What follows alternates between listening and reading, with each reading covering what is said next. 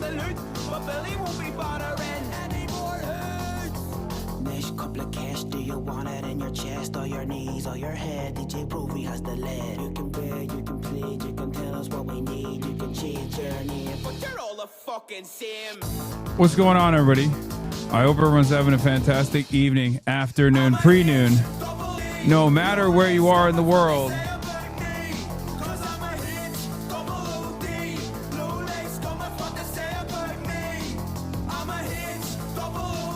We're live, we're alive, ladies and gentlemen, boys, girls, and MBs. We're live and we're alive. From Dublin, Ireland, ladies and gentlemen, coming to you live from cold and gloomy Dublin, Ireland. We're live and alive. I'm Hassan Piker, and this is the HasanAbi broadcast coming to you straight up, live from the motherland.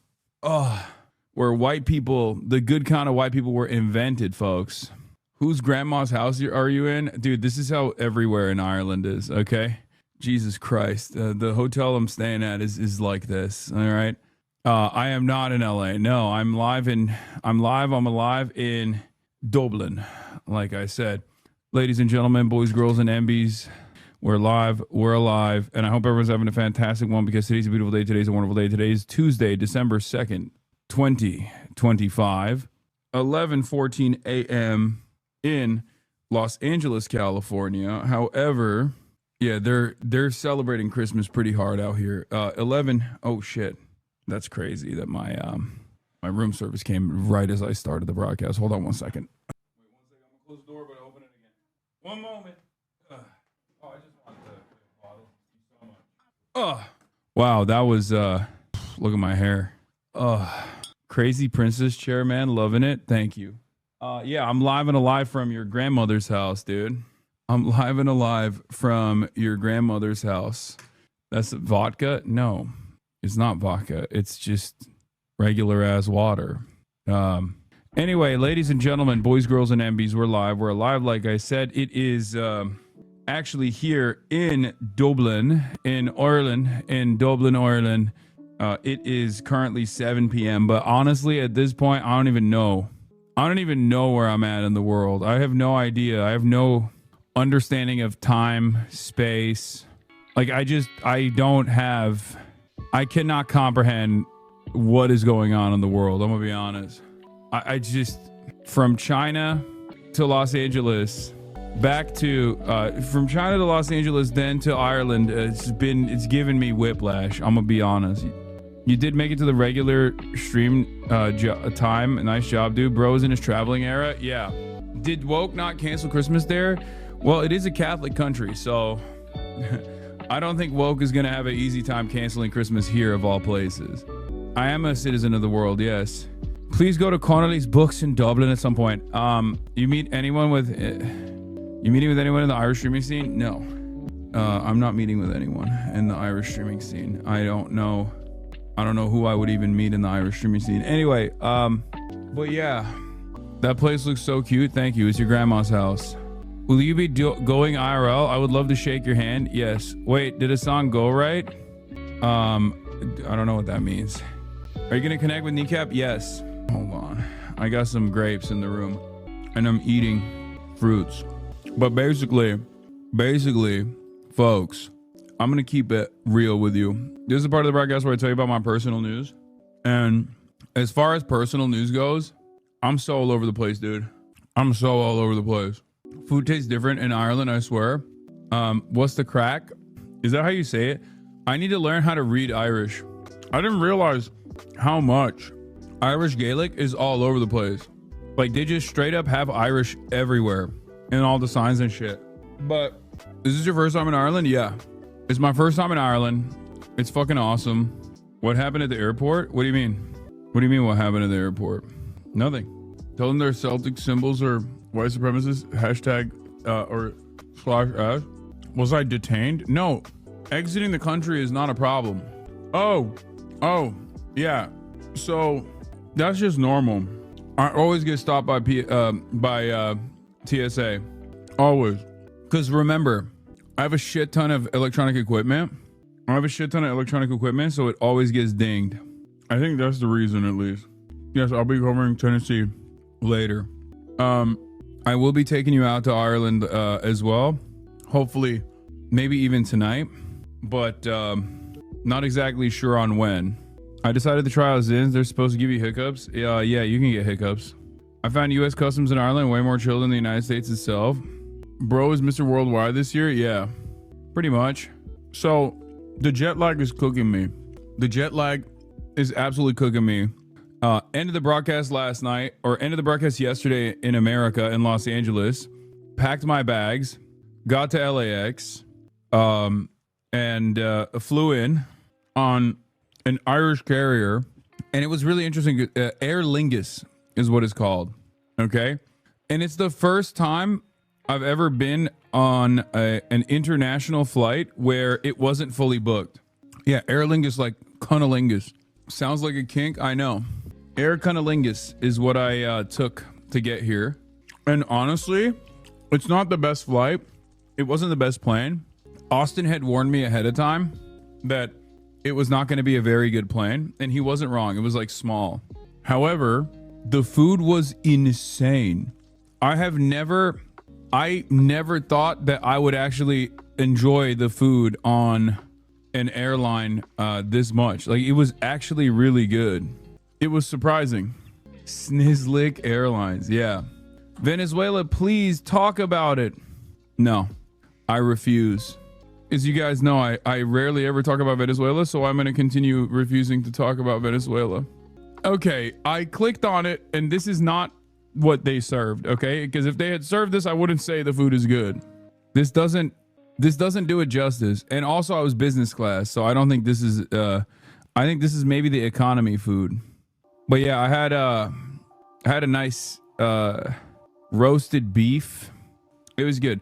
Anyway, I didn't sleep at all on the flight, which is bad. I normally am able to knock out, but this time I was not able to. This time I was not able to knock out. Oh yeah, this is the food. Yeah, business, a new menu to delight all tastes. Indulge with luxury dining. Honestly, the thing that was so good on the, oh, this is the menu. Yeah, this is the menu. The thing that was absolute fire was the butter. Yeah, for starters, I had a deliciously smooth artichoke soup, finished with grilled truffled artichokes. I've never had artichoke soup before. Shit was bomb. Okay, that's number one. Is that a hotel room or a B&B? I don't know. I just got room service. What do you think? I've never had the Irish butter. I don't know. Like, I've never had butter on a flight that was so good that it made me want to go back for seconds. Okay, the butter was bomb. And the artichoke soup was also bomb. And the tasty bread options were also bomb. And then on the entree side, I got the hearty spiced, seared grass-fed beef fillet with celeriac Gruyere gratin, buttered spring cabbage. That one sucked, I'm going to be honest. The buttered spring cabbage was ass. But the glazed pearl onions and a creamy peppercorn sauce, the rest was good. And then I had the decadent dark chocolate flourless cake dusted in icing sugar and paired with a strawberry cremeux. The strawberry cremeux was good. The decadent dark chocolate flourless cake was, it's flourless cake. It's whatever. And then for breakfast, I had the light and airy ricotta pancakes and lemon curds served with American maple bacon and whole blueberries. So I had all of that. And it was actually pretty decadent. And it was a pretty good dining experience. On the other hand, however, the flight, like the bed, the lie flat bed seat was a little tiny. Didn't fit in that. Didn't fit in that at all. Didn't get to sleep at all. I watched Frankenstein. It was pretty good. I liked it. Guillermo del Toro, you done did it again, King. Bro, it's hard to watch you these days when you're showing all this rich people stuff. Anyway, close your eyes then. But as I was saying, personal, they ain't wrong. I know as soon as someone says that, there's going to be a million chirpers being like, they ain't wrong, bro. You live in a highfalutin, luxurious lifestyle, brother. Yeah, dog, I flew to fucking Ireland, okay? You can too, trust. Anyway, I made the mistake of taking an overnight flight in economy class with fucking Frontier earlier this year. The seats don't even go back slightly. Yeah, it's ass. But as far as the fucking business goes, it was also still, I couldn't sleep. But March was able to. Don't show chat the price of anything in Dublin. The Gucci shirt will seem reasonable. Is everything expensive in Dublin? I don't even know. I haven't done anything yet. I just got in here. I got here. There's a slight chat delay. I assume it's normal. I don't know. I got here. We couldn't even get to the fucking hotel. We're vlogging, by the way. Originally, I was supposed to get picked up by Daniel, the kneecap manager, in the Garda car, like the Jeep that they have, from the airport. And we were stoked on it. Then he sends a message to my team and he's like, oh, I can't do it anymore because the area that you're staying in, because I'm near Trinity College, the area that you're staying in is completely shut down. The hotel is completely shut down. Okay. And I'm like, what the fuck? Hey guys, by the way, I don't know if that's considered rich people shit. So I just want to make sure. I hope I'm not revealing my class position too much by talking about how Zelensky is in town in Dublin, and for that reason they shut down all the fucking roads. Okay, you know, if you're like a working class person in Dublin, you probably get impacted by the traffic as well. But honestly, the very fact that you live in Dublin automatically means that you're not working class from the American perspective, because the one individual chatter is not going to make it to Dublin, right? So, like, I don't know if that's a relatable experience. I don't know if traffic is a relatable experience for the everyday working class individuals who just don't even actually have enough money to have ever seen a car, let alone sit inside of public transit even, famously. I'm so fucking broke. I'm so broke, I don't even know what a car is. I'm so broke, technology hasn't actually advanced in my life, okay? I'm so broke, I don't do transit. Anyway, so he's like, yeah, you should get a taxi instead, because a taxi can go through roads that, like, I can't, right? And I'm like, all right, fine, whatever. So, Chat's gonna bury you? I know. So I was like, all right, no, that's fine. We get in a cab. This guy is, he's Nigerian. He is his name is Moses, okay? He's the only guy who's pro-Israel in Ireland, I think. I found the one guy. And he's talking about, by the way, taxis also, obviously incredibly wealthy people shit. As you guys know, most people actually just walk. Most working class people just walk with their luggage from the airport, if they even are fortunate enough to get to the airport at all. But in any case, I get in a cab, like a regular ass taxi cab, which apparently they're going to be doing a strike tomorrow. It wasn't an Uber, it was a taxi. And the guy basically was the only person in the entire nation of Ireland that was like super pro-Israel. Talked to me about how, Nigerians are a part of the lost Hebrew tribes. I think you say Igbo people are technically, they're like the Hebrew Israelites. It was the most entertaining and interesting conversation of all time. He told me the kneecap guys are using Gaza to elevate their platform, and that they're anti-Semitic, and that Hamas is anti-Semitic, and Hezbollah is anti-Semitic. And he didn't know I was Turkish, so he kept telling me that, like, he went to Turkey and they were so aggressive, and he was scared, which I thought was really funny. But I don't know how I found this guy, but he was awesome. No way you found the only African Israelite, bro? No, it was dope. And he was saying how when he went to Dubai, they told him he should change his name to Musa instead of Moses, because that's how we say it in Turkish and in Arabic. We say Musa. And he took that as a slight. He'd been all around the fucking world, honestly. But he knew lol, or he brings that up to everyone? No. He didn't. He didn't know shit about us. He just thought we were regular ass Americans, but I love yapping. You guys think I only do the Uber conversations on stream? No, I do that all the time. I do that when I'm just traveling by myself with no cameras on too. I love talking to random motherfuckers. But anyway, he was yapping. He was yapping. Okay. Anyway, we finally get to the hotel, but we can't get to the hotel because the entire surrounding area is shut down. And not only is the entire surrounding area shut down, we can't even walk. The guy basically circles the hotel, drops us off a couple blocks away. We have all this fucking baggage and shit.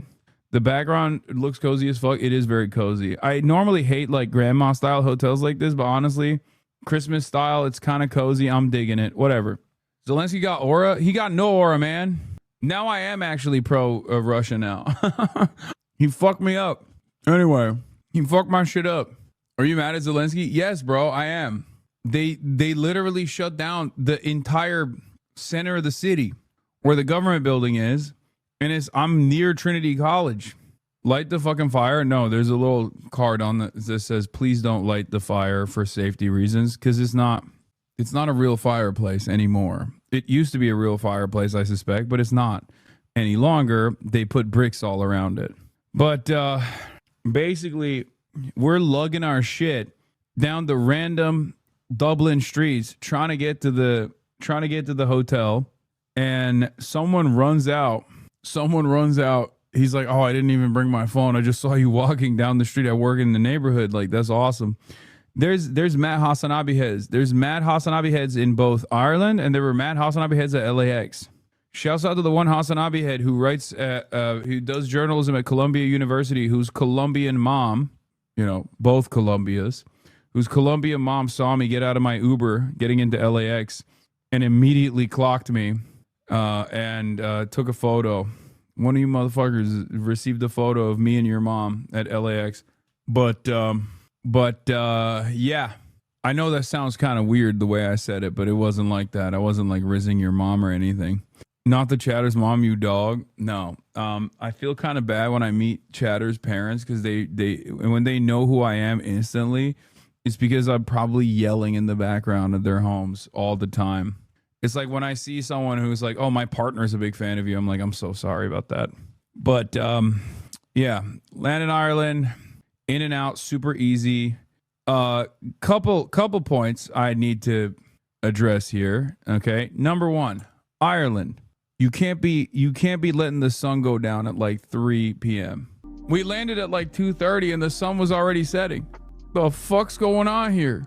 No, you got to stop. You got to cut it out. You have to fix that somehow. I don't know how you're going to fix it, but you have to fix it. That's unacceptable. The sun comes up at 8:30 and then it starts setting at 2:30. There's no sun. What the hell is going on here? You're just in the dark for most of the time.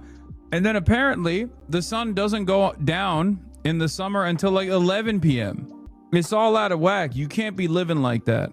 Figure it out. You got to figure it out. You can't be living like that. That's unacceptable. In the summer, apparently the sun doesn't go down until 11 p.m. Chat, do you understand how ridiculous that is? I would straight up kill myself if I lived in a country where the sun is down for most of the day, for the record. Sun up till 11 is fine. I like that. I like the sun. But if I lived in a country where there was like maximum 4 to 5 hours of peak sun, I would kill myself. That's crazy. I don't know how you can survive like that. That is no way to live. That is no way to live, bro. 4 hours max of sun for like an entire season. I'd die. I wouldn't even kill myself. I'd just die. I'd perish, honestly. So yeah, respect to the Irish. No wonder you're alcoholics. Anyway, where was I? Are you stiff? Yeah, I'm stiff as fuck. My back is so stiff. My back is so stiff, dude. From the chair on the plane. It fucked my shit up. The Macy's, thank you for the playlist. Cheers, by the way. I got a cappuccino. Pretty good. It's 7 p.m. here. Why am I dumping 2 cappuccinos in my system? You might be asking. Well, it's because I need to lock the fuck in. Right now, if I don't drink any coffee, I'm going to pass out. I need to drink some coffee right now so that I can wake up a little bit. Because remember, I got off the plane. I got into the hotel. My dad is here. I flew him from Turkey. He was in my... they swapped up our rooms, unfortunately. I was in the other room. We had to fix that. Anyway, March is down the hall from me. He set this up while I was out doing the pod. And basically, I didn't even get to actually take a shower since I got off the plane. I did a stripper shower real quick, washed my gooch area and armpits and stuff, threw some water on my face, and I did a podcast. Yeah, my billionaire dad. Whore bath is right, exactly. The podcast is like I think it's like a legit podcast. Like, it's not even video. It's a radio show. Second Captain's podcast. I just did it and it was awesome. A bunch of wonderful boys, bunch of great lads, bunch of great fucking lads. Proper, lads. That explains why you smell so bad right now, bro. No, I smell spectacular. Make no mistake. I still obviously. Chicken shop date. Chicken shop date is in England. So Ireland is not England. England is a separate country. I need to ask, how do you travel so much without getting completely exhausted? I do get completely exhausted. I do. Not if they had it their way. Am I right? True. Ireland is not England. Are you gonna you're about to fall asleep on stream like Donald Trump did in that cabinet meeting? No. I will be doing a chicken shop date eventually though. Just not anytime soon. But I will do it. I met her. She's dope. She's actually cool as fuck. We talked about it before, remember? Bro's chugging coffee right now? Yes, I am. I should have ordered 3 cappuccinos, honestly. And not 2. Can you go to the Barack Obama gas station? There's a Barack Obama gas station. Manifesting Amelia on Fear End. Yes. You addict. Chatters, I was in China like last week, man. I was in China last week. I came to LA for like a couple days and now I'm in Ireland. What are we talking about? Give me a fucking break. Let me drink a little bit of coffee to straight up survive, you know?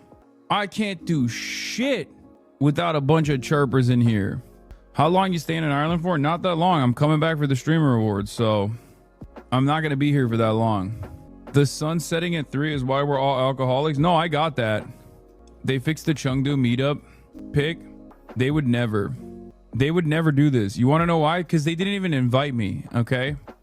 They didn't even invite me to the Chengdu meetup. So performative. Yes, I'm performatively drinking coffee. But yeah, please tell me you're getting a spice bag. You must, or fake. What the fuck is a spice bag? I feel like I've heard that before. What? Gas station in Ireland. Like, I don't think you know how quickly I dove into a rabbit hole when I saw this TikTok this girl posted. So anyway, here's everything I learned about it. First of all, it's technically called Barack Obama Plaza, and it's in Moneygall, Ireland. And the whole thing opened in 2014 after Obama visited Moneygall in 2011 to visit the birthplace of his great-great-great-grandfather, Falmouth Kearney. And to quote Bill Hader's Stefan, this place has everything.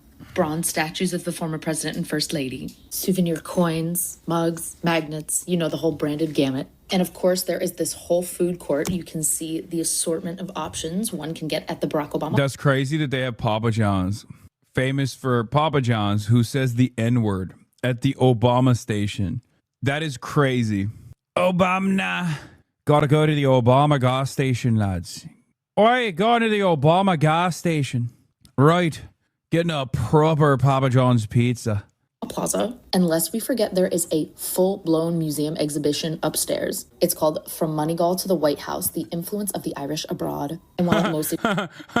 That's my favorite thing, dude. I love that shit. Dude, Irish people are so funny because they are the most like not white people. They're so white from the outside. But that right there is typical not white people shit, okay? You can't be that white while simultaneously behaving in the most non-white way possible. That right there is Turkish, okay? That right there is Mexican. That right there is every fucking country. That is non-Caucasian activity, okay? To be so proud of Barack Obama's Irish roots, to be like, oh, from Moneygall to the White House, you don't understand, we're everywhere. That's like Pinoy gang activities, you know what I mean? You come to Ireland, okay, even on the fucking flight, everyone was the whitest type. Everyone was so white, you feel uncomfortable, where you're like, damn, like this is, like when you're... is so white it makes other white people uncomfortable is what I'm saying, where you're like, fuck man, this is the whitest area I've been in. But then they literally have like the world view and exhibit the tendencies of someone from like Trinidad and Tobago. I don't know how it's possible where one can be so goddamn white looking, but then on the inside so like resemble the qualities of a person from the developing world, you know, from like a small country that is an underdog. The Irish are the only oppressed whites ever, so it makes sense. No, literally, it's so funny. Irish Americans should be ashamed. They're nothing like their cousins. No, Irish Americans are not what I'm talking about. Irish Americans are literally, this is not the conversation we're having. Irish people are very different than Irish Americans. And Irish people will tell you that personally, or at least they have told me that a lot. Irish people are the first people to apologize for Irish Americans when they meet other like-minded people. Okay? They know what the Irish Americans have done. They know what Irish Americans have done, and they're like, yeah, I don't think they like it when Irish Americans are like, oh, I'm so Irish, but then also they just like have they exhibit the qualities of an American hog. In any case, yeah, it's just some very interesting observations, okay? Some very interesting observations I've made about both Ireland and just Irish people in general. This is such a funny thing, dude. This is what somewhere in the Philippines, this would exist, okay? Something like this would be like, oh, you know, there's a president that's like 1/64th Filipino, so we dedicated an entire gas station commemorating how, you know, this Pinoy gang is on top. We were in the White House. Like, that's something you would see in the Philippines, not in, like, you just don't expect it from a white country, okay?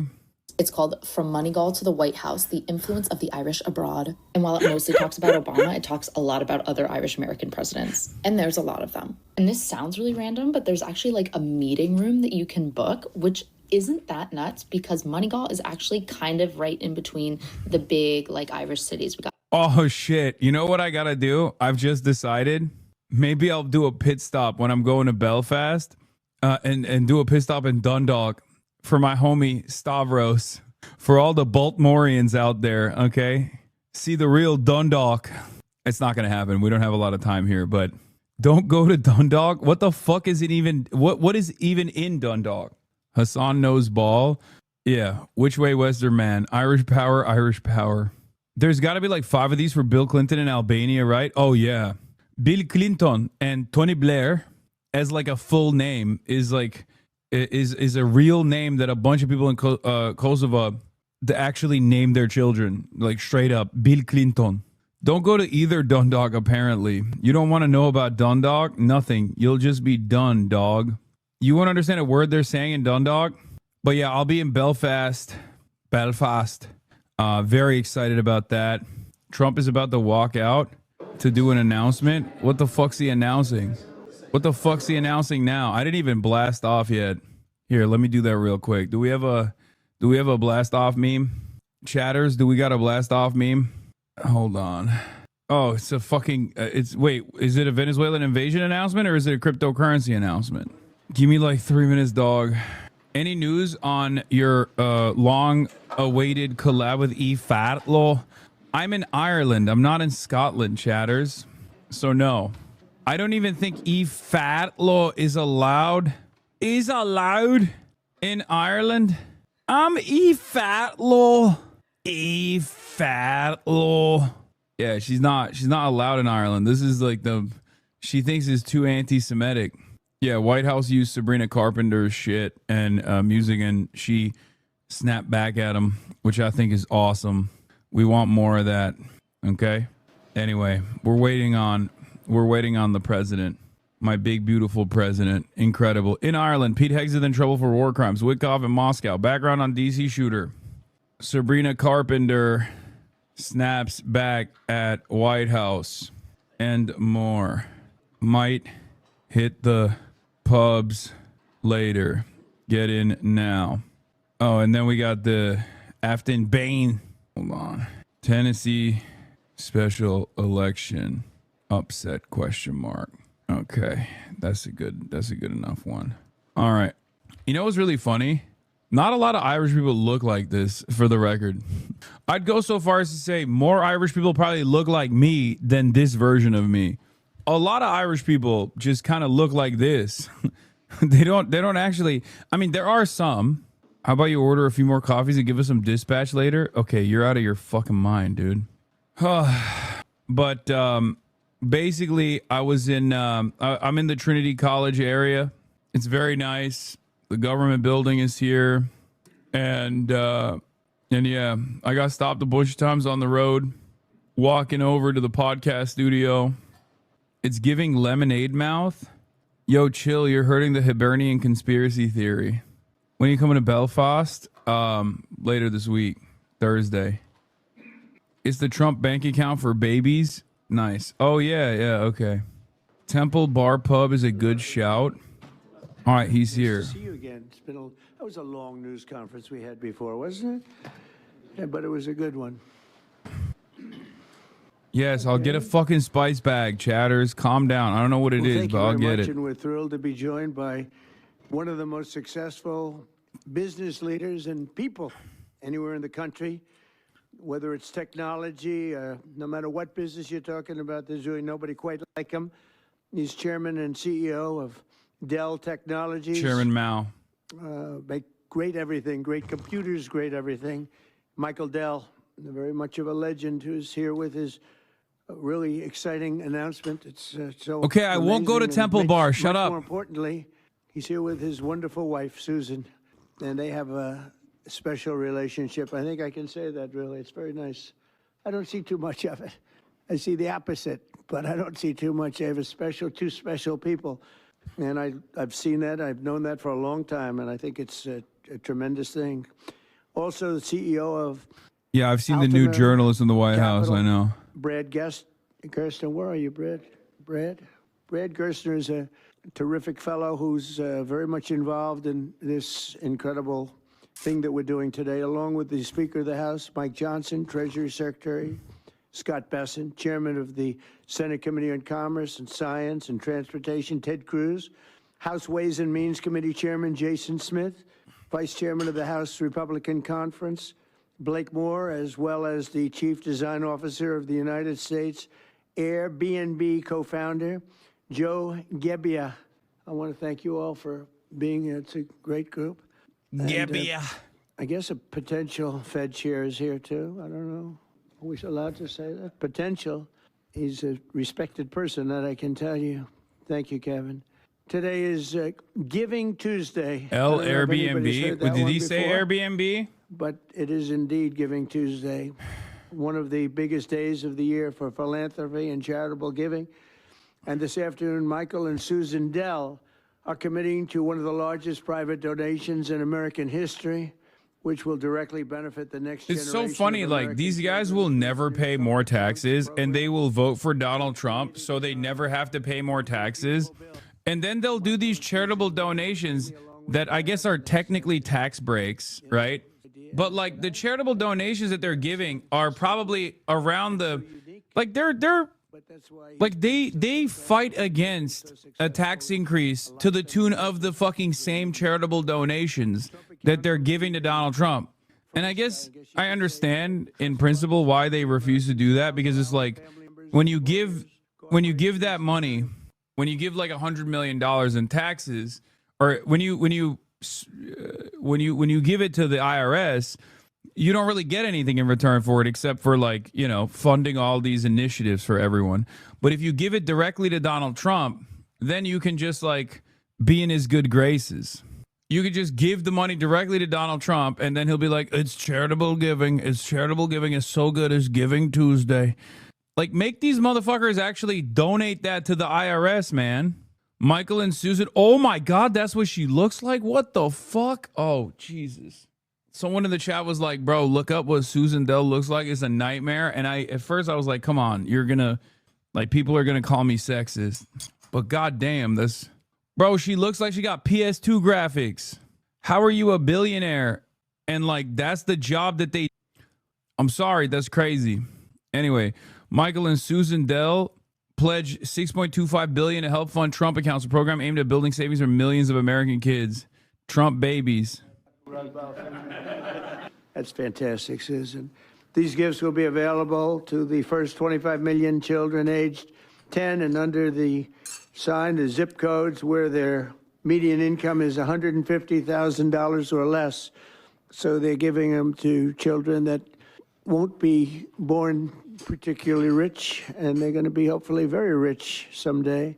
This will give millions of dollars millions of children, middle-class families, a stake in American prosperity, a benefit from the rising stock market, and a better shot at the American dream. It really gives them a shot at the American dream. Michael and Susan, I want to thank you for this extraordinary act of kindness and patriotism and charity. This is truly one of the most generous acts in the history of our country. I mean, you don't hear about things like that, and we got to let people know he doesn't want and she doesn't care about that. Pay but I do. your I think when fucking somebody taxes, does bro. that, you got to let them know about it. As I mentioned, this gift is being made This shit possible is by so the largest stupid. tax cuts in American history, which our Republican majorities passed earlier this year, and the Speaker worked so hard, and John Thune and Jason and all of them, every one of them. Ted Cruz is with us. He worked so hard getting that done. That was the biggest, most consequential bill they say ever passed. And you know, if they remember, Michael, they thought we had to put that in 12 to 14 bills. I said, I don't know if we can hold it that long with the Democrats. And we said, let's try doing it once. So we did, and people were surprised, but we got it done.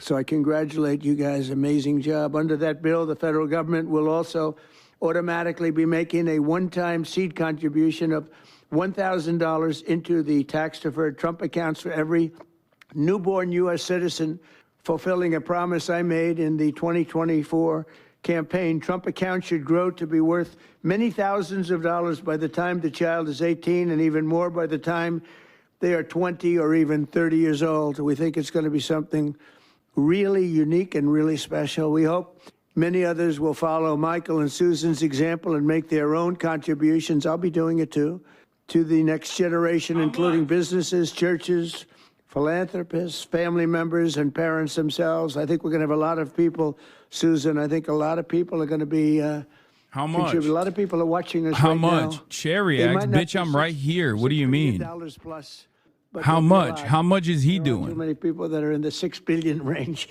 but there'll be a lot. A lot of friends of mine have already told me they're going to contribute a lot of money. Riots in Belfast tonight as a Palestinian flag is raised over Belfast City Hall. Well, I'm missing out on that because I'm in Dublin, where in Dublin they were going to rename Herzog Park, and I think they dropped it, which is somewhat To cowardly. announce plans to contribute to these accounts in the coming months, and we've had tremendous interest in that regard. It's So Grifting Tuesday. The Trump accounts will be available starting on July 4th next year. And Michael and Susan, to you again, it's an amazing act of just incredible everything. I mean, the life you've led to be able to do this, even to be able to, even a lot of people have a good heart, but they can't give $6.25 billion. And Michael, probably knowing you, it's not the last of it either. It's not the last. But Is he lying, or is on he behalf doing of the robber United baron States of thing? It's America, I wanna always thank you both, and I want to thank all It's three. always the robber baron thing. It's always the robber baron thing. These guys are doing. Look, we'll find out what the scheme is here soon enough. Okay, I'm sure that it's like the tax write-offs, or I'm sure they're doing it to, like, you know, give Trump a W or something, and then they know that it'll pay dividends. Okay, but ultimately, no billionaire is volunteering $6.5 billion of their net worth, which is around 5% of Michael Dell's entire net worth, as someone in the chat was saying, without anything in return. Especially considering that if they were going to do it, they would be advocating for better tax policies that take that money from them directly and feed it back into redistributive programs. These guys never do that. They literally are constantly, they made their money through the wealth consolidation, and they made their money through making sure that Trump implements a deregulatory agenda. Act has created a platform for families and I think one of the craziest things, though, for both of the Dells is that they look the way that they do with 150 billion. And this isn't like, I'm not like ugly shaming or body shaming or anything like that. What I'm simply saying is, like, if you got that kind of money, like, you could get a better hair transfer, you know, like a better hair transplant, or like, it doesn't make any sense. Because clearly he's still trying to keep it up. He's still trying to keep it going. It's not like he doesn't care. 10 and under. Our gift will cover right? Most of the He children does that are care. 10 and under Go to that Turkey, are not man. part The of the fuck you federal doing?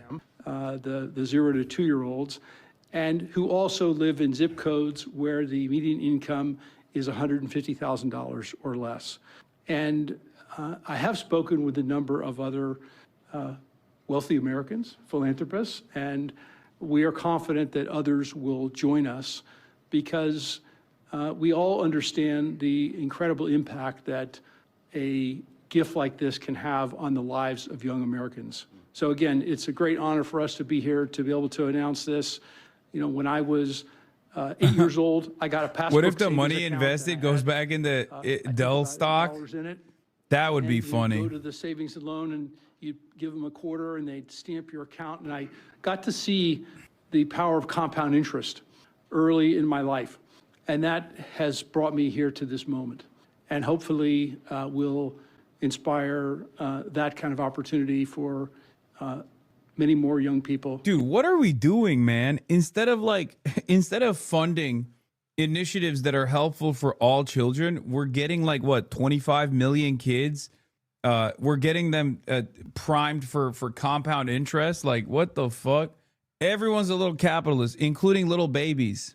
I guess this is just the maximalist position, right? Like, you have to, this is the 401k, but for babies. Okay, even a baby will have a 401k now. It's awesome. Everyone will feel as though they have an investment in the stock market. Everyone will have a stake in the stock market success. Well, first, it's an incredible honor to be here. Baby And we wouldn't be here stockbrokers. without the passage of the Invest America We Act. need to get all the babies into day trading. We need to make sure. Yeah, 401 pre-K. From the people that brought you 401ks, now 401 pre-K. We need the babies to be doing day trading. Let's make this happen in the big Every baby must have a Robinhood account. ready to act. They had the legislation drafted, but I couldn't be more grateful for the friendship and the partnership of the Dells that really show the best of America. Today is Giving Tuesday, right? And the fact of the matter is, for decades, we've talked about the wealth gap. We've talked about too many. My dad's people company left did this with out and $100. left It didn't behind. keep up with This inflation. When I turned president 10, I got like was elected on a $90 Main Street and agenda bought a to Lego. get It's the a rest of fucking America waste. into the game. And that's exactly what this does. It gets every American child, 3.7 million children born every year, will now start life off with an investment account, seeded with $1,000. And then you're going to have great philanthropists, great Americans like Michael and Susan, who are going to add money to those accounts. We're overwhelmed with the number of companies that want to contribute to these accounts. Already companies from Uber to NVIDIA, T-Mobile to Charter Communications, Dell, et cetera. Yeah, don't fund daycares. Fund daycare trading. Day trading care. Okay? It's like a 401k from birth. It's a benefit for the kids of our employees. Yeah, look, he said right? it. He said it. That's a dystopian statement to make, dog. It's like a 401k since birth. $5, $10, right? In getting these kids into the game. When we had the roundtable at the White House earlier this year, Dara Khosrowshahi, the CEO of Uber, said, you know, after fleeing Iran at the age of 9 with nothing, he came to America because it was the land of hope. And he said what the Invest America Act does is it bottles up hope for every child in America. Whether you're in rural Mississippi or rural Indiana, where I came from, inner city Trenton or Compton, you're now in the game, right? That act alone, I think, reinvigorates the American dream. It reinvigorates the idea of free market capitalism. Too many people are losing faith in you, sir. By passing the Invest America Act and getting all these kids into the game, this is a transformational act in this country forevermore. Every child starts off life in the game with a piece of the American dream compounding in the upside of America. So thank you for having us here. Secretary first. I defer to the brains. Good afternoon, everyone. And I think this is a major change in philanthropy and for American working families. It is the merging of President Trump's agenda of parallel prosperity, Main Street meets Wall Street. For the next 5 years, every child born in the U.S. will get a $1,000 Trump account that will be with them and compound for the next 18 years. Treasury Department with other branches of government is going to do financial literacy, and we are going to make sure that all American families have a stake in the success of the United States of America. So every day when the stock market goes up or down, and we believe over the 18 years it will go up and families will learn the power of compounding, that it will be a game changer. People who have a stake in the system and become more and more vested in the system, they do not want to bring down the system, they want to make it better. So I think we will look back on today and know that these Trump accounts, they have started a new age of the capitalism and market interest for the whole country. I also think that it is a game changer, as we're seeing with Michael and Susan Bell today, that Americans are the most generous people in the history of the world, and the Trump accounts will provide a vehicle for philanthropists such as Michael and Susan and many more to contribute. And at Treasury, we are working, so Michael and Susan want to do it for children for in the past 10 years, a certain income level. As Brad said, it can be tailored, it can be to employees. It could be a philanthropist could adopt a state, they can adopt a school, they can adopt a zip code, they can adopt a street. And so we will constantly see these accounts be topped up. For those of you on the Treasury, will be running this on the operational side. What are the benefits? What are the benefits for the billionaires? Come on, get to the benefits. What are they getting? And see the homepage that has a basic. I'm dying, brother. The American government will do anything but fucking tax the rich. I swear to God. What the fuck are we doing? What are we doing? What are we doing? We will literally do anything but tax the rich, bro. It is crazy. Hey guys, you can just fucking own an entire state if you would like. You can become a lordship that has ownership over an entire state by, donating $1 billion to Oklahoma, to Oklahoman children's 401 pre-Ks. Just fucking pay taxes, man. What the fuck are we doing? God damn it. This is so dystopian, brother. I cannot comprehend this. Like, if redistributive policies are the goal, what the fuck is this capitalist dogma, this dogmatic approach where you're such a zealot that you literally cannot foresee any other method of engaging in redistributive policies where it has to be voluntary? It has to be voluntary from billionaires and the magnanimous nature of billionaires, which is not real, by the way. That's not a real thing, right? And we will do it by creating this funding vehicle that actually sets up bank accounts for babies, and hopefully billionaires will top it up, inshallah. One of the great features, one of the perils of having the big, beautiful bill and having it all in there together, the president and I have talked about many times, is that there's so many great things in that legislation, we don't have enough time to talk about all of it. So we need a moment to really focus on this. Giving Tuesday is a perfect time to do it. And it's absolutely perfect, I think, that July 5th becomes the operational date right after the nation's birthday. So what we're going to see here is I bet they'll be forced to pay credit. Anyone has done and the tax this is 1K free fund. They wouldn't have philanthropists and great Americans with big hearts like this, bro, who've earned their. When you cut here, I'll give you an example, okay? When you don't have any fucking social safety nets, the cost of daycare is going to be far larger than the $1,000 turning into $2,000 over the course of a decade plus, okay? Because the cost of daycare for the year is far larger than the interest that you're earning off of the $1,000 free dollars that you got. Do you understand how stupid this policy is for that reason? And the dumbest guy you know is going to say, this teaches people to do responsible compound interest. This teaches people to be passive earners from the start. You're so stupid. What's wrong with financial literacy? There's nothing wrong with financial literacy. It's just that you are saying yes to breadcrumbs when the actual broad sweeping change is such a glaringly obvious necessity that even these fucking dickheads realize that. So they're throwing crumbs your way. So you shut the fuck up. That's how busted the system is. That these guys are like, oh yeah, come on, give a couple billion here, a couple billion there. Let's just like squeeze something into the working poor's bank accounts, so they shut the fuck up. Every child in America will have a personal investment account opened for them. Newborn children will have it seeded with $1,000. Parents and family and employers can contribute up to $5,000 a year in a tax-advantaged account. That money will be invested in the S&P 500 in the stock market, broad-based equity index account. Two massive benefits that change this country. Number one, every child in America will experience the benefits of compound growth. Take a little girl born next year.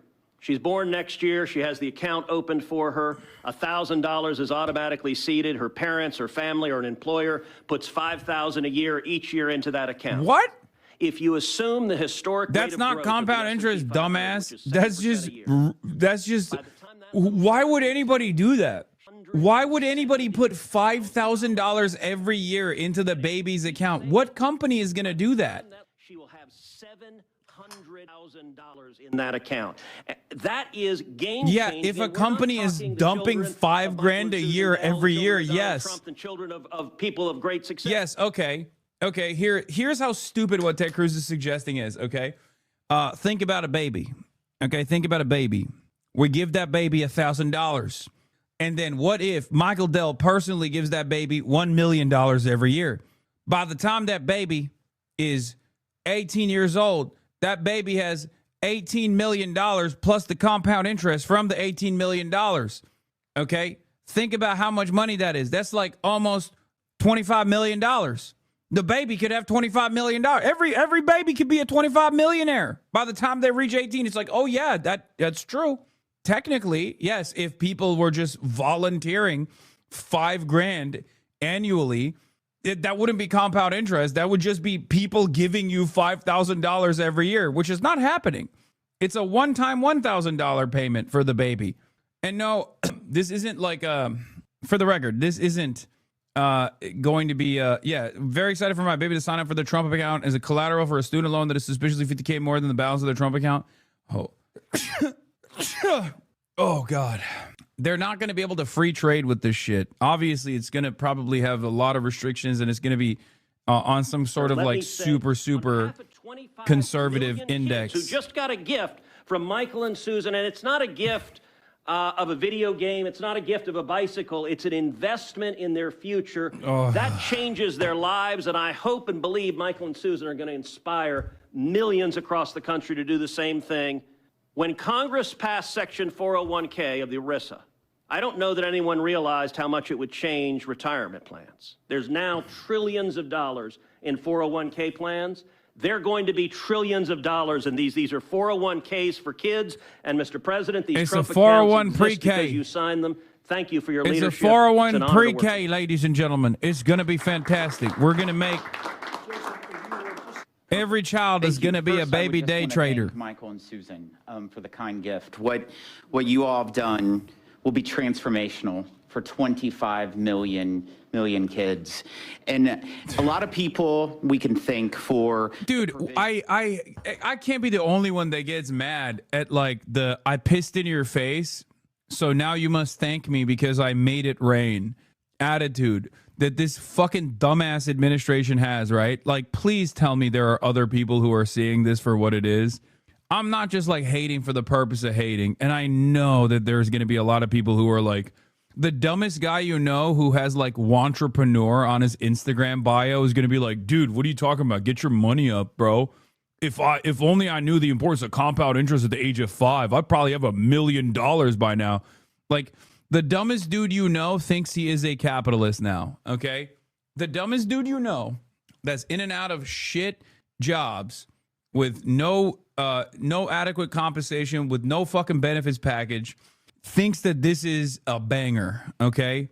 They're going to look at this and go, this is so sick. They're putting you on game, dude. The rich people are finally fucking giving us the tools to trade, okay?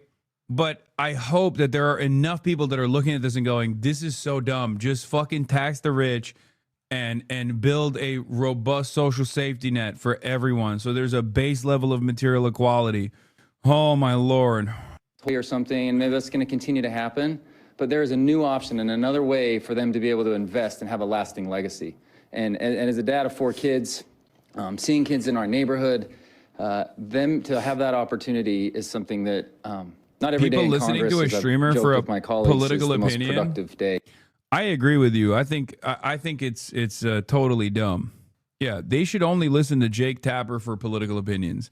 I mean, I think you can make up your mind on whether or not a streamer with a political science background who works with politicians is worthy of your time, and if his political commentary is correct or not.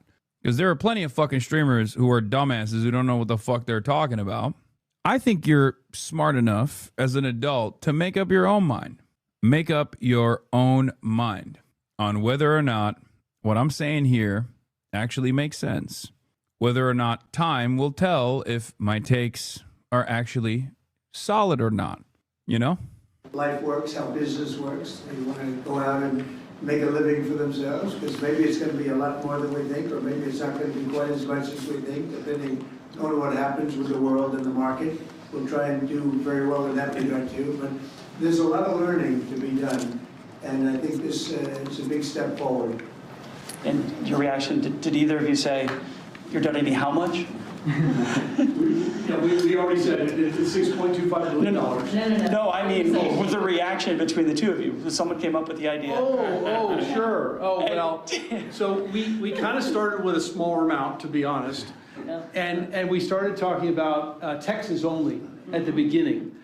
And adopting the state of Texas. Right. And then we thought about it some more, and we thought Got pretty excited about the idea. Yep, and we went back and forth, and as we do on these things, and we got ended more up and more excited, and next thing you know, this is where we ended up. So, but The number a kept lot climbing. of discussion and consideration over a long period of time. Yeah. To, I mean, to we come to this, believe and this we feel is great about it. the greatest investment that we could possibly make is in children, and we've been investing in children for over 26 years with our foundation. Yeah, and Oh my God. there are 30 states Oh, it's so already sick. that Except require- that's been an abject failure. Okay, so that's a L. That's a bad investment you made then, because I don't see it. I don't see any return on that fucking investment. At least so far. Maybe there's an alternative here. Maybe the government should make this investment. which can only I don't know. Maybe you should do a charitable donation in the form of, like, I don't know, taxes, like higher percentages of your yearly income and yearly revenue generated, and then the government could handle that. Without you, to be honest. The government can handle it. I don't know. I know this relationship so well. There could be a lot of truth to that, but it shows you that there's a big heart in some pretty tough people. He's a tough cookie, but he's got a very, very warm spot. And what you've done, I don't think it's going to be talked about for a long time. It won't be forgotten. May I ask a question? Thank you, sir. My question is about the logistics or the administration of the program. You obviously want to help poorer children. How will you help families perhaps who don't have access to computers or internet at home to make this program a reality? Do you want to maybe answer that question? Sure. And please speak in the microphone if you don't mind. Well, first, This guy- Treasury this as guy the is such a Secretary manlet. talked I'm about, is going to sorry. be administering the program, and we should just say, God that damn, Luke it's Pettit, gotta the be- it's Assistant gotta be Treasury painful walking Secretary, up there has and just pulling done it down. An extraordinary job with the Secretary in what I think will be the biggest Put a fucking Apple consumer box over there, launch man. in the What are we history doing? This is of fucked government. up. 60 million accounts are going to get created next year. And these accounts are going to be, promulgated. All parents are going to have to do is to claim the account. So if they have access to an Android phone or a public library to go to a computer and gain access, they can claim that account. And whether they claim it or not, the account is going to continue to compound. So they don't have a deadline by which they have to claim the account. There's time, right? And there's going to be a lot of resources. Think about this. Kids in school, we're going to have schools engaged, helping to tell them that they need to claim their accounts, to educate them, et cetera. We're going to run a big public campaign around this. So we're just getting started. Today is day one. This is an extraordinary contribution, but it's the beginning of a drumbeat you're going to hear for the next 6 months leading up to the 250th anniversary of the country. I don't think there's anybody in the country who won't have heard about this by the time we get to July 4th of next year. And we're going to make sure, listen, we know that wealthy families have access to 529 accounts, right? This is an opportunity, and the instruction was, how do we get the 50 million other families into the game? This is the first time we've done that because we're auto-creating these accounts for every child at birth, and so we're going to be very focused on making sure that every family entitled to get one of these accounts is able to claim it and get it. Yes, sir. These programs seem to create an opportunity for parents to create unprecedented financial security for their children, sir. Do you believe that these accounts will be a big part of your legacy when everything goes down? We've heard talks about you make legacy as a peacemaker, but this is a really let me get in there. This is my favorite question. Beautiful, beautiful question. Everybody up here today, this was a group that was very instrumental.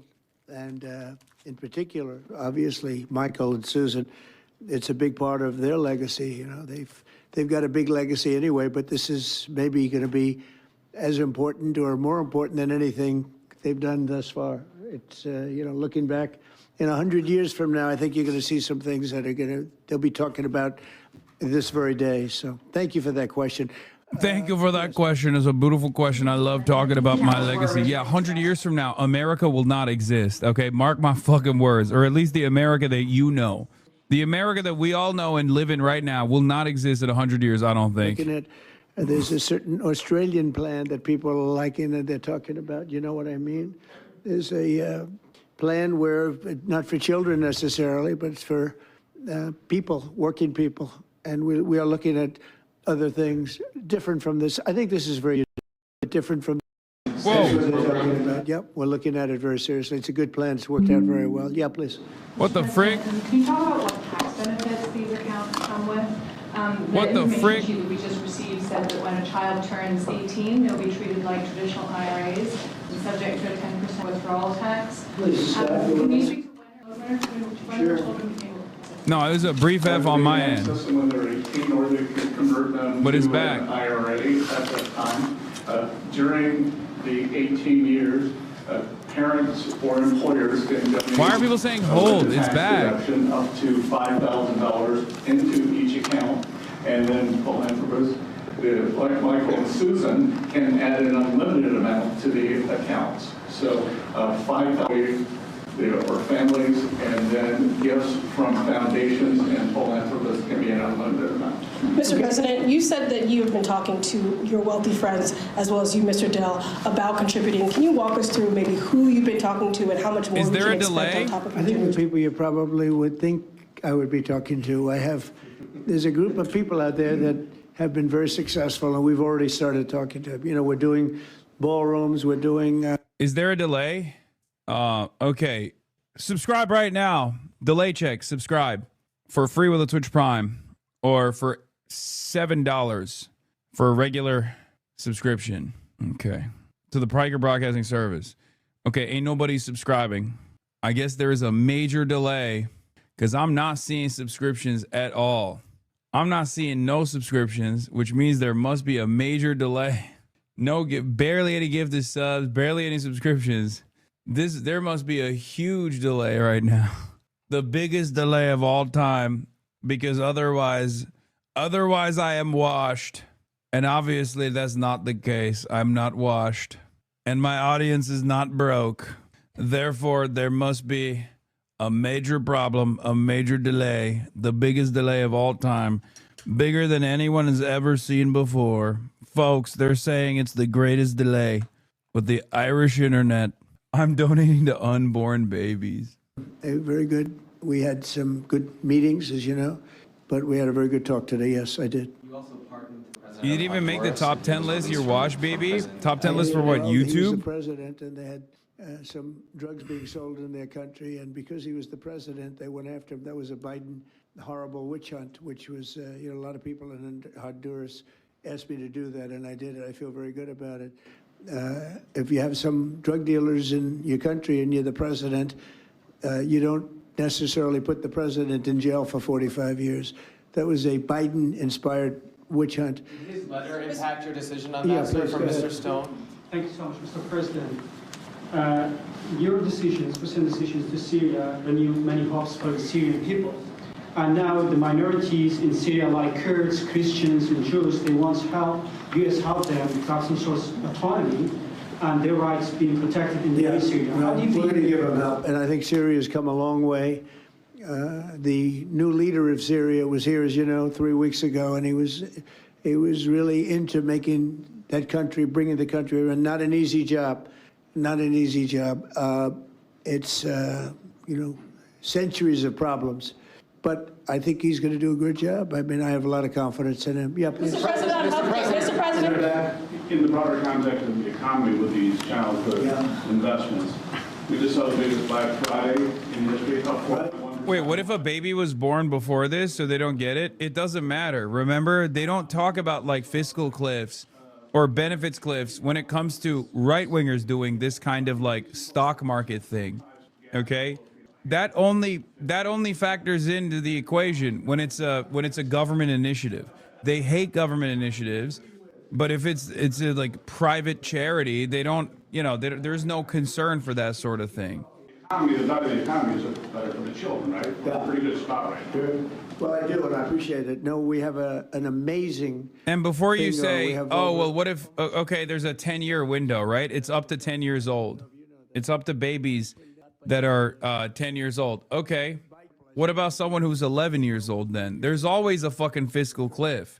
In the absence of universality for your initiatives, there's always going to be a fiscal cliff. The irony, of course, is that the solution to this is to fund it regardless, but not to do this anyway.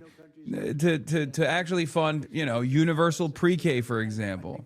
That's how you're supposed to do this shit. Because that would be much more beneficial. That would mean more jobs, more daycares being built, more jobs for the people who build the daycares, more people to do pre-K coverage, like child caretakers, janitors in those fucking pre-Ks, or kindergartens and things of that nature. But of course, that would be too smart. And you can't do that. You have to instead do this like universal 401 pre-K initiative instead of universal pre-K. He said 1 year ago, your country was dead. And now you've got the hottest country anywhere in the world. And that's what we have. And it's one of the reasons Michael's able to do this. It's one of the reasons I'm able to be here and, having really run a very successful campaign. We won all 7 swing states. We won the popular vote by millions. We won the districts. I'll tell you, the district vote is the most impressive. 2000. This is the shittiest part of this is that there is broad recognition of how bad things are by the administration. Okay, there's broad recognition for it. That's the reason why they're doing this.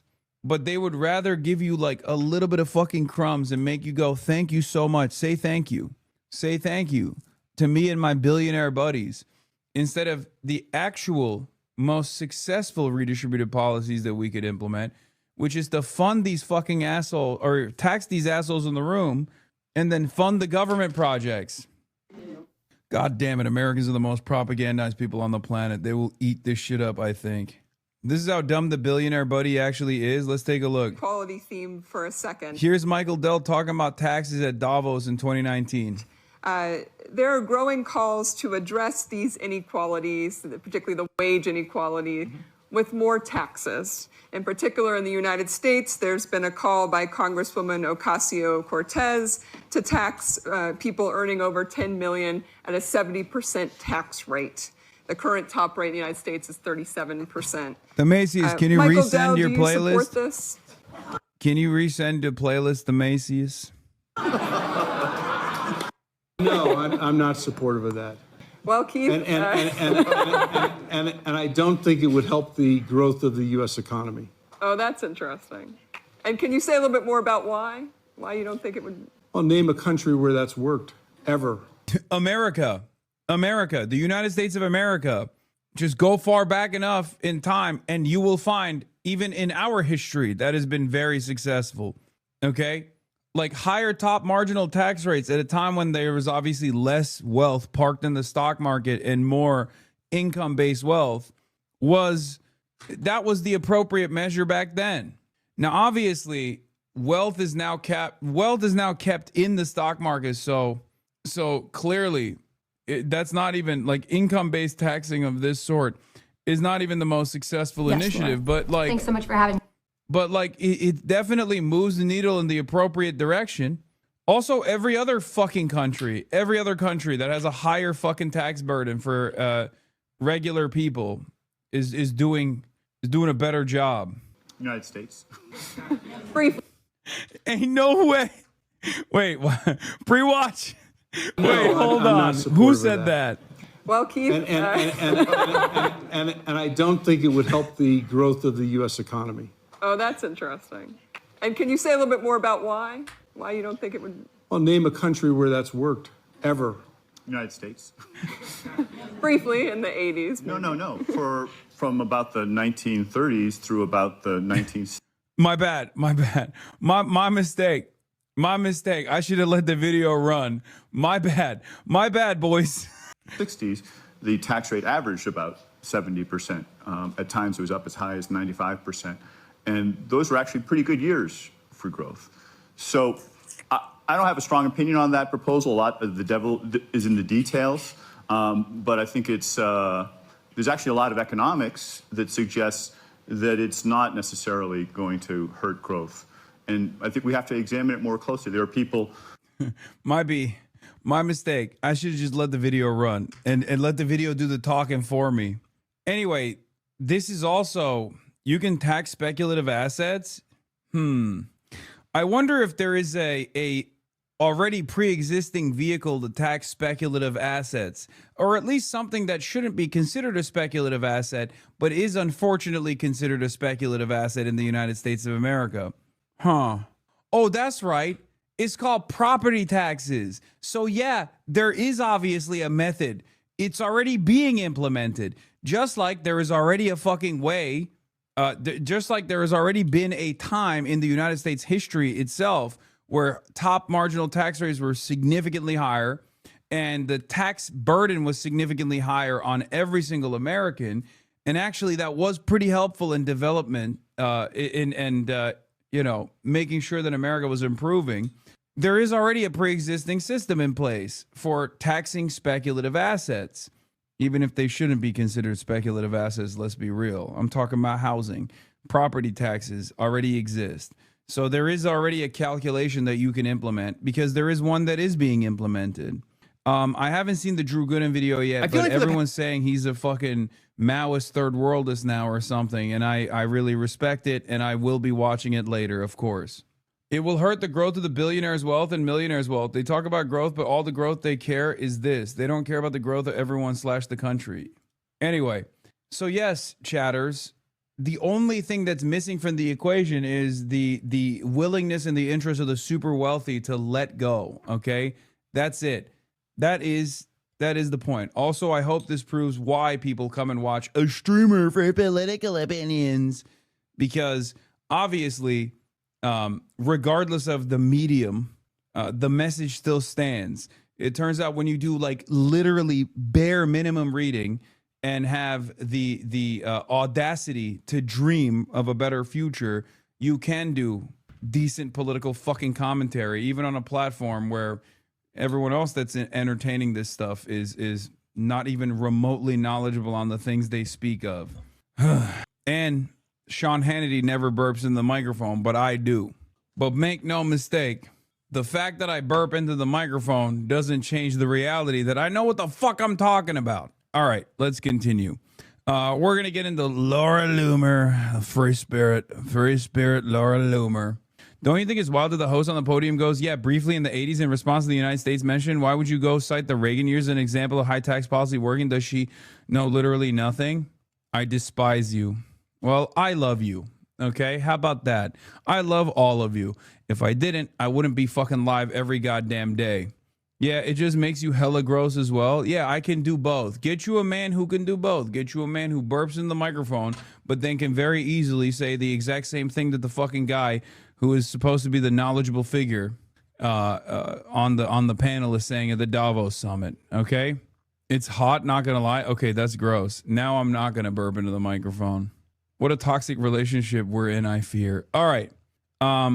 Please burp more and slap your belly. Oh my God. When am I getting an Irish spice bag? I will get a spice bag eventually. I don't know what it is, but please stop asking when I will get an Irish spice bag. I don't even know what it is.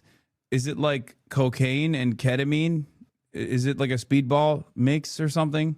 Let's be real. Correlation is not causation. The reason for high growth from the 30s on is because America was China manufacturing wise, and it also had a centrally planned much of its industry, as well as being a military superpower that took over the global British, French, Dutch, Belgian, and German colonial holdings. It didn't have much to do with tax rates, however convenient that argument is. No. Make no mistake. Yes, I do believe that central planning and building a robust industrial base was the reason why America was so dominant. Okay, but the funding vehicle for the New Deal, for example, it didn't hurt that it was just Uber Eats it already. Is chicken, chips, veggies, and spices. Is drunk food. Okay, got it. The funding vehicle for said redistributive policies and development also came from high marginal tax rates. At most, even if you're an MMT enjoyer and an MMT believer, you understand that taking money out of the hands of the wealthy is still a good thing.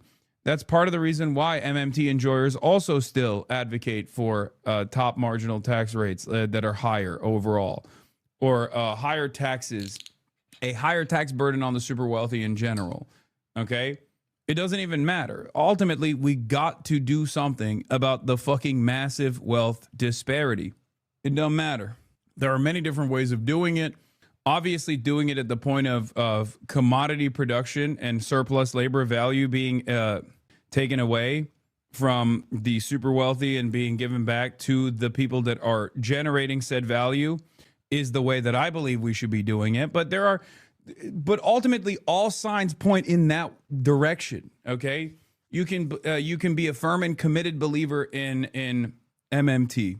And you still advocate for the same thing, taking away some of the existing currency away from the super duper wealthy where it is consolidated is the same. You're always arriving at the same point. You could be a Keynesian, firm and committed Keynesian economist, and you believe in the same exact thing. Every single person with any investment in changing the American trajectory from this downward trend that we're in, will inevitably arrive at that same conclusion that we have to redistribute and cycle this money somehow.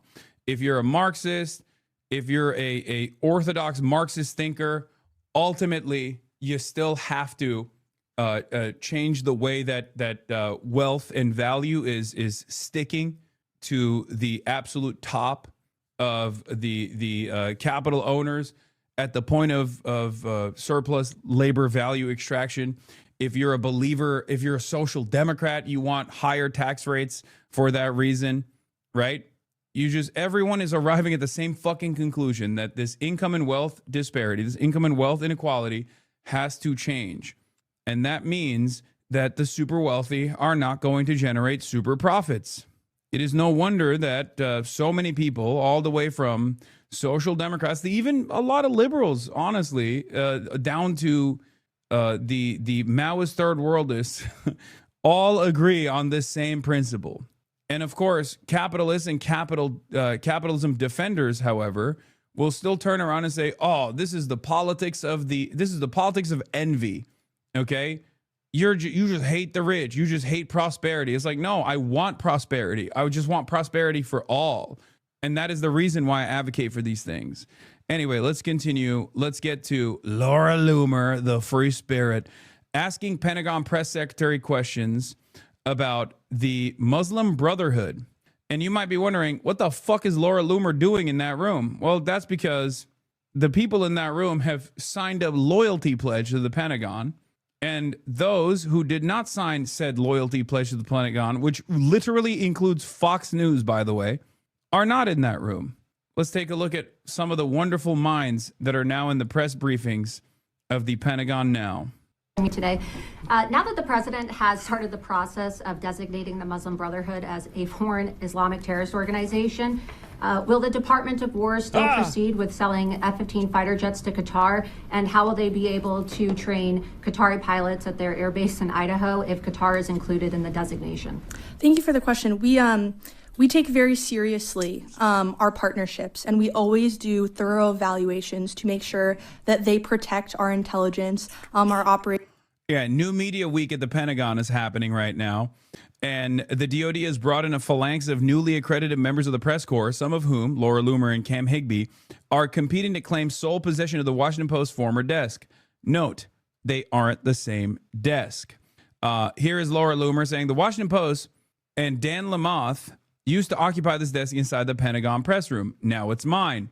I can confirm the former Washington Post Pentagon desk is now the Fearless Media desk. This is Cam Higbee of PragerU. And Dan Lamothe actually got in on the fun and said, y'all are going to have to work this one out for yourselves. Because R.C. Maxwell also said, the Pentagon cubicle that used to belong to Dan Lamothe is now mine. Out with the propagandists and hacks. In with the truth tellers who love America. Every single person is saying they got Dan Lamothe's... Joey Manarino is another person that got the press pass, by the way, at the Department of War. This is... Look. Listen. A lot of the previous mainstream media Department of Defense reporters are already major dick riders of the American State Department to begin with. This is probably the weakest aspect of truth in journalism. It also is some of the strongest parts of at least press history, okay? You have some of the greatest reporters in American history that have come from this background. And in recent years, unfortunately, some of the worst, okay? Having said that, this new devaluation, this new regression that we're experiencing is, and I can't believe I'm saying this once again, completely fucking unprecedented. It's not enough that you have NatSec writers who are already taking the outline of whatever the State Department is saying and repeating it verbatim ad nauseum in the New York Times or in Washington Post. That wasn't enough at all. We have now moved into a new era where even that's not enough. You have to quite literally sign a loyalty pledge to the Pentagon to be in that room. It is so fucked up that even Fox News refused to sign said loyalty pledge that dictated that you cannot report on any information that you get from the Pentagon that the Pentagon doesn't sign off on ahead of time. Okay? Per the Associated Press, the Post, Associated Press, CNN, Reuters, and Newsmax were some of the outlets that said Monday that they had requested special access to the Pentagon to cover question and answer sessions, but were denied. Instead, you have Joey Manarino and Laura Loomer and Cam Higbee and all of the fucking annoying reply guys that you see in my replies on Twitter. Now those are the only guys in the Pentagon press pool for the new media hour. Okay? It's I don't know where we go from here, you know? And Ryan Grimm has obviously been pissed off. Cam, you signed a document promising not to do real journalism in exchange for this desk. You are a disgrace to the craft. Nobody cares if you have a degree. Break some news or shut the fuck up. Being given a desk by the government is not an achievement. Okay? And then Lance Videos replies, quote, retweets and says, not true whatsoever. We are allowed to ask any questions and post anything we'd like. Stop lying at Ryan Grimm. To which Ryan Grimm replied with, show us the document you signed. Okay? Cam Higbee says, Ryan, the full document has been publicly posted since October. Please do some real journalism, Mr. Journalist. Here it is. To which Ryan replied with, Cam, I was hoping you hadn't signed this document, but maybe you hadn't actually read it. You have now promised only to solicit information from approved government sources, promise not to speak to sources who aren't explicitly authorized to speak with you, and have promised not to even post on social media that you are interested in getting tips. At least the military spokespeople are getting paid by the military. You're doing their job for free. You somehow made the mainstream media look good. And it's true. This document was so fucking insane. This document was so fucking insane that even Fox News did not sign off on it, okay? I need you to understand something. Fox News did not sign off on this document. That's how fucking psychotic this is, okay? Cam Higbee replies with, well, thank you, Ryan, for proving my point. This says simply that we cannot illegally solicit classified information, which also applied to the old press corps. Okay, man, enjoy whatever it is you think you're doing over there. Just stop calling it journalism if it doesn't involve obtaining and publishing what the government wants hidden. Every day they allow you into the building under these compromised conditions is another day you have debased yourself. It's so crazy. He's like, oh, well, it just means you can't illegally solicit classified information. Yeah, except if they change the boundaries of what they, the government, considers to be illegal. First of all, fuck you mean illegally solicit information? You're a goddamn journalist, okay? You're still gonna get, sometimes you're gonna report on some of the most important signature achievements in contemporary reporting have literally come from hacked materials, okay? Number one. Number two, can you imagine a world where the Republicans would feel some type of way if, for example, the Biden administration took the initiative to refused to work with reporters that reported on illegally obtained information, like the Biden, the Hunter Biden laptop saga. Okay, sorry, you can't report on whistleblowers. That we've decided that's illegal. Sorry, you can't report on anything that the WikiLeaks has figured out because that's illegally obtained information. You can't report on the Hunter Biden laptop. You can't report on Hillary's emails. Now, the reason why I brought up Hunter Biden's laptop is ironically because that is something that they were very mad about. That was a huge gripe for Republican reporters, right? For Republican newscasters, for Republican commentators. They were really fucking mad about that shit. Now they're signing off on now they're basically signing off on access. They're trading off access for conceding ahead of time that they will not be doing any real reporting on any of the shit that they're getting from being inside of that room. It's awesome. It is totally ridiculous. Security and that they serve the best interests of the American people. The U.S. military has a long-standing partnership with Qatar. Yeah, it's not illegal to get information. It's just illegal to get illegal information. Duh, this is an intelligent point. Yeah, also, it's illegal. What they have decided is illegal information, which is anything they haven't signed off on. Then you're not doing journalism. You're just quite literally repeating whatever the press release is. What the fuck? The press secretary sounds like a child. Hey, listen, it's new media hour at the Pentagon, okay? Excuse me.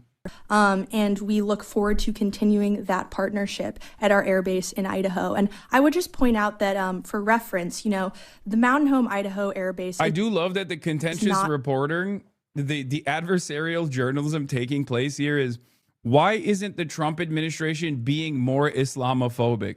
Shouts out to Laura Loomer for that one. Real adversarial reporting happening here, okay? Why can't we just start shooting Muslims or suspected Muslims on crowded American streets? What's happening there? When will we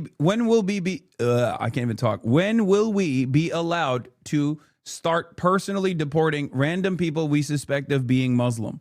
Just Qataris that train there. There are also Singapore military folks that are there as well. So it is a base that we do a lot of foreign military training, and we are thankful for those partnerships, and we'll continue to evaluate all of those to make sure, again, that national security is protected. That is the Secretary's utmost priority. But given the fact that the Qatari royal family and Qatar itself is look at the questioning, now that the Trump administration has correctly designated the Muslim Brotherhood as a terrorist operation, why won't they stop training the allied nation of Qatar that happens to house the U.S. Central Command?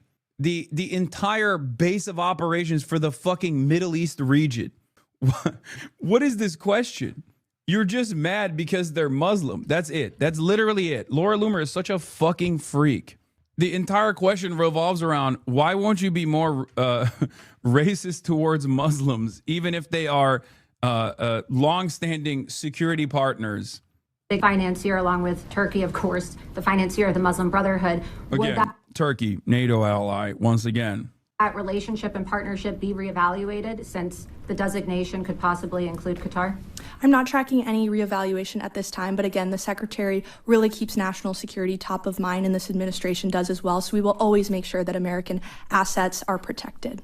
Now to the growing controversy over deadly U.S. airstrikes on an alleged drug boat in the Caribbean. The White House at first denied there was a follow-up attack that killed 2 survivors of the first strike. Now it says, yep, there was a second attack, but insists that it was all very legal. Defense Secretary Pete... I'm assuming you already covered that video on Laura Loomer trying to flirt. Chatter, I covered that video probably every 6 months for the past 7 years that video has been out. I saw that it was going viral again on Twitter, and I love it. But ironically enough, I had actually recently covered the video on my broadcast right before it went viral on Twitter. Texas faces new questions from lawmakers, in both parties about exactly what happened here. Nancy Cordes is at the White House with the latest on this. Nancy, Rob just said something about a dicey commute. I think things are getting very dicey at the White House this morning. Good morning to you. Good morning. Quite dicey, Gail, when you have lawmakers openly asking whether this was a war crime. Now, just days ago, the Secretary of Defense called this story fabricated. He said, yeah, remember when I told you that they were going to own it, and they did? And now you can't live without it. They went from, we didn't do it, but if we did do it, then it was good. And actually, we need to do more of it. it was inflammatory. But then yesterday, the White House confirmed the military did make a second strike on a suspected Venezuelan drug boat in September. Secretary HEGSETH authorized Admiral Bradley to conduct these kinetic strikes. Reading from prepared remarks, the White House press secretary said Defense Secretary Pete HEGSETH did order this strike on a suspected drug boat on September 2nd, but did not issue an order to kill everybody, as the Washington Post first reported this weekend. Instead, she said it was Navy Admiral Frank Bradley's decision to order a second strike to ensure the boat was destroyed. Admiral Bradley worked well within his authority and the law. Her comments came just one day after President Trump claimed there was no second strike. No, I wouldn't have wanted that, not a second strike. The first strike was very lethal, it was fine, and if there were 2 people around, but Pete said that didn't happen. The shifting explanations frustrated lawmakers. You see, Pete said it didn't happen, and I believe him. He's my big, beautiful Pete. He's my big, beautiful Pete. From both sides, who are now demanding to see the orders and the video of the second strike. We're going to conduct oversight, and we're going to try to get to the facts. By the way, there's mad Mexican burrito shops in Dublin, which is, I don't know if it's like because of where I'm at, but it's been shocking to see. There are so many burrito places, and like from the outside, it does not smell like a real Mexican food. Marge is throwing up a question mark, but we already had this fucking conversation. Did you try any? Nah, we have not. We love Mexican food here. I really, really want to get Marsh to eat a burrito and film it to see what Irish people consider to be Mexican food. It's already been crystal clear that Pete HEGSETH is the most unqualified Secretary of Defense in American history. Levin insisted the strike was conducted in self-defense and did not violate the rules of armed conflict. But DOD's Law of War manual states that shipwrecked combatants are in a helpless state, and it would be dishonorable and inhumane to make them the object of attack. The second strike is a war crime because these individuals were injured. They were in the water. My woke goat, dude, every day they go back, every time now, it's just, here, we will hear from Leon Panetta, Mr. Woke, here's former CIA director will tell you why this is a different type of war crime. The basic rules of war that are involved here make very clear that you do not strike wounded people in the water. I mean, he's not wrong. That's coming from a former Secretary of Defense, Leon Panetta. Or We fucking are also Secretary of Defense, learning sorry, more not- about a recent call between President Trump and Venezuelan President Maduro. The Miami Herald is reporting that Maduro told Trump he's willing to leave the country in exchange for full legal amnesty, among other demands. Trump rejected his offer, according to the Herald, and instead told the Venezuelan president that he had a week to resign and leave the country, which has not happened, Tony. He was both. Nancy, speaking of learning more while we have you, the White Okay, well, listen, I'm not doing all right now, okay? This is insane and evil. Hopefully the lawsuit succeeds. Trump administration says it will withhold SNAP from Democrat-led states. Amazing. Amazing. White House also released details of the president's recent medical MRI test. What can you tell us about that? Yeah, this got a lot of attention because the president kept claiming he didn't know why he got an MRI. Well, now the White House has released a memo from President Trump's physician that said that Mr. Trump underwent advanced imaging of his abdomen and his cardiovascular system for preventative reasons. His doctor said that Trump's cardiovascular imaging is perfectly normal and shows excellent health. The White House did not release the actual report from the radiologist, Tony. All right, Nancy, thank you very much. And they also sent drugs. Yeah. On to Walls, Mr. President. President Trump holds a cabinet meeting at the White House, takes questions from reporters. Let's take a look. Do you think he should resign over the fraud scandal in his state? And who should? Tim Walz, over the fraud scandal in his state. Look, I think the man's a grossly incompetent man. I thought that from the day I watched JD destroy him in the debate. I was saying, who was more incompetent, that man or my man? I had a man and he had a man. They were both incompetent, and I had a man and a woman. I thought she was very incompetent too, but now she's leading the field, and I think she's leading the field in this for the nomination. Anyway, look, that's up to them. That's up to the Democrats. You know, the problem with them is they have really bad policy. And I'm not going to say what it is because I don't want them to change it necessarily because I want to run against it, whether it's not going to be me, it's going to be somebody that's going to probably sitting at this table. Could be a couple of people sitting at this table. Could be a couple of people running together sitting at this table, you know, but I want them to win because we've done a great job for this country and I want that to be carried forward. And, you know, I think we have a tremendous bench, really a tremendous bench. But, no, I think that Walz is a grossly incompetent man. There's something wrong with him, okay? There's something wrong with him. And when you look at what he's done with Somalia, which is barely a country, you know, they have no... Logs, very important. Let me guess. You're going to tell me where to get a spice bag, okay? Let's see. Hey, man, have you... Oh, never mind. Hey, man, have you already ran into the issue of not understanding what the fuck any of the Irish people say? No, I haven't. And it turns out logs, not important. Anyone that comes in hot with logs, you have to check my logs. Always as the dumbest question of all time. Yes, Wade. Oh, I forgot. There's also this from the new totally independent Pentagon press corps asking if the White House is going to sue the Washington Post for defaming Pete Hegseth. We were speaking earlier about the Washington Post report concerning the Secretary of War and Admiral Bradley. And my question is, does the Department of War plan on pursuing any sort of legal action against the Washington Post? And what consequences will there be for lying to the American people? Because, of course, the implication there was that Pete Hegseth and Admiral Bradley are war criminals. And that was the implication, and that's what a lot of people on social media were saying after the fact. So could you speak to that? Yeah, it is frankly disgusting that the Washington Post would publish something that is so insanely false. And we've seen this from the mainstream media before, right? Anonymous sources that are being quoted that probably have no idea what's going on. And the Washington Post actually went so far as to falsely attribute a quote to the Secretary of War, that he never said. That is preposterous that they would write that and pass that off as true journalism. Thankfully, the New York Times stepped in and corrected the record and let the American people know that what they were publishing was absolutely fake news. So the Washington Post, I think readership should think twice before reading that outlet again. It is disgraceful that they call themselves journalists, and we told them as such, right? We get press queries like we do from all of you. We told them this story was completely fake news on Thanksgiving evening with a 3-hour deadline, and they still published it anyway. It's disgraceful, but thankfully the American people see through it. Fake news. Your outfit looks so good. Thank you. You missed Matt Gaetz in the press pool? No, I didn't. I saw it. I have no anything. Yeah, Matt Gaetz is... Why is Matt Gaetz there? Is he dating this baby? No. She's too old for Matt. Come on now. If she was doing Goo Goo Gaga up there, maybe that would be age appropriate for Matty boy. Yo, you check more logs than a proctologist? I don't know what that means.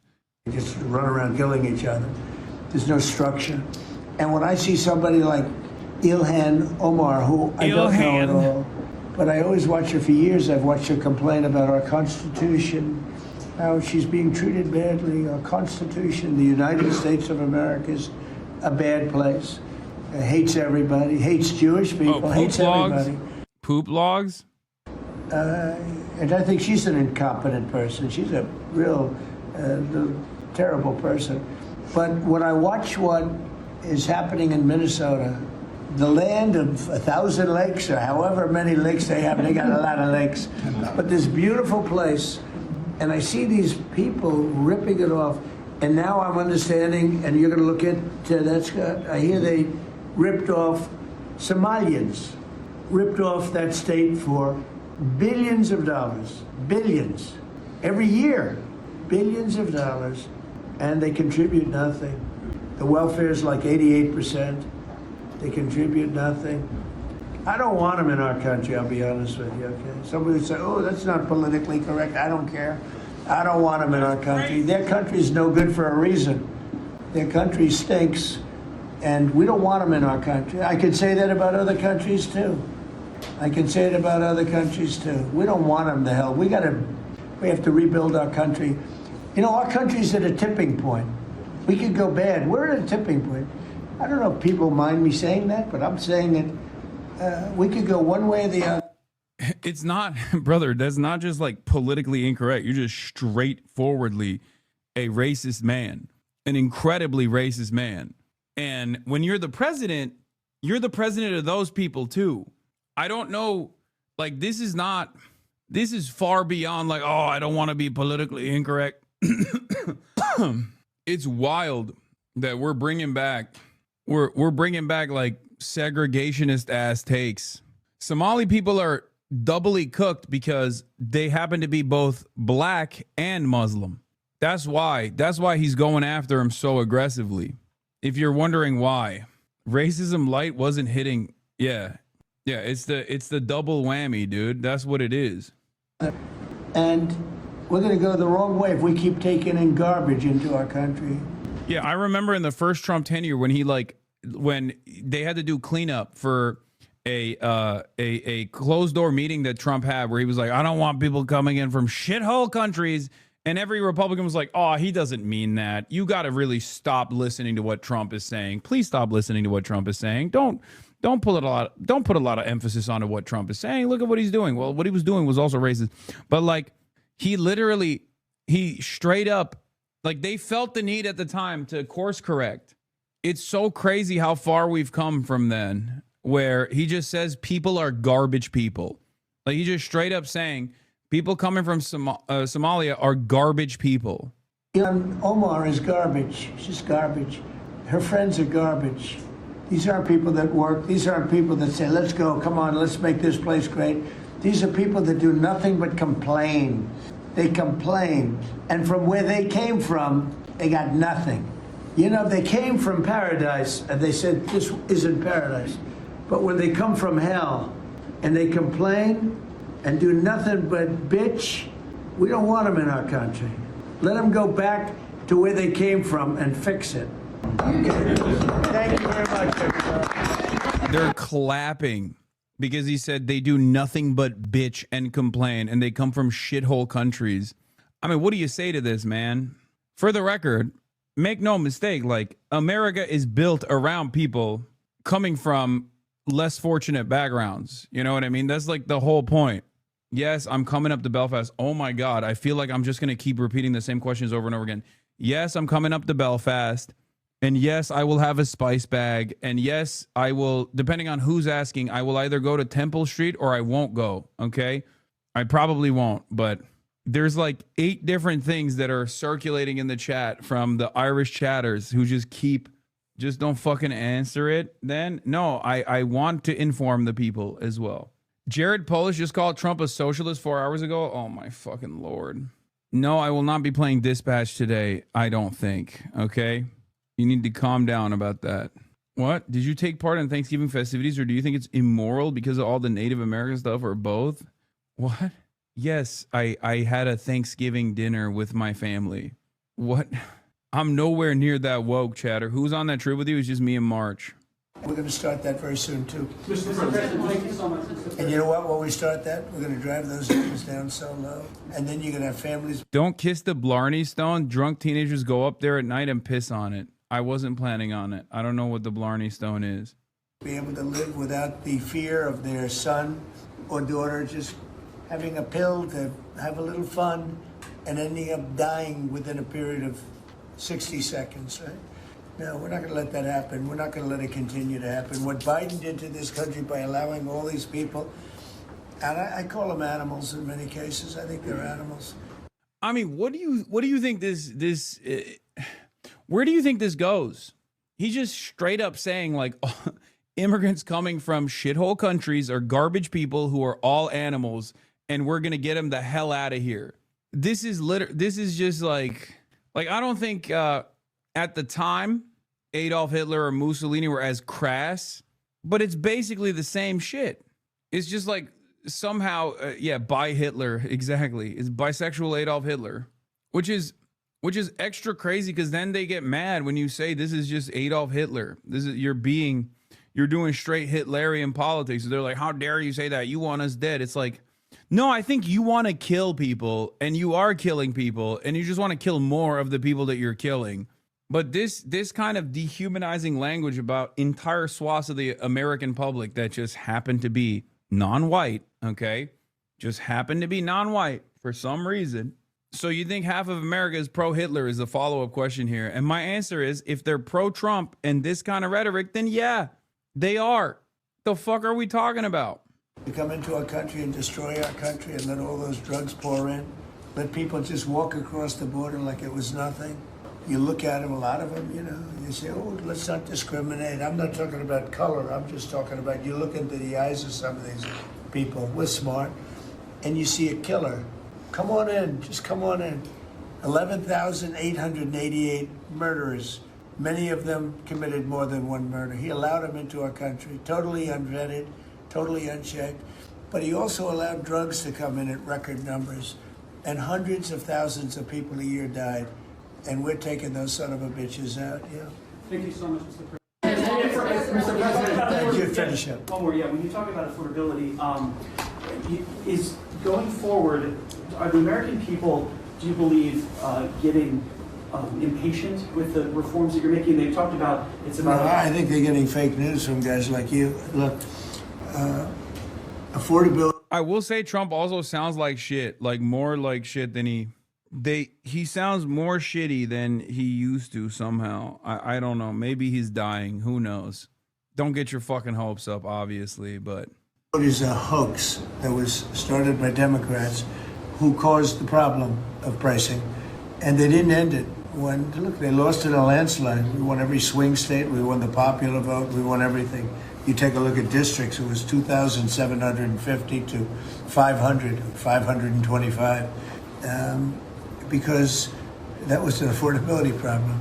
We brought it down. Look at energy. Look at the gasoline price. It's like the simplest, and it's the biggest.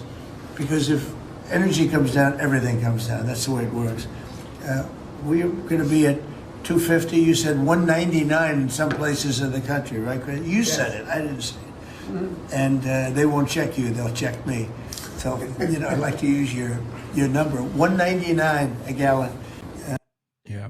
Affordability is a hoax, but also the problem of the Democrats both lie and say things aren't affordable, but also they made things unaffordable It's real when the Democrats caused it. It's fake news when you say, I'm responsible for the current situation. And also, the current situation is not bad, except for when it is bad, because I need to blame the Democrats. They did it. They did the bad thing. Unthinkable. If you go back a year and a half ago, it's unthinkable. So, no, we're bringing the prices down, way down. Beef is coming down now. We've done certain magic, and beef is coming down. But we inherited horrible prices. We inherited really the worst inflation in history. We inherited that. When I came in, that's what he had. And we fixed inflation. And we fixed almost everything, if you want to know the truth, including 8 wars. We got 1 to go, but including 8 wars. But when they always say, I watched today where they have a race going on right now in Tennessee, and this woman goes, affordability, affordability. They're the ones that caused the problem. Oh, by the way, remember that one girl who was like a big Destiny fan and was like shitting on me, but claiming that they were a liberal? I just saw this on my timeline. This is where internet liberals are at a time when regular ass American liberals are screaming with revolutionary fervor. These internet liberals, on the other hand, who are obviously, the Destiny Orbiter liberals, this is what they're up to. I tepidly support Trump's actions in D.C. D.C. has one of the highest crime rates of any major city, and the local government has done nothing to stop it. Minors prowl the streets, harass and attack people, and get no consequences because they are kids. D.C. should be beautiful and clean. The best thing that we could do for indigenous people would be to end all tribal land designations and encourage them to relocate plus integrate to modern society, funded by the government. The 2-tier system is horrible for Native people, dooms them to poverty and subjugation. Does she want kids arrested or what? No, that ain't no liberal, that's a hog. No, I'm just saying that is a self-described liberal, an online liberal commentator. So if you find yourself in the throes of liberalism and you're like, oh, what's a really brilliant liberal content creator I can hear from? Just know where you're getting your fucking information from, okay? Like, know who's guiding your worldview. I'm glad they're getting what they voted for. Breaking ICE arrests ramp up Muslim majority Dearborn, Michigan. Any peaceful solution to Israel-Palestine must include Palestinian re-education, probably from some Israelis too, lol. The majority of Palestinians support October 7th, Hamas, the eradication of all Jews in Israel. Dynamic. Yeah, this is the utmost vindication, of course. Another great liberal take from her. Sick. Yeah, she's happy they're arresting Muslims in Dearborn because they didn't vote for Kamala, average centrist. Let's take a look at what my friend Will Menaker on Chapo Trap House said that was posted by Post Left Watch on December 1st, 2021. Let's hear how Chapo Trap House had addressed this kind of liberalism. Felix, I think another thing at work here is like the fact that like every evil thing, like for instance, like if you're a liberal Zionist, you have to be against the West Bank settlements. And then like as long as Netanyahu's in charge, those are never going to stop. And in fact, they're going to intensify. I think you see a similar dynamic here in Democrats when 2023. Sorry, not 2024. They're confronted with the fact that Arab Americans or Muslim Americans are maybe withholding their vote from Joe Biden. And you see how immediately the Seldowitz jumps out of them. Yeah, they're like, yes. enjoy being in a camp. And I think for the liberals, they need to have a bad right-wing guy carrying this out so they can displace onto that figure the evil things that they secretly want to take place. Absolutely. Like threatening, like for Democrats to be threatening Muslim Americans with deportation under Trump, wink, wink, is just like, they just want Trump to do that for them so they can say, oh, we didn't actually do that. We support Muslims. Absolutely. But as soon as they become inconvenient, like for instance, like whether they are voicing a political opinion in America as citizens of this country, or inconvenient in terms of like they live in a part of the world that Israel thinks is theirs, that their lives are forfeit. And they don't want to hear anything about it. Arabs and Muslims, like more generally, have their use as long as they're firmly within the Democratic camp. And then once if they make any attempt to stray from that or like. Yeah, when pushed on this, by the way, H3H3 Productions posted a picture of some random gay Muslim kid that was an anti-Zionist and told him to go to Gaza where Hamas would kill him. And this guy's a sock them lol. To which he responded with, it really seems like the last 2 months of dealing with Hassan Piker's pro-Hamas and pro-Russia audience has taken a toll on him. He was absolutely wrong to post that. Yeah. Yeah, he was just pushed into being a fucking racist asshole. Yeah. If only people weren't being pro-Russia, pro-Hamas. Or any advocacy for anything but like we need like an ethno-nationalist threatening to like ethnically cleanse the country to keep everyone in line. And to keep the good, to keep the liberal side, to keep our good minorities in the tent pitching for us, because that threat of being, even more egregiously victimized or oppressed is just held over their head. Not actually listening to them or doing anything that would actually win their vote, but no, like they need to be disciplined with the threat, whether it's Netanyahu in Israel or Trump in America. I like your turtle, Kirk. You look dapper. That is crazy. Please stop substituting the word neck with the word Kirk. That's crazy. Well, I mean, and like the simple calculation that the White House has made, which, maybe makes sense for them, right? Is that there is a much more moneyed and influential block of voters, and those are people who are pro-Israel, whether they're mostly on the Democratic side, Jewish or Christian, that compared to the Muslim lobby and the Muslim voting bloc is completely outweighs them. Yeah. There was no reports of any Arab being arrested. Sadly, one undocumented Hispanic person was, but centrist Democrats are now cheering ICE because in their fantasy, it is their instrument of vengeance against those that rejected the candidate who went out of their way to alienate Dearborn.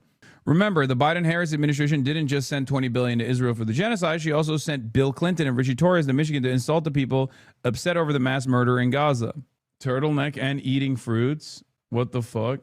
What? I wear turtlenecks all the time. Eating fruit is new because there was in the room, Style question. I've got a fierce double Kirk. Should I grow my beard out to minimize it? This is how Nick Fuentes messages to his groypers about the Muslim problem. Okay, we'll look at that later. The answer to your fierce double Kirk's question is yes, you should grow out a fierce beard to hide it. The prices were way high. We're bringing the prices down.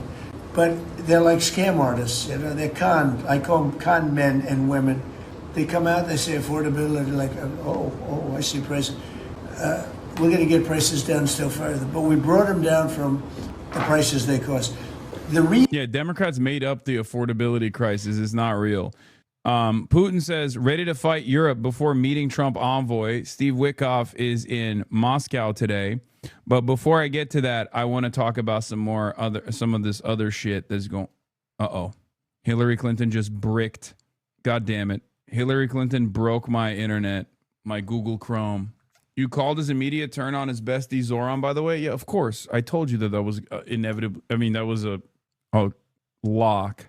Easiest lock of all time. Fuck.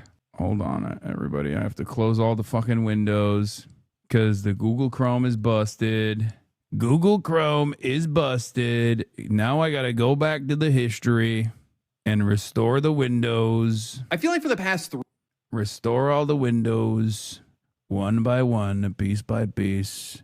Let me tell you, okay? Hopefully it doesn't break again. It might break again. You already know this breaks all the time. Hold on. Don't know why I'm stuck talking like this.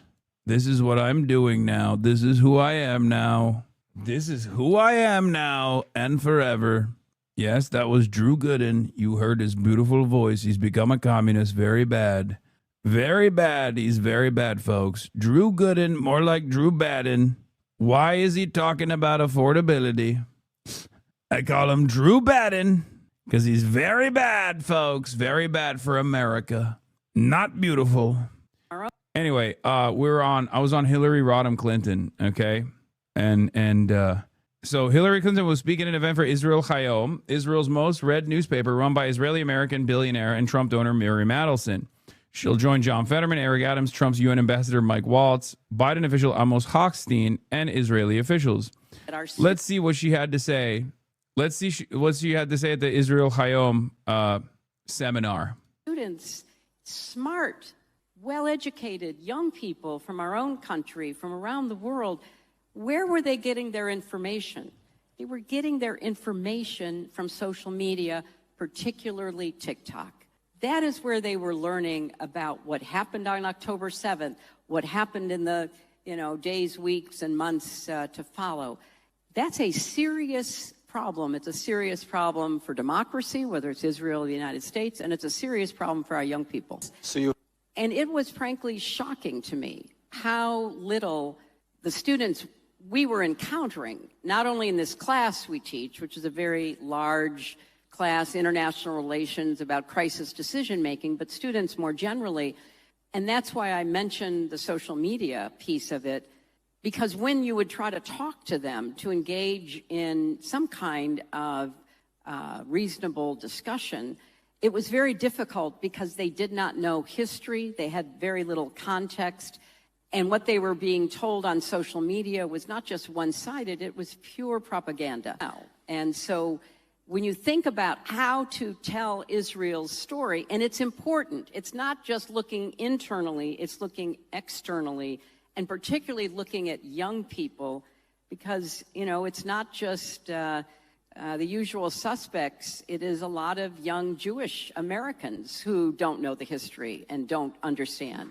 I was talking to Condi Rice, and, you know, she said in an interview that I did after the 20-point plan came out, she and I were on CBS, and she said, you know, when people were chanting from the river to the sea, she would ask the students, what river, what sea? They didn't know.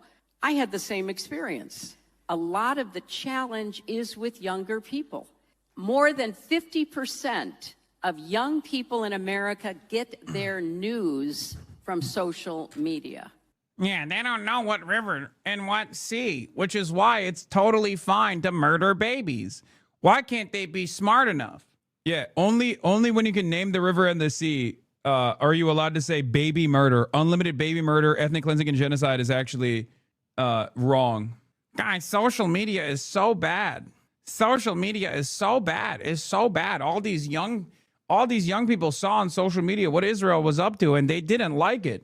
Then they heard how Israel was defending said actions. So fucking annoying. These people are monsters, dude. They are fucking monsters, okay? One of the best. When Clinton et al. Lament how social media coverage of Gaza does not contain sufficient history and context, what they mean is it doesn't prop up their preferred human shields, hand-waving narrative that reframes Israeli mass killing as an era pathology of self-destruction. Exactly. Clinton has given some version of the speech a dozen times, and the point is clear. By context, she means front-loading all images of death in Gaza with racist human shields, framing, like the New York Times and Jake Tapper does, so as to morally compartmentalize the nonstop stream of carnage. That's exactly what it is, okay? That's it. If you see it unfiltered, you might accidentally make up your own mind about this unlimited baby murder, this live-streamed Holocaust, and that would be bad, okay? That would be really bad. That's all this is. They're worried that the filters that previously existed are no longer working in the same ways that they did. They're worried that information control is not as easy as it once was. That's part of the reason why Larry Ellison purchased TikTok, for the record. Because these guys genuinely believe that as long as they control all social media platforms, then they can tackle the democratization of media head on. And there is some truth to it. Obviously, algorithmic boosting and deplatforming and blacklisting certain types of content and commentary is always going to be successful. But the people will inevitably find a way. People will inevitably find a way around that sort of thing. Yeah, she said, oh, you're against baby murder? Name every baby ever murdered.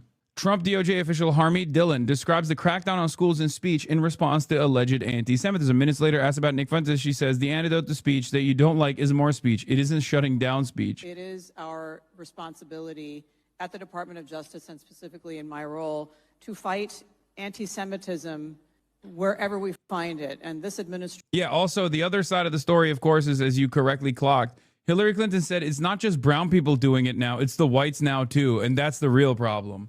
And it's not just the whites, it's also like young Jews as well.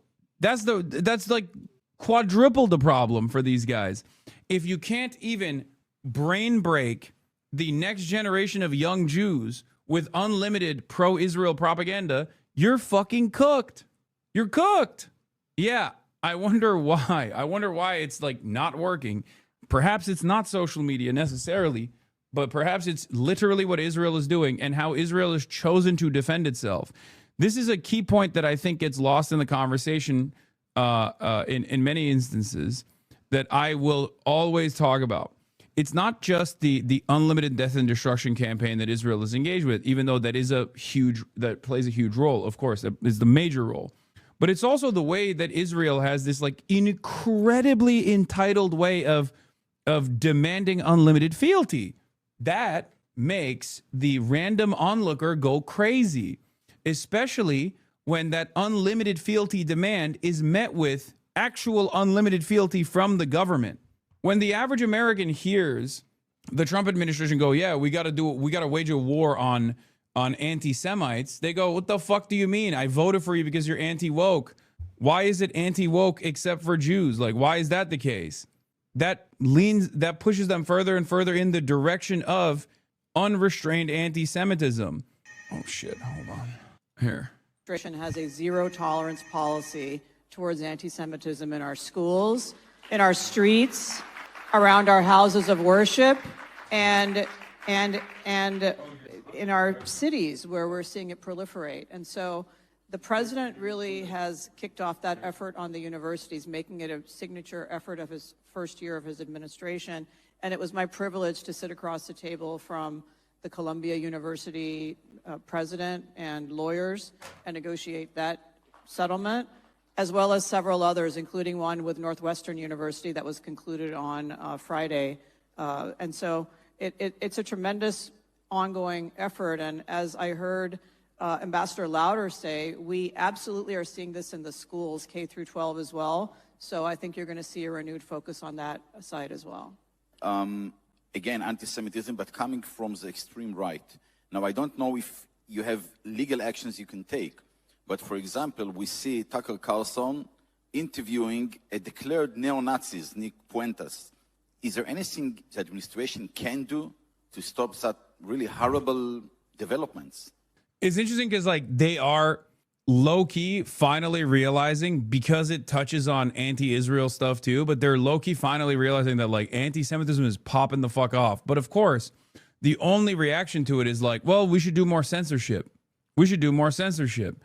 Well, it's like half of the reason why it popped off to begin with, to this degree, is because of Israel. And the other reason is because of all the censorship the censorship demands that people have seen, and also the censorship that people have experienced. That makes them go, yeah, I didn't really give too much of a shit about, like, I don't know, Jews and Muslims killing each other over there, but all of a sudden it's become my problem. Okay? Do you see what I mean? I promise you, if the United Arab Emirates had as pervasive a fucking lobby as Israel did, and were literally demanding censorship, or Saudi Arabia was demanding censorship, and the American government was responding to that and being like, yeah, you know what, we are going to tackle Islamophobia or something, right? Whenever someone criticizes Saudi Arabia or whenever someone criticizes the UAE, Americans would be even more up in arms about the RSF, UAE-backed RSF genocide in Sudan. That's part of it. Israel has grown far too comfortable with this level of fucking control over whatever is going on in American political discourse. In addition to being a lawyer for civil rights, that includes the First Amendment. And I have also been a journalist myself before I became a lawyer. And I think that what I would say about this is what we say in First Amendment world is the antidote to speech that you don't like is more speech. It isn't shutting down speech. And so I don't agree with a single word that Nick Fuentes says or has to say. And the decision of whether or not to platform that person is one for my friend and former client, Tucker Carlson. But we have a free country still. Nothing is guaranteed. So forever, it is always one generation away from being lost. And thanks to Elon Musk acquiring Twitter, we have a free platform in America on X. Yeah, exactly. Thanks to Elon Musk acquiring Twitter, that is quite literally the direct reason for why Nick Fuentes is popping off right now. Like, he single-handedly did that. So, hey, there's your fucking answer. But a lot of you dumb fucks are so busy hyper-focusing on Elon's pro-Israel sentiment to actually see the forest for the fucking trees. Like, that first guy's question can be directly answered with, well, Elon Musk bought Twitter, and there's not really anything you can do about it. Okay? I said this shit for so long. Oh, fuck. Why do none of the takeaway guys actually send utensils? Twitter is a safe haven for Jews? Yeah, famously. Let's see if there's any fucking... Let's see if there's forks or something in this room. It's so homey, but... Let's see. I got a spoon, and I got these. I'm gonna have to eat this shit with a goddamn spoon. Good enough. Irish chopsticks. Coke spoon. Yeah. Yeah, that's what this is. This is a Coke spoon. Okay. This doesn't look very appetizing. I'm not gonna lie. It's not a spice bag. I didn't get a fucking spice bag. I got regular chicken. Okay, so don't yell at me. Maybe I'll have a spice bag later after I drink. Do you think Austin would approve of your room? No, he would not. So the beauty of our country is that you can drown out negative views and viewpoints by simply speaking more. Whatever you do not order an Irish car bomb. They'll beat the fuck out of you. No, I'm not going to do that. When Stavros was in Dublin, he said mid-show, I always assumed our hotels were shit. Yeah, no, this, I'll be honest, this is one of the nicest hotels in all of Dublin. And by like, especially coming from China, it's a little like we experience like literally some of the peak of luxury in the planet, you know? It's not, it's a very old hotel. It's very cute. Don't say up the raw, even as a joke. I learned that the hard way. What about Chucky or La? I can say whatever the fuck I want in Belfast, I think. Yeah, we'll talk about Sabrina Carpenter in a second. Let's watch what Putin has to From say. the foliage, a president, camouflaged as befits the theatre of war, meeting the chief of staff of the Russian army, who was to deliver good news from the front. President Putin is greatly interested in armies and fleets, and anything that shows his American guests that Russia is winning the war in Ukraine. Yeah, where's Putler? It's I not can't exactly see him. Subtle. You two, hold up the Russian flag for the camera. In the embattled Ukrainian town of Pokrovsk, the Russians want to show they're winners because President Trump loves a winner. Trump's negotiators, his son-in-law Jared Kushner and golfing buddy Steve Witkoff, was squired around Moscow by Kirill Dmitriev, the head of Russia's sovereign wealth fund, while their host, back in Civis, told journalists that the Europeans aren't America's allies, just an obstacle to peace. They have no peace agenda. They're on the side of war. Even when they claim to introduce changes to Trump's proposal, we can clearly see all these changes are aimed at one thing, to block the entire peace process. They put forward demands that are absolutely unacceptable for Russia, and they know it. The goal is to later blame Russia for the end of the peace process. Meanwhile, the Ukrainian president chose today to visit Ireland, one of Europe's smaller countries that has provided only non-lethal military aid, scarcely a sign of European strength.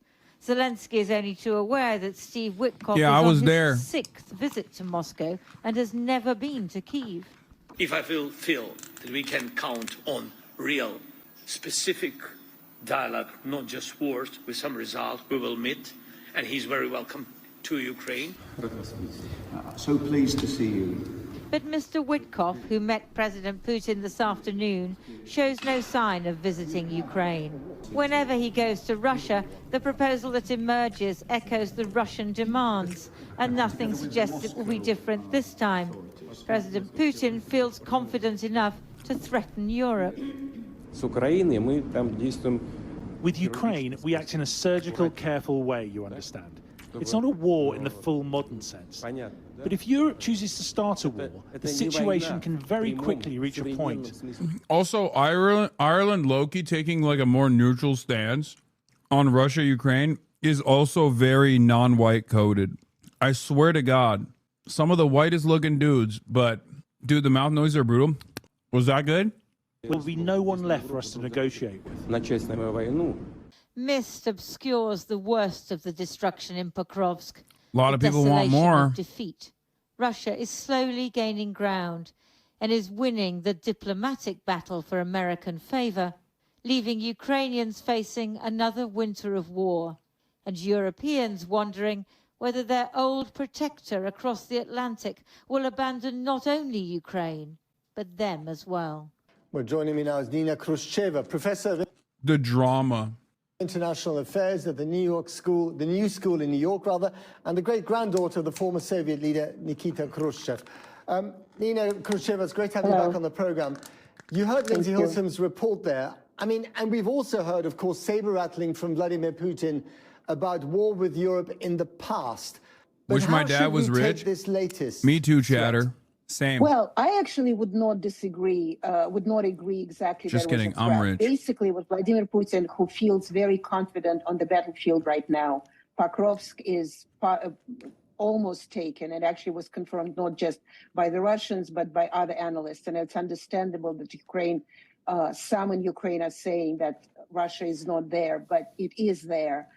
So he basically says, if Europe wants a war with us, and we've heard that from many European capitals and European leaders, that the war, Russia is ready for war by 2029, 2030, 2028, something like that. So he is responding. And I would actually caution us to take it as something else than Putin's response, who now feels he's confident. So he's warning off Europe that I'm winning on this battlefield, so don't really mess with us. Okay, so if he thinks he's winning, he's not about to do a deal with anyone that involves compromises. No, not compromises. I think he's very ready to do a deal, and I think he has been ready for a while, but he's been very consistent of what he wants in this deal. And he. Okay, I'm having Middle Eastern food, and everything that I've had so far, like all the sauces, taste like ketchup. And I'm almost certain that they put ketchup in every single fucking sauce. There is some spice, but it's not spicy at all. I don't know what the fuck's going on here. He's certainly not going to get away from it. So he wants the territory, the Donbas region that Ukraine, part of it that Ukraine still has. So Putin wants them out of there. He wants to make sure Ukraine is not part of Europe. Sorry, not part of Europe. He's fine with Europe, not part of NATO. He wants to make sure that Russian frozen assets are not going to Ukraine. There's some other things. So if that is Donald Trump can deliver, Putin probably, likely will agree to that deal. But this is not a just deal for Ukraine, and that's where the stumbling block is. So we saw these two businessmen, one of them happens to be Trump's son-in-law, in the Kremlin today. It was all smiles, and clearly they want to make a lot of money with Russia out of this. And then you remember the question that Lindsay Hilsum asked at the end of her piece, rhetorically, you know, the Ukrainians can't rely on America to protect them necessarily.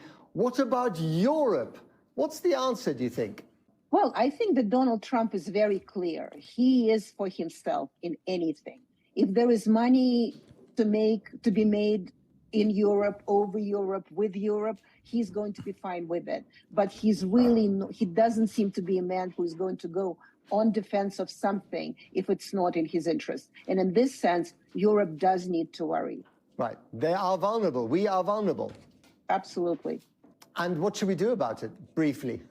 Well, I actually think that flattering Donald Trump is probably not the good way of doing it, because he gets away with it more and more. We've been hearing. What the fuck? It's the only thing that the European leaders have done so far. From NATO Secretary General Mark Rutte that Trump is not going to abandon. He's for peace. He's our daddy. Well, he's nobody's daddy. Trump is his own daddy. So it's America is the White House Limited, White House Inc. That's he's running. So Europe should find a policy to deal with Trump without catering too much to his interests and stand up on his own on its own feet. And it doesn't seem to be happening. Right. I don't think they've decided whether they're flattering Trump or they're going to fight against him. Sobering and fascinating. Nina Khrushcheva, as ever, thank you very much indeed. Thank you. Voters in Tennessee have an opportunity to send the Trump administration a very strong message today. That's because there is a special election to fill a congressional seat in the Nashville area. Let's go. The president won this district a year ago by a very wide margin, but this race is very close after last month's elections. Nicole Valdez is with us from Nashville. Nicole, a lot of people watching this one. Good morning to you. Gail, good morning. Republicans are making moves here in Tennessee, knowing that the result of this race could send a message not just to Washington, but to President Trump as Democrats try to flip a historically red seat. This is absolutely critical. In a deep red district of the volunteer state, there's an unlikely battle brewing over a special election in December. two candidates vying to become the next member of Congress. Democratic State Representative Afton Bain is looking to keep the momentum going and give Democrats another win following the recent blue victories in November in states like New Jersey and Virginia. We cannot accept more of the same. While Republicans pull out all the stops to drum up support for first-time GOP candidate Matt Van Epps. It's a critical election. We know that the majority in the House is a narrow margin. Ahead of Election Day, Speaker Mike Johnson flew to Tennessee, hoping to energize Republican voters to get to the polls. They think they can flip this seat from red to blue. That is not going to happen. And President Trump got on the phone, making one final push for Van Epps as a sign of strength of the Republican Party in a special election. I have to say, the whole world is watching. This is a big deal because right now we're like 3 votes up on the radical left, and this would be a wonderful victory for us. Bain leaned on heavy hitters on the left, like former Vice President Al Gore and Representative Alexandria Ocasio-Cortez. Why do you think that you have a shot at winning in a district where President Trump won by 22 points? The voters are tired. They're tired. I have routinely said throughout the campaign, I don't care who you voted for. I don't care what political party you belong to. If you are upset with the cost of living and the chaos of Washington, then I am your candidate. Now, the campaign for the winning candidate will not end after tonight. They will have to run for re-election in the 2026 midterms. Tony? Polls now open for Tennessee's 7th congressional district, the election that is such a special election. You've got political heavyweights coming in town from all Low key, the whole world is watching Tennessee. At least I am, from fucking Ireland. across the country. It is typically a very deep red congressional district that is up for grabs. President Trump, for example, carried it by 22 points last year. But Democratic leaders have a real chance. I don't think here. chatters understand. This would be, I can't think of a bigger upset than this, dude. Like, this would be an insane. Are we really focused on this? It's Tennessee, bro. The odds of her winning is slim to none. Yeah, I don't want to take any of that defeatist nonsense in here, okay? They are rallying around Afton Bain, who has I think turned she has her a shot. messaging to affordability and the skyrocketing cost of living. The race is close, so close that House Speaker Mike Johnson has been on the ground campaigning with the Republican candidate, Matt Van Epps, and the president chimed in by phone. CNN Washington Bureau Chief David Chalian is breaking down what you should be watching in Tennessee today. Sarah, as you noted, just over a year ago, Donald Trump won this district in Tennessee by 22 points. So why are we even talking about this? Like, do you hear this?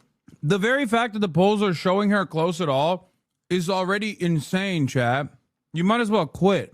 There is no greater indication that your popular mandate was nothing and it already fizzled out and it's completely dead than this, okay? That's it. Why are we supposed to be excited for Cinema 2.0? Take a week off. Where are you getting that from? Where is this coming from? Cinema 2.0? Dude, I can't stand you motherfuckers, bro. I cannot stand you motherfuckers. Some of you are so brain poisoned. Oh my God. Jesus Christ. What does that mean? Kirsten Cinema 2.0 means that she's going to be a fake progressive and the most, like, the biggest burden to the progressive movement. She's going to become the most right-wing politician once she's in office. Race to the bottom, Twitter leftist posting. God damn it. I hate online leftists so much. How could this be? Get the collar. I do need it. Give me I'm in Ireland. I don't have my shock collar with me, but some of you chatters do need it. Okay. Some of you chatters need to be fucking put on a goddamn shock collar. Competitive. Well, the reason both parties are spending millions of dollars on this race is because today's political climate and in an off-year special election can produce a very different electorate. And this is what we've seen throughout 2025, not just in the November elections in New Jersey and Virginia and New York City, but in special House elections like this one that took place in deep red territory. Democrats are significantly overperforming how Kamala Harris performed in these districts just a year ago. And that's in large part due to opposition to Donald Trump. So Democrats are hoping to ride that wave of enthusiasm and energy in these off-year, off-cycle elections in order to produce upsets. Now, if the Democrat Afton Bain were to win here, it would be a political earthquake. So this is still a very tough climb for Democrats. But even if it is within single digits, that is going to be a warning shot to Republicans as we prepare to turn the calendar to 2026 and the midterm elections, and they try to hang on to their House majority. I will also note one thing else, that if indeed the Democrat were to shock the world with a victory, that would take a potential vote away from Mike Johnson in his very narrow majority in the House. He's got 219 Republicans right now. He can only afford to lose. How tone deaf to spend millions in the midst of a cost of living crisis? Am I right? What are you talking about? Like on the race? Is that what you mean? Guys, Afton Bain is a godsend for fucking Tennessee. Okay? A literal godsend. No, they were referencing what the guy was saying, the anchor was saying in the video. They're not talking about me. I really can't stand motherfuckers who look at any kind of like positive improvement in any direction and instantly they're like, nope, here's why it sucks actually. You suck actually, dude. You suck. Stop sucking. Like, your analysis is shit if you make a comparison to Kyrsten Sinema. You basically have no heuristic, and your analysis is blonde woman also will betray. Like, Kyrsten Sinema took years to get to the fucking awful position that she's in.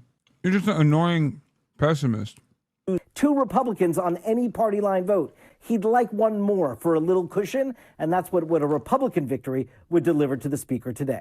David Chalian, you're the best. Thank you so much. Joining us right now, our Democratic strategist Megan Hayes and Republican strategist Doug Hyde, 2 of the best as well, not to diminish you guys, my friends. This also gives us the opportunity to play the latest round of our favorite game of big deal or no big deal. Let me set the table with this aspect when it comes to this race. Mike Johnson told reporters in Tennessee this: "We think what will happen here will be a bellwether for the midterms next year." And a month ago, he said this about Democratic wins in Virginia and New Jersey. I don't think the loss last night was any reflection about Republicans at all. What happened last night was blue states and blue cities voted blue. We all saw that coming. So it's not a bellwether at all. That's awesome. That's yeah, what about a plus 25 or 22 district, you know? Do you see why this is important? I always urge chatters that have this level of like unimaginable pessimism to look at why people that they oppose and people that they despise, why are they locking in? Because they're always locking in, whether it be the Republicans or whether it be the establishment Democrats, they're always locked the fuck in. You might not think this marginal improvement in living standards is consequential at all. You might think, oh, I'm going to make the perfect the enemy of the good. But establishment Democrats, by and large, do see a serious threat there. So if you are wholly incapable of foreseeing a better future, and I totally understand where you're coming from, I'm going to be honest. And if you're incapable of shutting the fuck up, though, about your pessimistic tendencies, because you saw yet another person who has like politics that are severely, like significantly closer to yours than any other Democrat that you've seen before, okay? Then just, if you can't shut the fuck up, think about why the Republicans are losing their minds over it. Okay? Big deal or no big deal, what's going to happen in Tennessee? I think we need to figure out what happens first, and we'll find that out, I think, pretty quickly tonight as the votes come in. As David is right, if this is in single digits, it's a big warning sign for Republicans moving. Is blind optimism really the answer, though? Am I demonstrating blind optimism? Take a week off. Going forward, I'm going to treat motherfuckers who do this shit. Going forward, I'm going to treat motherfuckers who purposely misconstrue what I'm saying with 1 week bans. I hate it. To the midterm elections. Special elections do not determine what happens a year later. We do overrate this. But if it is that close, it's going to be a big deal. And one of the things when you get to election day, even if she doesn't, I mean, first of all, there is no cope. It sucks if she doesn't win. But the reality of the matter is, even if she didn't win, the very fact that she got that close, at least in the polls, like depending on what the final numbers look like, that is an insane change of attitude for a district that was designed specifically for Republicans that went to Donald Trump by plus 22 points. It's ridiculous. Campaigns say to themselves, "This is a true Republican or Democrat." Megan knows this. Is you ask yourself, did we leave everything on the field? And my fear for Republicans on this one is They didn't. They didn't leave everything on the field. And I say that not about Mike Johnson and the NRCC. They have left everything on the field. But Donald Trump should have gone on the ground. Donald Trump used to love doing political rallies. I'm surprised he didn't do it here. We saw him phone it in. Are you serious? Are you fucking serious? What is this conversation we're having? Donald Trump needs to do a rally for a special election in fucking Tennessee. Donald Trump needs to do a rally for a special election in fucking Tennessee in 2025 as the sitting president in a district that went to him by plus 22 points a year ago. If this is being entertained, that is the maximum red alert for your movement, for your administration. Do you understand how fucking insane that is? Like, that is a clear-cut indication that you are cooked. What's next, bro? He needs to go to Alabama? Like, what are we doing here? If a plus 22 Trump district is a contest that is so close that Trump needs to personally campaign, there is no district in the country that could not be lost. That's it. That's exactly what he did. He phoned it in. If Donald Trump had gone on the ground in Tennessee and done a big rally for this, he would have been able to claim credit if Republicans win tonight about how he brought this race home. That, to me, is a surprise. Megan literally phoned it in. I mean, Doug really means it. He literally was put on speakerphone yesterday. Megan, big deal or no big deal? So I think the big deal is actually what's happening before anybody's even cast a vote for this. I think that we're even talking about it in a Trump plus 22 district is a huge deal for Democrats. And it also just shows that the Democrats have a chance to open up the map into places that they have not been able to do in a long time. People are tired of Donald Trump's policies. They're tired of Congress bending the knee to Donald Trump. And so they are looking for a different option here, whether it's a more liberal Democrat or a more conservative Democrat. We don't know. But I think that this just gives Democrats an option to expand. That right there is the beautiful CNN spin, baby. Yeah. Hey, this person that is this person that is more progressive than the average California senator, okay, running for a special election in Tennessee 7, who is actually so close to victory in a Trump 22 plus 22 district. Who's to say if Americans want a more conservative Democrat or a more progressive one? I don't know. Maybe it feels like Americans actually do want a more progressive Democrat every fucking where. You just added that maybe they want a more progressive Democrat or a more conservative Democrat aspect because you can't fucking contend with the reality that your dog shit politics are dead. That is insane. That spin right there is the dumbest thing I've heard. It's almost as dumb. I was about to praise her for saying, like, yeah, no, this is a huge deal that it's even a race that's in contention. And then she had to pull that stunt. It's so clear what these guys are doing, okay? This person, Afton Bain, is more progressive than California Democrats, okay? She's more liberal than California Democrats. In fucking Tennessee, run outward socialists everywhere in the country. That's all I'm saying. It's going to suck really bad if Afton Bain wins tomorrow or in a couple hours. It's going to suck really bad for Ezra Klein. As I said already, Matt Iglesias might end his life, okay? It's going to be really tough for those guys who are like, no, if in order to win in red districts, like, you have to be really fucking socially conservative. Like, you don't understand, okay? But for people like myself, this is proof in the fucking pudding. Of course I'm following this shit closely. Okay? As much as I don't want the abundists to, engage in mass seppuku, okay? And I don't want that. I love my abundists, okay? I don't want them to feel really sad about this. But this will be a massive blow to that kind of commentary, to that kind of mentality. Oh, we have to have Joe Manchin in West Virginia be a consistent spoiler because otherwise we don't even get a Joe Manchin there at all. It's plus 30. It's Trump plus 30. And the beautiful part about this commentary is that even if she doesn't fucking win, which, I still think it doesn't matter. She must win, right? No more like, oh, we did a good job. Who cares? We go back to the drawing board. I mean, she has to win. But even if she didn't, the very fact that this is a close race, at least according to the polls, with that kind of politics, Oh my God. It's already over for the fucking Matt Iglesias of the world. A map into far beyond frontline districts. Republicans are working hard to avoid an upset in a deep red congressional district, one the president carried by 22 points just last. Yeah, also the fact that they're dumping so much money into this fucking special election in Tennessee. I mean, come on, dude. Come on, dude. It is ridiculous. This should not be a race at all. I'm not talking about a close race. I'm saying this is not a race, okay? This is Tennessee. This is a district specifically designed for a Republican victory in Tennessee, dude. That's not a race, let alone a close one.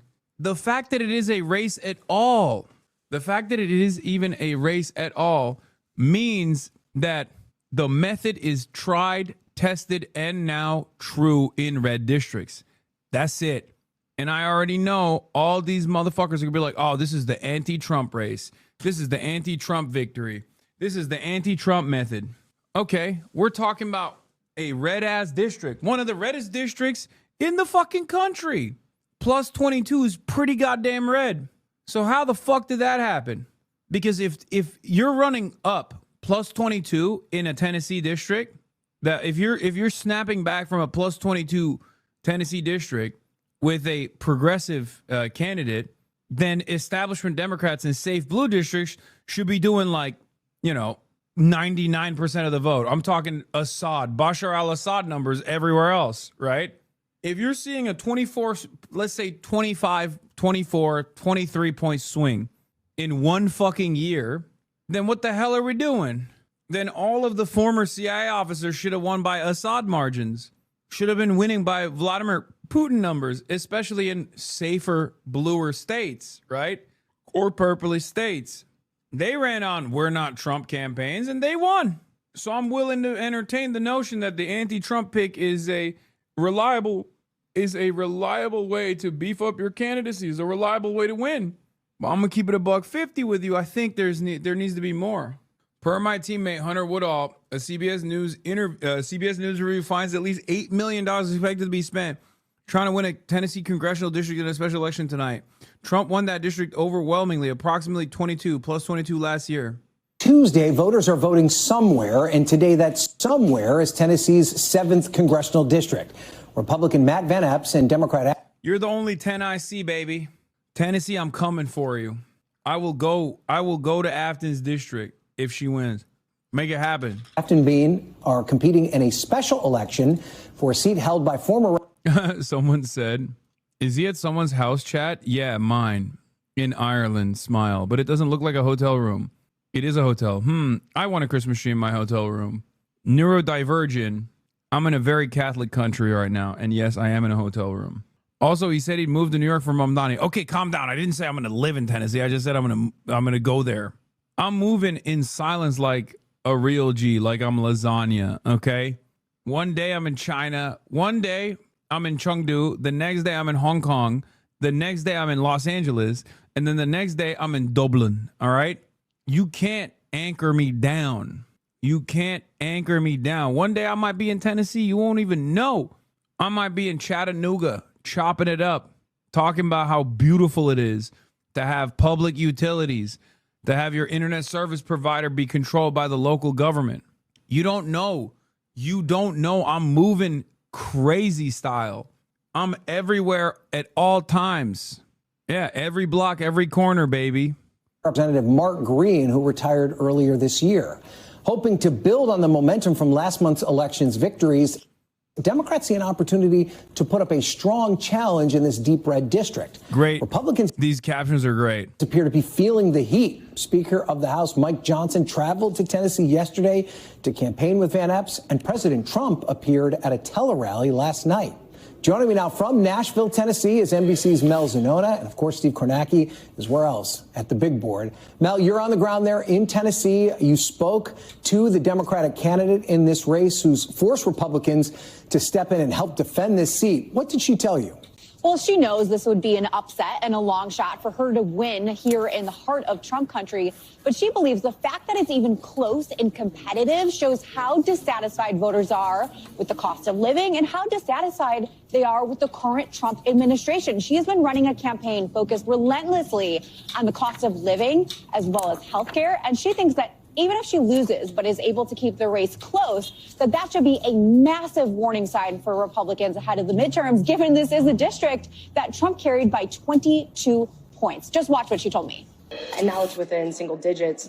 It is, once again, a testament to the fact that this administration hasn't delivered. Do you think the electorate is ready to embrace someone who is not only Democratic, but perhaps more progressive than they've been used to in the past? Yeah, I think so. I think voters in this district have given me a lot of grace, and I've definitely matured. I was, an organizer, activist, a public-private citizen before I was a lawmaker. And as a state legislator, I represent 60,000 voters. As a next congresswoman for this district, I'll represent 700,000, of which, there's a lot of different varying political opinions.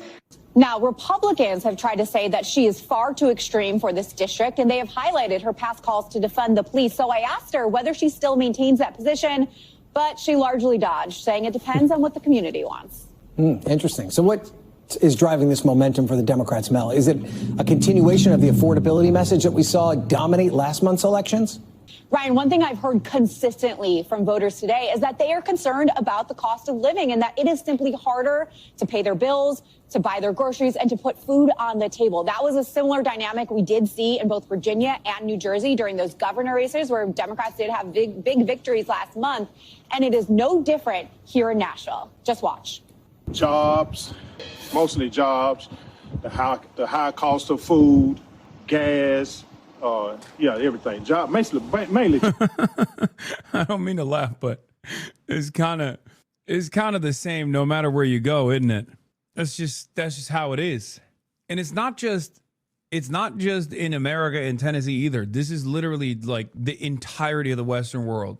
Everyone is saying the same damn thing. It's not as easy for lower income, middle income people these days. So that's a big part of my concern. Things are getting very expensive. I am still able to make it. However, things are getting really, really expensive. Hasan, I'm watching your stream. Why are you trying not to laugh, bro? This is regular shit, bro. What do you mean? I am. Oh, you're doing the I show speed thing. My bad. I am laughing. I'm laughing out loud. And Trump, of course, is the one who ran on lowering costs for Americans, making life more affordable. But so far this year, at least, it's been Democrats who have successfully campaigned and capitalized on that very issue. Okay, Melanie Zanona live in Nashville. Mel, thanks for that. Let's now go to the big board. And Steve, give us a reality check here. How are Democrats' chances looking in Tennessee? I mean, this would still be a massive upset, wouldn't it? It would be a massive upset if they do win. But yes, there has been some polling here showing a close race. And again, the backdrop you heard there, Donald Trump, last year he won this district by 22 points. Now, 4 years earlier, in 2020, when Trump lost the presidential election to Joe Biden, he still won this district, but it was only 15 points then. So, already that you hear that 22, but it's been closer than that before. And there have been some local contests in this area, a couple of them where Democrats have done even a little bit better than that. So where's the action going to be tonight as the results start to come in? I think one way to look at this is where we're talking about Middle Tennessee right here. About a quarter of the city of Nashville, that's Davidson County, is in this district. This is going to be one of the only, maybe the only blue spots you see on the map tonight, but it's going to be very blue. The question here is going to be, can Bain run up the score massively in the Democratic part of this district in Nashville and in Davidson County? A lot of rural areas here, ex-urban areas where it's going to be very, very Republican red tonight. And I think sort of the swing. Remember, the hope here is that Republicans just stay home. Tennessee Chatter's report from the ground. Is it snowing? I've heard that it has been snowing today. Is that true? Is there any veracity to the reports that it is snowing? No, it's not. It's cold, but not snowing. Fuck. Nope, it's cold as shit, though. Okay. That's good. Cold is good. Cold will keep some of the olds at home. Their bones are brittle. What is this Diddy blood doing on the calculator? Is blood Einstein? I hate this shit so much. The Diddy blood shit I hate with my entire fucking heart, by the way. If you spam that kind of fucking copy pasta, I will ban you. I don't give a fuck. I don't know why. It's a major ick. Yeah, get the Jewish weather machines out. We need to fucking put a snowstorm up in this bitch. Specifically in the exurbs. Rain is proven 2x more impactful on turnout than snow. Good. Anyway, my point is for Afton to win, we know that those exurbs are going to stay red. It's just how many people actually go out and vote. Because if turnout is low in those deep red areas in the district, then Matt Van Epps is cooked. Area of this district that I'm going to be looking at is right here. How are we going to win over the younger voters if you keep yeeting them? Yeah, you can be a younger chatter, but if you do the fucking Diddy blood shit, it's just not, I don't know. I just don't find it funny at all. I think it's fucking insanely cringe. It's more cringe than saying 6-7 over and over again.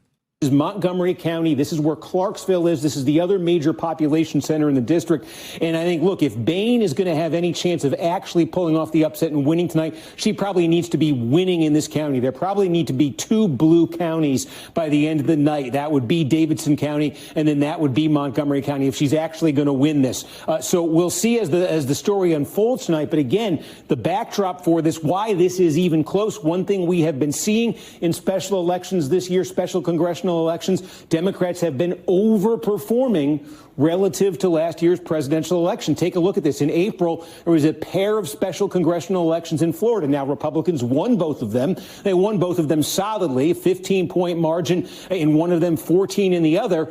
But this is what it had been in the 2024 presidential election. So from a 37-point Republican win in Florida's first district in 2024 down to 15 in the special election. That was a gain for the Democrats of 22 points. They didn't win it, but they made up a lot of ground. Look, from 30 to 14, Democrats made up 16 points in Florida's 6th district. We've seen this even where Democrats have won this year. They've won bigger than they did in 2024. Look at this district in Arizona. Kamala Harris had won it by 22. Democrats won it by 40 this year. They gained 18 points from a 34-point Democratic win in this Virginia district to 50 this year. That's a 16-point Democratic gain. So 22, 16, 18, 16. You see a pattern here. And again, this district where it was 22 points for Donald Trump, if Democrats are getting anywhere around that kind of gain that they've gotten elsewhere this year, then this does become a competitive single-digit race. Now, again, to erase all of 22 points, that might be a bit more of a stretch here, but it does speak to a political climate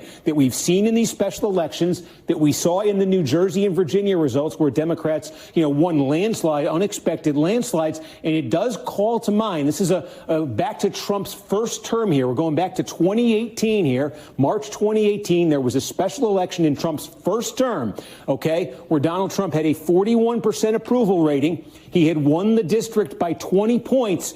And remember this name, Connor Lamb. Connor Lamb won the special election in that district that had voted for Trump by 20 points in March of 2018. That was a harbinger. That proved to be a harbinger for the blue wave that fall when Democrats gained 40 seats, flipped control of the House. Here we are now, December 2025. Remember, Trump's approval rating was 41 then. It's not too far off that now. It's 42.5. Yeah, I'm not going to lie. Holy Toledo kind of cleaned house. He kind of stole Steve the Khaki Kornacki's lunch money. Aesthetically speaking, he is way goofier.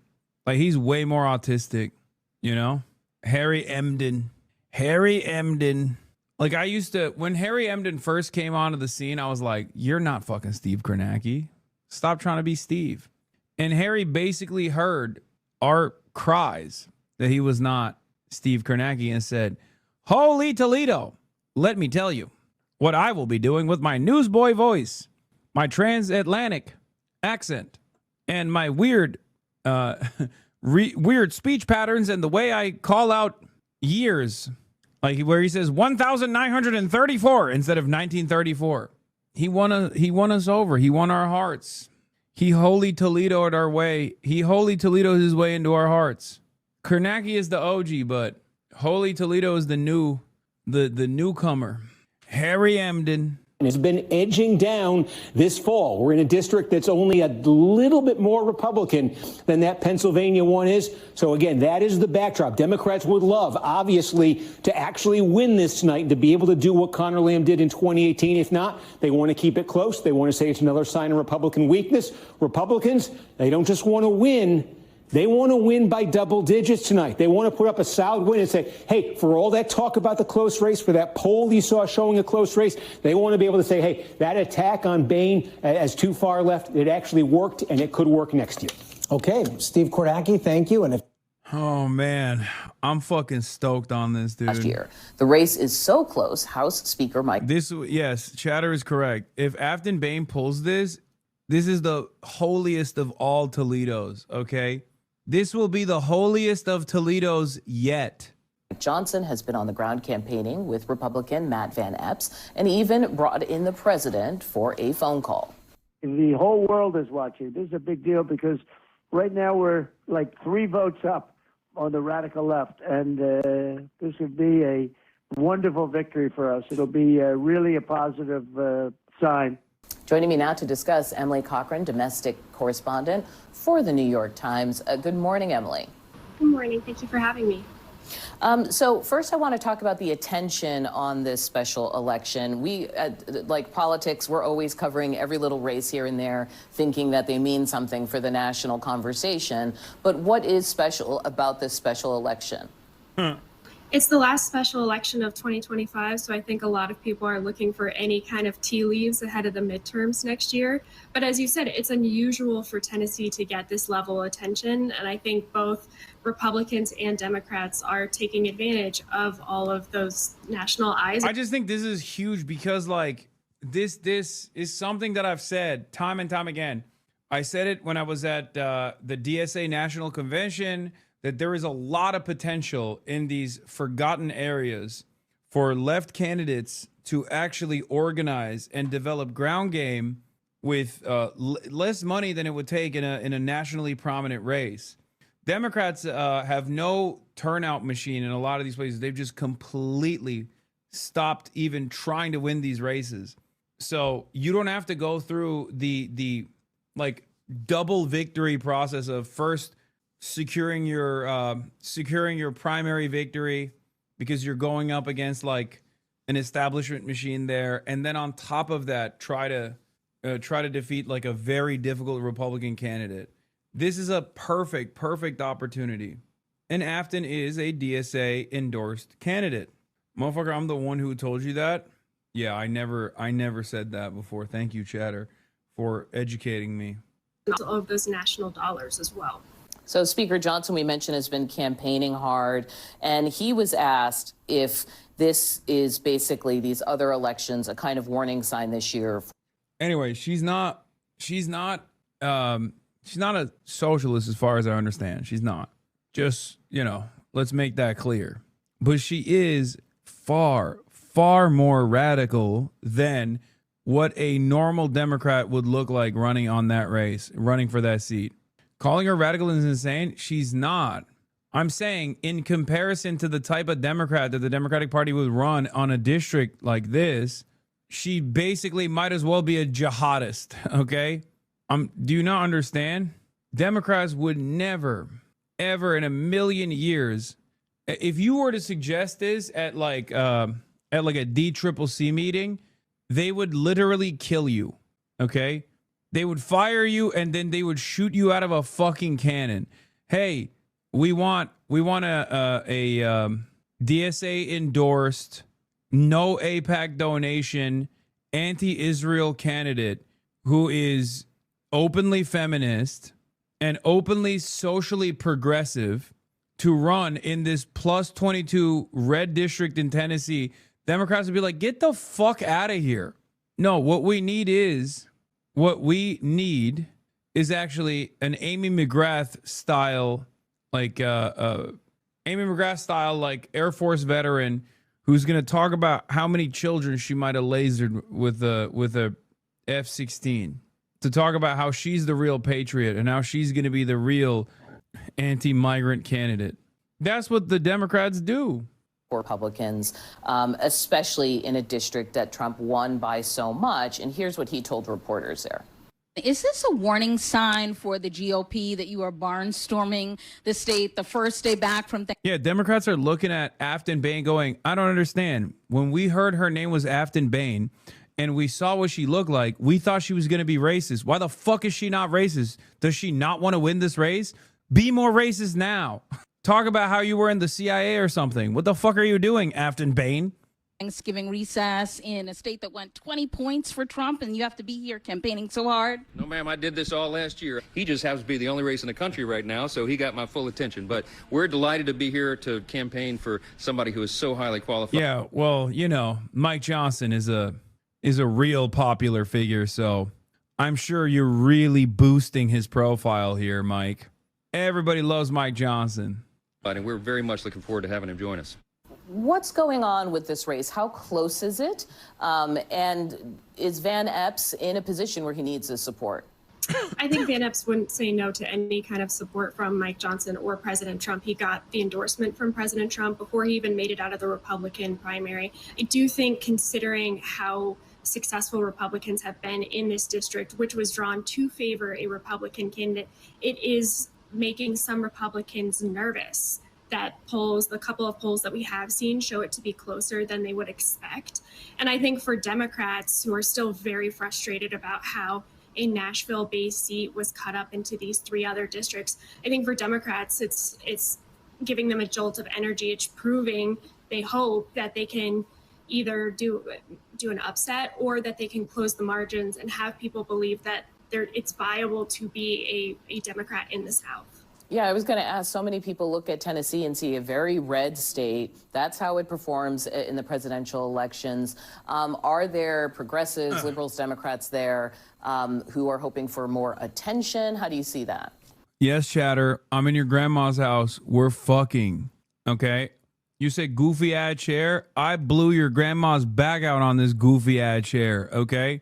Yeah, me and your grandmother are having sex. Sexual intercourse. And not just on this goofy ass chair, but on that goofy ass sofa too. Mima's loving it. She told me she never threw it back for Papa like that. My grandmother's dead? Yeah, because the dick was too good. Sorry, she nutted too hard. Why do you always have to be so crass? Come on, man. You've been in here for 19 months. This is what I do.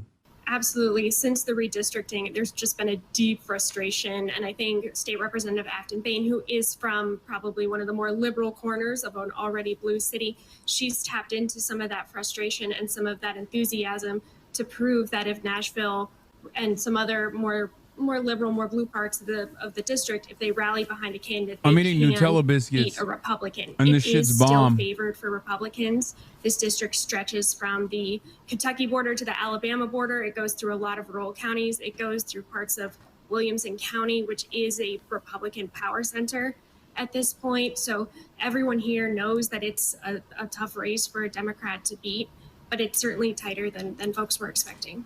That's Emily Cochran of the New York Times. Thanks so much. There is a new sign for President Trump and the Republican Party, and it's a warning. A fresh poll. The Kleins made Casey Tron apologize and say stuff about you. Oh, awesome. Is she done? Is it over? Will she no longer be haunted by the H3H3 podcast? Right. I hope she said I suck. I don't give a shit. She settled and threw you under the bus, kind of. What do you mean? Under what bus? Something about your indifference, but whatever. We shouldn't talk about this, to be honest. No, great. She should have went harder. You think I give a shit? I want this legal bullying to end. You can say whatever the fuck you want about me. If it's gonna get Ethan Klein off your ass, go ahead. She said she had to say you said you will help, but did not help at all and just use it to make yourself popular. That's what they demanded in the settlement. That's so fucking sad. But hey, yeah, no, that's right. I'm a bad person. You can say whatever the fuck you want about how much of a fucking douchebag I am, how much you hate me in your settlement negotiations. If Ethan Klein is up your asshole, crawling up your asshole, hell yeah. Say I'm a bad guy, say I'm anti-Semitic, say I'm an anti-Semitic terrorist. You think I give a shit? What are you, crazy? Yeah, I want this fucking insane torment to end. I'm glad that Casey Tron no longer has to deal with this fucking nightmare. They made her say anti-Semitism is on the rise in the left. Pretty vile people. I mean, I don't think a single person that looks at this statement is going to be like, wow, this is a sincerely written apology. No, they're going to fucking be like, well, since this is brought up, they made her apologize to Asmongold too. This shit's got to stop. Again, great.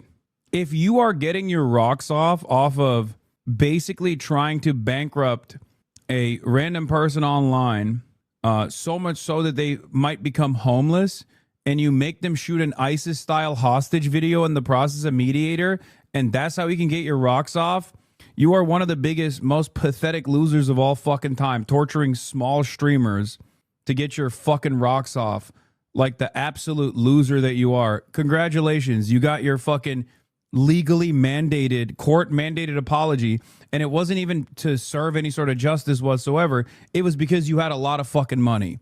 You had a lot more money than they did, so you could bury them in a mountain of paperwork. Okay?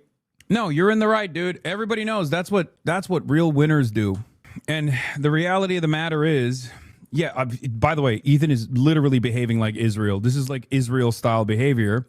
But the reality of the matter is, if anyone actually looks at that, if anyone actually looks at any of those statements whatsoever and turns around and says, wow, this is, justice has been served here, they're already a fucking loser too. The funniest part about this is the idea that like Hasan used this to promote himself and his and maintain popularity. Yeah, it was a real popular thing, especially amongst the biggest fucking losers on the internet. Are you worried he will ever try to sue you? No. Why the fuck would I be worried that he would try to sue me? What can he sue me over? Nothing. No, he's too busy trying to sue whoever he can that he can bury in a mountain of fucking paperwork. That's it. If anything makes them look bad, it's the most forced thing I've ever seen. Exactly. Yeah, what's he going to do? Defame me and then sue me for not suing him for defamation? What are we talking about? Yeah, he's going to sue me for not watching the content nuke after he begged me. Anyway, gross. Let's get back to real shit. Issues that do matter here. Specifically, the Harry Emden polls on Donald Trump. Gallup is out that could put Republicans on shaky ground in the midterms if the president's approval rating is an indicator of how they'll do. CNN's chief data analyst, Harry Emden, is here. All right, give us the goods on what this new Gallup poll says. I mean, it's a disaster if it holds towards the midterm elections. And I should note, of course, it's not alone. I mean, just take a look here. This is Gallup. This is the longest running poll. 155K viewers are watching Candace Owens say nothing. So that people would wake up. And I do think that it catalyzed an awakening here. And these are risks that I also feel missionally I have to take. Turning Point has been keeping a big secret. Did Charlie know about it? Because there won't be a tomorrow for our children. I sense that dread, and I hate to communicate that to you. I always try to be Let's talk about the real shit like this. This is the real shit. I feel it too. So, yeah, there's a lot that is a lot. Which is the fakest, dumbest shit of all time, but it doesn't matter. That's what Americans respond to, it seems, in the realm of politics. Erica Kirk will issue a statement. I think in this new capacity, CEO and chairman, that we deserve an answer about that check, that phone call. Who killed Charlie Kirk now? I think it was the French Legionnaires or something, right? And now, who is it now? Was it J.D. Vance? My sources were pretty solid on that, and I am just kind of trying to digest the devastation of it all. For the record, if you don't watch this right now, you're going to hear about this from your coworkers anyway, so you might as well fucking develop talking points against it before they kidnap you near the water cooler and hit you with like the latest and greatest from Candace Owens. Head to the book club as we continue this conversation about Sigmund Freud and the Jewish mystical tradition, and which correlates directly with what's going on today. Kind of a war that happened and nobody really knows what was going on in Europe. This book is really important. So yeah, you can now gift a membership if you'd like to. We are kind of running out of time here, but I'm going to read the top comment from yesterday's episode. It says, "It's crazy to me that Candace is doing her own research on her own assassination plot. Meanwhile, uncovering things in our government that are hidden in plain sight. We need to wake up, America." Oh my God. Not just America, world. The world needs to wake up. And the world needs to wake up to the Candace Owens assassination plot. Devil makes, but in overplaying his hand was publicly executing Charlie, because it stirred something inside of all of us who still have goodness, inside of all of us who will say no to money, inside those of us who would rather be sued than to acquiesce to evil. I think it made us realize that we have to be soldiers for God. If they are going to be soldiers for darkness, then we have to be soldiers for light. Let me see if I can read a couple of these comments before we go off here. Wow, that's a huge donation that was made by Laughing Cats Music World. Wow. Pierre DuPont? Yes. Okay. Project Constitution. Explosive bombshell. Candace Owens connects Charlie Kirk's assassination to $1 billion DuPont deal. Turning Point USA's insiders implicated. She's now publicly naming the mysterious French-American billionaire donor that multiple Turning Point USA insiders swear got an immediate phone call from leadership the minute Charlie Kirk was assassinated. The name, Pierre DuPont. Yes, that DuPont family. According to 6+ separate TPUSA sources, a massive secret deal was on the table. Not millions, potentially billions tied to an upcoming IPO. Only a tiny handful of people even knew it existed. The second Charlie was gone, someone allegedly called his donor prospect to, what? Reassure? Renegotiate? Celebrate? Candace says she forgot the name at first because she was traumatized and drowning in tips right after the assassination. But when she said Pierre DuPont yesterday's show, her sources flooded her inbox. You figured it out. It's Pierre DuPont. But now she's asking publicly, did Charlie Kirk turn down this money? Was DuPont deal the big money he famously said no to?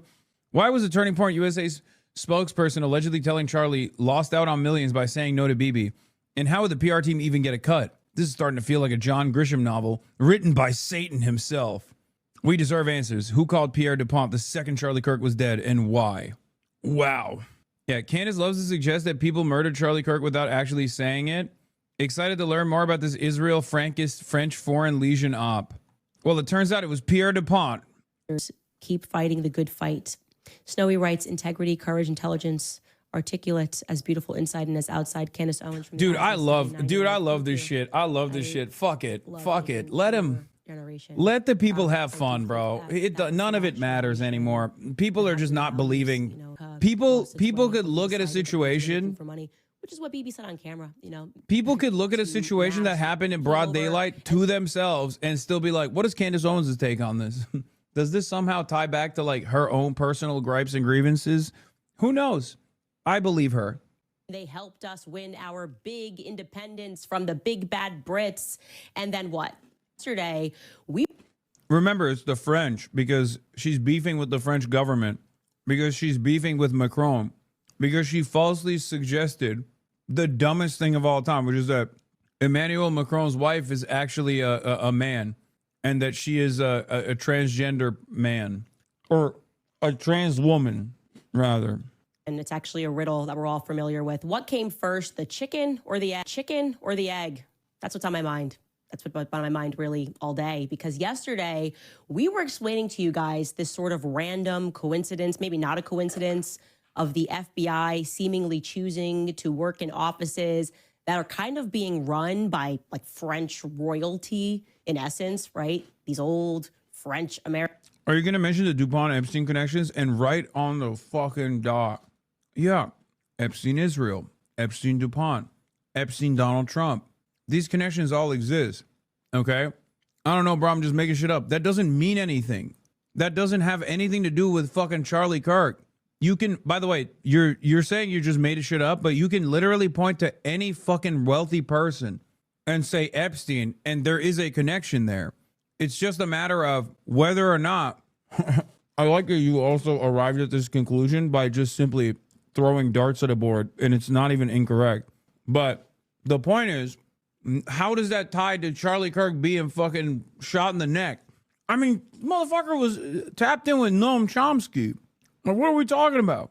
Families. Now, why would our FBI do that? Surely they would have been aware that they were choosing to work in buildings that might potentially have some foreign interests. But then you know what? It clicked. The chicken came before the egg. Of course, don't be ridiculous. That's the answer to the riddle. LOL to the American history that's taught to us in the public schools. The French helped to establish the United States. They came over and they helped us win our big independence from the big bad Brits. And then what? They just left us alone. It was just an act of charity. Like, we're good. We want nothing in return. We just want you guys to be free. Does that make sense to you? Wait, is she doing the Jews actually like changed our history books to make us care about Israel, but for France now? Are the French the real Jews? How far does this rabbit hole go? Oh my God. You aren't allowed to say that? That's right. You wouldn't want me saying that. You wouldn't want me cracking the real conspiracy. It wasn't the Jews controlling the media all along. It was the French. I like that that's her pivot, by the way. Like, this is literally she went from Jews control the media and you know, the banking institutions to the French. That's awesome. Turns out, actually, in theory, the FBI Oh my God. Oh my God. French connection. French connection. French connection. Sacre bleu. The French are coming after me. It's because I'm so close. I'm so close to the truth, but also so close to France in proximity. Oh no. That's what it is. Merde. Le Interpol. Dude, when the internet cut out, she said something very funny. We got to run it back. Hold on. Turning in return, we just want you guys to be free. Does that make sense to you? Come on. Turns out, actually, and you may have known this, maybe I'm just American ignorant, but our FBI was founded by the French. In theory, the FBI really is in France's building over in Wilmington, if you think about it, for a long time. And I have been thinking about this for a long time. So welcome back to Canada. What? She's saying that America is not Zog, but FOG, Francophone occupied government. Oh my God. Oh my God. Truth nuke. She's the new Alex Jones. Yeah. A lot of people thought it was a Federal Bureau of Investigation, but it was actually French Bureau of Investigation. Wait until she finds out that the Statue of Liberty is a French robot spy. Oh my God. Oh, you just gave Candace Owens her next 200,000 live concurrent viewer YouTube video. The Statue of Liberty, let's talk about it. Also trans, just like Emmanuel Macron's husband-wife. I'll say it. And guess what? They can't sue me because it's not a real person. It's a statue. What is this fucking intro? Oh, there she is marrying her gay husband. Are you supposed to read any of these fucking comments, dude? Very carefully. I actually want to begin this episode with a comment from yesterday's episode because, you know, we ran that poll wondering whether or not the public agreed with me about my lawsuit, me being filed by Brigitte Macron, me being sued by Brigitte and Emmanuel Macron, and whether or not it was just one big federal setup meant to bankrupt me. This is literally where she's coming from, by the way. This is it. This is where she's coming from. This is the reason why she's doing this. The reason why she's doing this shit. This is the reason why she's doing the whole like French connection shit. Because she's getting sued. She's getting sued by Brigitte Macron, Emmanuel Macron's Emmanuel Macron, I was about to say husband, Emmanuel Macron's wife, because she said falsely that Emmanuel Macron's wife is a trans woman, assigned male at birth. That's the reason why she keeps bringing up France, bro. And here is an answer that we got in the comment section. Look at this. I believe that the purpose of Macron's lawsuit was that it was supposed to go nowhere because Candace was supposed to have been assassinated. Dude, what the fuck is this is so sick. Dude, this is just like a random YouTube comment, man. Like, what do you do? You're doing commentary off of random YouTube comments? What the fuck? Is this what she means when she says, like, I have sources? The sources are just like random person on YouTube in her audience that responded to her or some shit? Bro, that's what you do? You have to have the most severe brain disease. My sources aren't fucking you dipshits. There's a difference between me responding to a dumbass comment, sometimes like this one, versus her acting as though this is like new information. When she goes, oh, I got verified sources that confirm my suspicions, it turns out her verified sources are just random fucking people in her comment section on YouTube. Before the case got to court. Then they could forever claim that Candace was lying, which is evident by the fact that they were suing her for quote unquote defamation before someone had killed her. This was their plan, but I pray that it has now been foiled. I had never considered that, and that hit really deeply, and that is a dark thought. And I think now I am I'm wondering, I have a lot of questions. Everything feels different in this post-Charlie Kirk world. Where to begin? How about we should talk about the founding of America? Because, man, those Catholic priests that I was telling you about, they were unbelievably correct. I told you guys a long time ago how when I was considering whether or not I should be Orthodox or Catholic, but I knew that I was sort of done with Protestantism, I had been taking instruction from these priests in Europe and in the UK. And one of the fathers is a real bookworm, right? Kind of this cantankerous Englishman, no time for the American education system whatsoever. And he said to me quite famously, "You Americans know nothing of your own history. Your country was founded by Freemasons." And that just kind of permanently now echoes in my ear because boy, was he right. A war that had been sort of waging across Europe for centuries had then spilled into America. It was largely a spiritual war. It was really a theological war. That's what I'm starting to realize. That's why America never really had an appetite for Orthodox or Catholicism, because the Catholics and the Orthodox have... I think it's pretty crazy how mentally ill we must have become. If there is like a not insignificant number of people that are like demanding, nay, craving this kind of conspiracy theory. We are so fucking cooked. We are so goddamn cooked, bro. It's so over. It's so jover. I need the insane right-wing old QAnon women to say crazy shit about my French last name. Please let this stick. I wish people were intelligent enough to treat her like a content creator, not a serious political commentator. She's farming views for her lawsuit, and people are consuming it like it's real news. Do you think she believes any of it? I don't know. I don't think it matters. I think what matters is this is what the Amerifats crave, okay? Amerifats want this. Amerifats want this, and Amerifats want like Ethan Klein versus Casey Tron settlement court proceedings narrated by Asmongold going, yeah, based. It's true. Like at a certain point, you got to realize like Amerifats need this shit. This is what they want. If you're a real ball knower, you got to recognize that. And just like even with Israel, Amerifats don't want to hear someone go, here is why you must be anti-Israel from an anti-imperialist position. Lame, boring, talk about the Jews. That's what the Amerifat mind craves. And I think it's not just the hogs. It's even like the so-called critical thinkers of the internet, the Redditors of the internet. They also want a different version of the same kind of treat. There's just no world where we arrive at any sort of consensus truth any longer. You know, some people bludgeon their brains with drama slop nonsense. Others go into the conspiracy side. Others go to tried and true techniques of blaming, minority populations. That's it. Yes, there is. Pump education and regulate. Yeah, that's not happening. That's not happening at all. It's never going to happen. You need systemic change to be able to implement. You need serious governance to implement systemic change like that. And not only do you need some sincere governing, it still will take time. It's going to take a long ass time to get there too.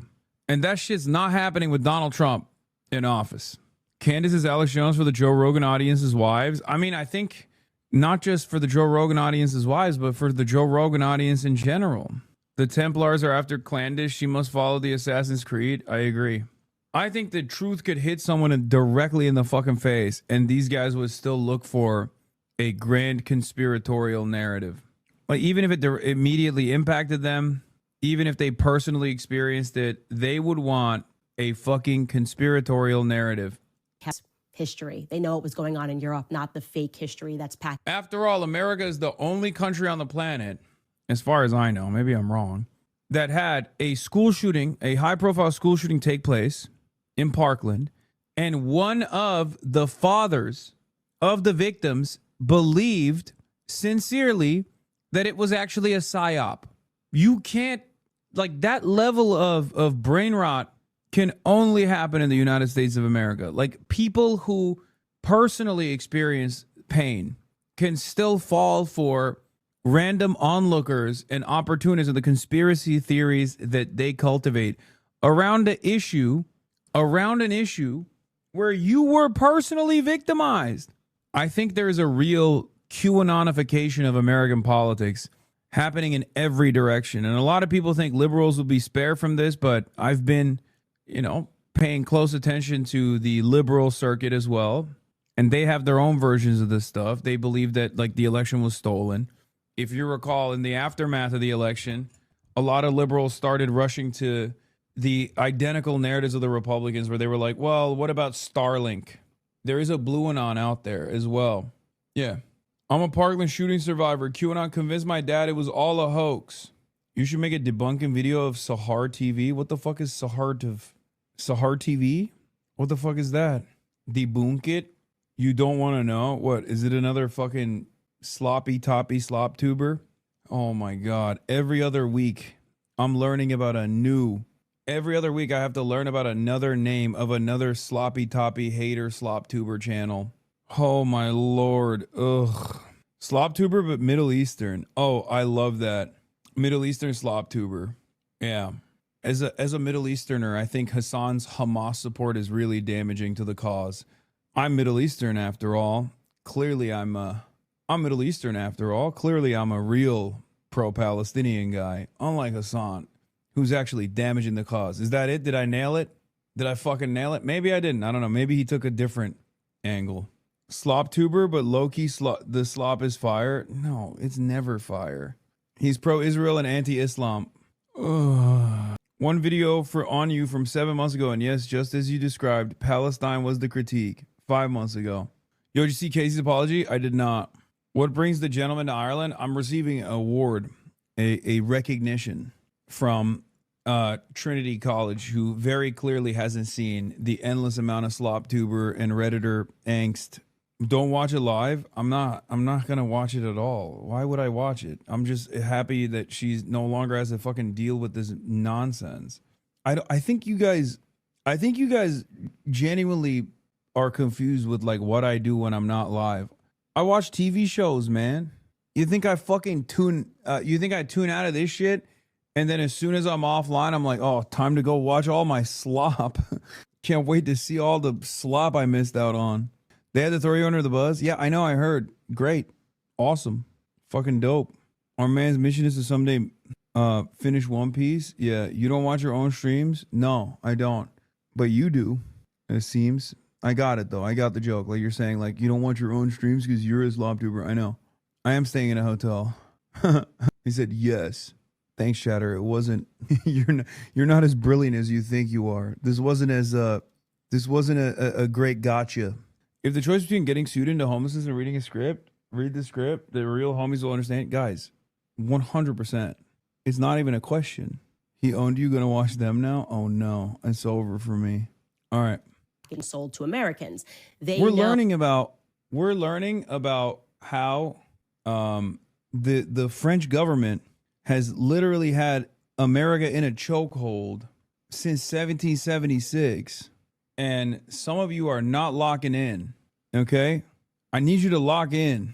Oh, what the Freemasons were up to. Freemasons who caused all of those revolutions against really the Christian empire across Europe. The idea really, I now think, is keep Americans fat and dumb and drugged and propagandized, right? And then when we need to, use their men to mass murder other Christians overseas. That's the big picture that I'm beginning to see. All of this to say, did you know that our FBI was founded by Charles Joseph Bonaparte?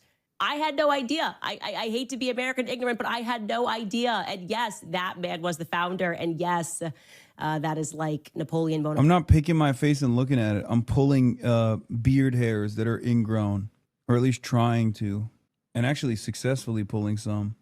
His grandfather, Charles's grandfather, was Napoleon Bonaparte's brother. This is his great uncle. Napoleon Bonaparte was his great uncle, which makes it kind of hilarious, right? Because our tip yesterday from that person in Wilmington, Delaware, was asserting that the FBI had these offices, these kind of hidden offices, maybe kind of in buildings that appeared to be in part controlled by French-American families who might have some conflicted interests. Particularly, we were discussing the DuPont family, right? mentioning the DuPont family led to a flurry of tips coming out of Delaware. It was incredible. Okay, we saw the rest of this. It's awesome.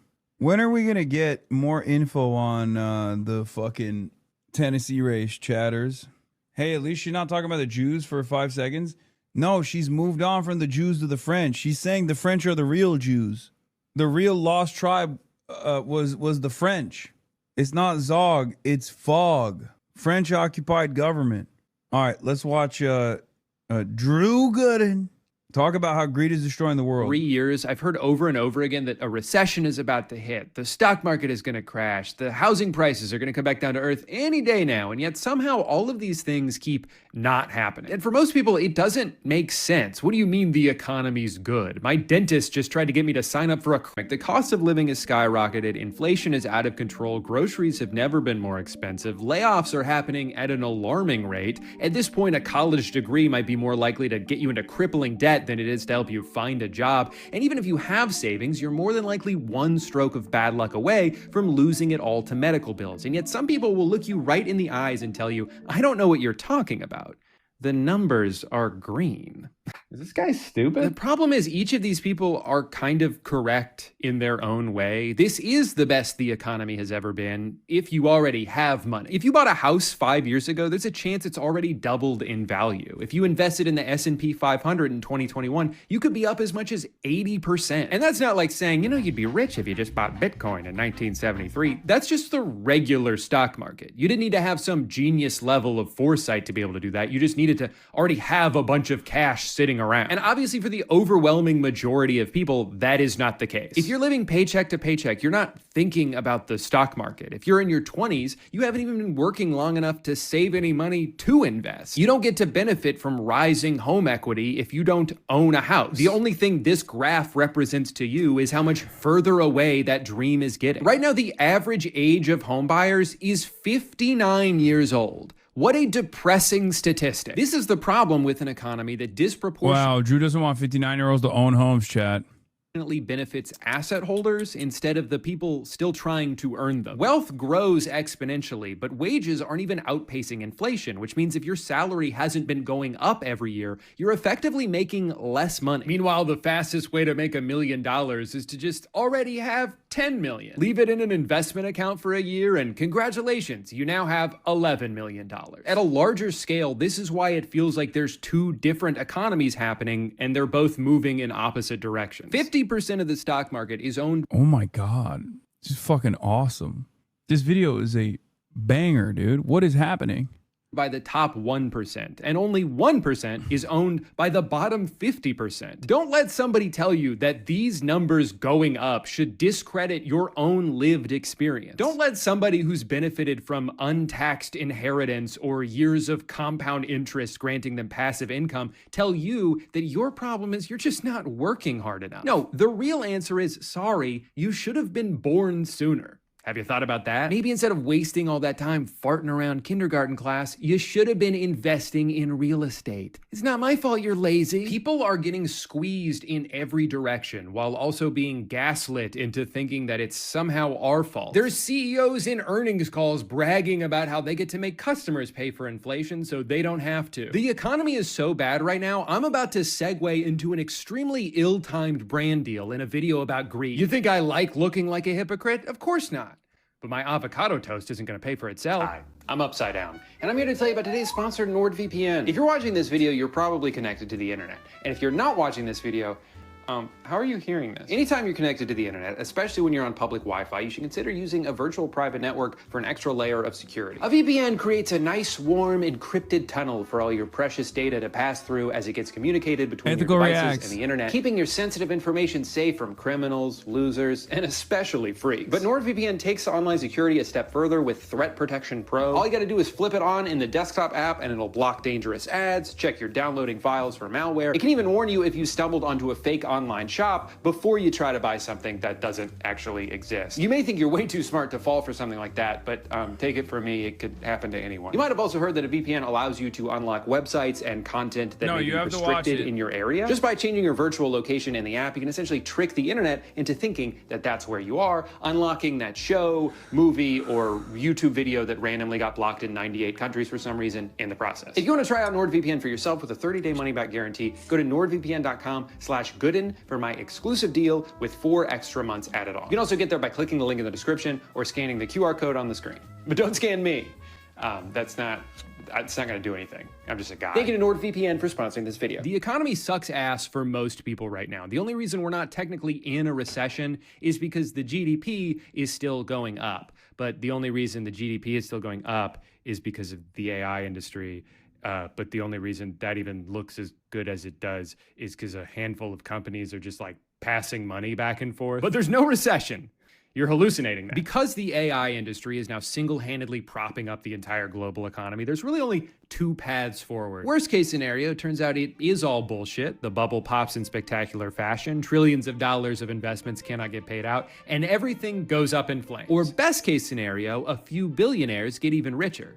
Wait, is that what we're hoping for? All right, you're gonna have to bear with me while I go on another AI rant here. I know I do this like every 6 months, but it's not going away. It doesn't count as beating a dead horse if the horse is still alive. We got to kill that horse first. People largely do not like AI and are worried about the future it imposes. It's currently being used to make a bunch of promises that almost no one asked for. The main appeal of it comes from corporations who see advancements in AI as a way to further reduce their dependence on human labor. The only thing cheaper than outsourcing jobs is just eliminating them altogether. The wet dream that soils the sheets of every CEO is a company that's somehow run entirely on its own, and they can just sit back and collect all the profits for themselves. No more dealing with pesky labor laws or health insurance or can I have Saturday off? My family died. No! Shut up. That's the eventual goal and why they're all pouring billions of dollars into NVIDIA chips and data centers and cool shirts for Mark Zuckerberg. And in the meantime, we're stuck with ChatGPT, a humanized Google search designed to affirm whatever belief you share with it, even if it's incredibly dangerous, or generative video apps that are already being used to trick people into thinking something happened that didn't actually happen. Awesome technology. I'm so glad this exists. And I think the best thing we can do to fight back against AI is to simply not engage with it. The problem is, even if you don't use these tools, if you live in certain parts of the country, you might be paying for them. There's been a lot of really good investigative journalism done on all these new data centers that are popping up around the country, who's funding them and who's getting screwed over in the process. For example, some residents in New Jersey who noticed that their power bill kept going up, even though they were actually using less electricity than usual. Well, it turns out it's due to an overall supply cost. Basically, when the total amount of electricity usage in an area goes up, power companies tend to pass those higher costs onto their customers. And for the past several years, electricity usage has been skyrocketing, with over half of that increase coming solely from data centers. Your utility bill is going up because Elon Musk wants to pretend to have a girlfriend. You see, AI doesn't just exist in some theoretical space. It has to be trained on trillions of gigabytes of data, and that data has to be stored in a physical location. To power this, it requires an absurd amount of electricity, which generates an absurd amount of heat, which then requires an absurd amount of water to cool off. Most of these buildings use over 1 million gallons per day, roughly the equivalent of 10,000 people. This would be even more problematic if they were being built in areas where water is extremely scarce. So we should be good as long as we don't build a bunch of them in like the middle of the desert. Whoops. But to be fair, they are extremely efficient about it. They don't just use the water, they also poison it. Every part of this process is wasteful and destructive, and this is only the beginning. AI is still a relatively new phenomenon, so we're only just starting to see the effects of this. But the Department of Energy projects that the percentage of electricity used by data centers could nearly triple in just the next 3 years. And who gets to pay for it? We do. It's hard for me to accurately express how infuriating this is. The giant buildings that power this stupid fucking technology are being subsidized by people who just happen to live near them. Oh, but hold on, because they're technically contributing to the operating costs. So does that mean that they get to share in the eventual profits? No, of course not. They're more like involuntary investors, doing it for free. Or really, worse than free, because a lot of them are being kept awake at night by the deafening hum endlessly emitting from the factory shoved into the backyard of their homes that have now surely plummeted in value as a result. But hey, at least they're doing all of this to make a product that hopes to replace 80% of humanity. It's not enough that these people already own everything they could ever want. They could so easily afford to pay for these things without even noticing that money is gone. The reason why I'm not even pausing is because he is spitting. There's no additions. Nothing else I can add on to this. He is covering all fucking bases here. But why would they do that when they could simply have poor people pay for it instead? Because nothing will ever be enough for them. You know, when a rich person makes some shit. Also, of course, it's not only that, but the AI is also trained on your labor as well. It's trained on your work. It's trained on your inputs. You are literally making this machine that will inevitably replace you in the labor force with no alternatives, by the way. It's not like you're going to get subsidies for it. It's not like your life is going to get easier because of it. You're just going to still do some kind of shittier service job. You are training the machines to replace you and also subsidizing the costs in the process of development. Awesome. Deal to screw over the working class. People will joke that they just need that money to buy their 4th yacht. And I don't even think it's that. They could buy 1,000 yachts and still not run out of money. They don't want to spend their wealth. They just want it to get bigger. It's the same obsession with seeing number go up that keeps me addicted to old school RuneScape, except the only life that's ruining is my own. What they have is a disease. They have been scourged with the blight of insatiable greed, cursed to an endless pursuit of wealth that will never bring them true happiness. I would almost feel bad for them if they weren't actively destroying the world in the process. One of the most frustrating things about this problem is that if you even try to suggest that maybe these guys should just have a little bit less money, like you guys can still be rich, whatever, just turn it down a notch because you're kind of making shit terrible for everybody else, you're treated like you're crazy. No, this is the American way. If you don't like it, then leave. And yet these ideas aren't radical. They're not even new. Most people who advocate for a more progressive tax system are only calling for a return to something that used to exist in this country. We just forgot about it. So I think it's important to do a little history lesson here. If you can believe it, there was a time where the working class in this country actually had it really good. And it was mostly because things got so bad during the Great Depression that the government was worried about the country collapsing. Thousands of banks had closed, millions of people lost their entire life savings, unemployment peaked at 25%. So in fear of a revolution happening, the government was like, all right, fine, we'll give you livable wages. Just please put that musket down. I don't like the way you're looking at me. So the New Deal was born, and with it came Social Security, better labor standards, the right to unionize, a national minimum wage, an 8-hour workday. And over the next 2 to 3 decades, America became the most prosperous country on earth. Productivity skyrocketed and wages rose with them. Extra profits weren't just redistributed to employees, but their employers were proud to do it. They would brag about how lucrative it was to work for them. Look, 37% of profits went to our employees last year because this is a team effort, and when we win, they win. In 1943, Johnson & Johnson puts out this mission statement that's like, here's our list of priorities in order. Customers number 1, we got to make good products. Employees number 2, everyone who works. Have I watched too many fucking awful YouTubers that this is just entirely refreshing? I feel like this kind of commentary, especially from somewhat progressive, but still his content is apolitical necessarily, right? His content is never overtly political at all. But this is incredibly refreshing. It's awesome. I love it. For the first time in a long time, we are watching. Because I look, I was gonna say non-slop, but I watch Eric's videos, Ben a Minute, and numerous other content creators in general, and they are political content creators. Their style might be looser in general, but they are political content creators. Drew, on the other hand, is more so someone who does jokes on the internet. like he has a political point of view for sure, and it sometimes comes across in his videos, but this is a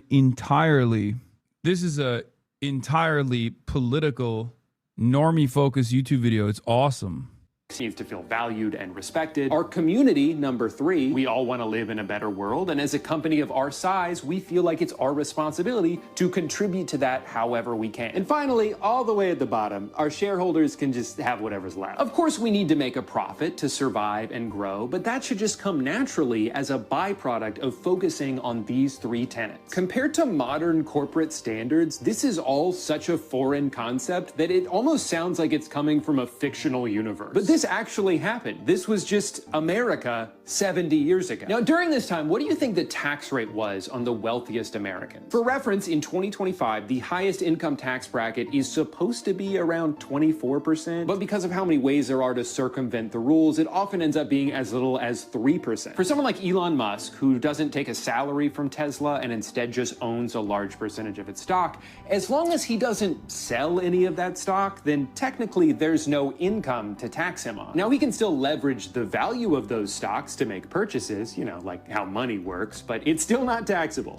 because of the rules. This is how people like him and Jeff Bezos can be, in terms of net worth, 2 of the richest people on the planet, and in some years pay $0 in taxes. In the middle of the 20th century, the tax rate on the ultra wealthy was not 3% or 20% or even 50%. It was between 70 and 94%. It honestly sounds crazy, but even a lot of the people being taxed understood that it was necessary for society to continue to exist. And having a strong middle class was a crucial investment into the future of the country. But I don't know, man, I just think it's kind of interesting that during what's referred to as the golden age of capitalism, the government did a bunch of socialism. During the period of time that birthed the idea of the American dream, the government was taxing the absolute shit out of the richest Americans and using that money to provide jobs and welfare programs for everybody else. A single income household working a regular ass job could afford to start a family, buy a house, send their kids to college, and retire at a reasonable age. No wonder people who grew up then gush about capitalism the way they do, because for them, it was great. But at this point, it is disingenuous to use that time period as the example for why capitalism works, because that version of it stopped existing a long time ago. The generation of people who started as beneficiaries of a more equitable system changed the rules once the roles were reversed and they had the power. So what the hell happened? Everything was going great. What changed? Well, there were a lot of things, obviously, but one of the first big dominoes was the US's involvement in the Vietnam War, which was expensive and deadly, but to be fair, also accomplished nothing. And this had long-term ramifications. America had been diverting so much money away from manufacturing and towards defense that it opened the door for other growing industrialized countries to surpass them. More and more products were becoming cheaper to import than they were to produce. This led to factories getting shut down, unemployment starting to creep back up. A recession hits, and we're now facing a pivotal fork in the road in the late 70s. Either we could go back to what worked in the past, prioritize the working class, reinvest into our own infrastructure, try to help lift people out of poverty they've fallen into through no fault of their own, or we say, fuck the government, we don't owe you shit, we're stupid, isn't that right? I don't even know my own name. Exactly, the deal is you pay taxes and we don't do anything. And you like that, right? They like that? Sounds good to me. The prevailing philosophy throughout the 80s became trickle-down economics. The logic being, oh man, these rich people are really handcuffed. You know, I bet if we lower the corporate tax... I'm losing my fucking mind. He went from New Deal redistributive policies to Reaganomics. What is this video, bro? He's hitting every note. This is perfect for normies. No convoluted, complicated, like historical perspective. He's just giving you, this is a great entry point video. A great entry point video into this kind of stuff. This is the type of shit that like actually turns people, I think. And especially coming from a person who is not like as tarnished in his reputation as being like a political propagandist and a scary, dangerous person. This will be very impactful, in my opinion. This is great. Shouts out Drew Gooden. rate from 70 all the way to eventually 28%, then companies will use all that extra money to pay their employees more. I mean, if there's one thing we know about rich people, is that they're always looking out for the little guy. Now, for some reason, this hasn't worked out yet, but it's only been 55 years, so the jury's still out. See, I would argue that part of the reason why companies in the 40s and Just one more trickle-down economic cycle, and then it will trickle down. One more lane, and traffic will go away. One more war, and American prosperity is imminent. One more year of deregulation and tax breaks for the super wealthy, and it will trickle down immensely in ways that you have never even seen before. You never even thought of. It's going to trickle down so fucking hard, chat. Trust. One more highway lane. companies were so generous with their extra profits was because the tax rate was so high. I mean, think about it. If you're faced with the decision between giving a huge chunk of money to the government or redistributing it back to the employees who helped you earn it in the first place, you would be much more likely to do the latter because it's an investment in your own company. It's a mutually beneficial exchange. Well-compensated workers are proven to be more loyal and more productive, and those are two things that you want. Now, there were other factors as well, loosening a lot of anti-monopoly regulations, the legalization of stock buybacks, but this dramatically lower tax rate is a big reason why— Destruction of labor unions as well. Deregulation and destruction of labor unions also played a big role. Why the 80s serves as the dividing line on just about every economic graph you could look at. This was the beginning of a long and continuous transfer of wealth from the working class to the top 1%. And while it would be very easy to just blame all of this on then President Reagan, that would only be mostly true. Sure, this new approach opened the door for more exploitation and greed, but you still needed a few scumbags willing to go through that door for the evolution to be complete. And nobody sprinted through it faster than one man. The real-life cartoon villain who designed the blueprint that most modern CEOs are still following to this day. His name was Jack Welch, and he's often referred to as the man who broke capitalism. During his tenure as CEO of General Electric, he turned the once quintessential American company that reshaped people's lives and supplied hundreds of thousands of high-paying jobs all across the country into a worthless carcass and a joke of a corporation, all while he became one of the richest people on the planet. In the century before Jack Welch took the reins, GE invented things like X-ray machines, jet engines, TVs, radios, and just about any kitchen appliance you can think of. In the 1980s, Jack invented laying people off. That was his big idea. What if we just fire a bunch of people?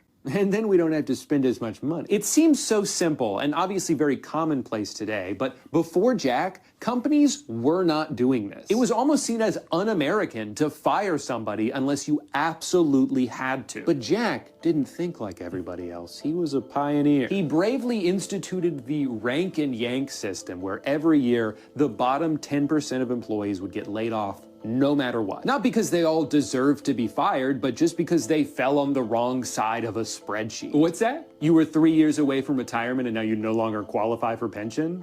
Okay, then die. And to be clear, the layoffs were also not because the company wasn't— Also, it really helps the bottom line when you do that. That's less expenditure. Duh. Hello.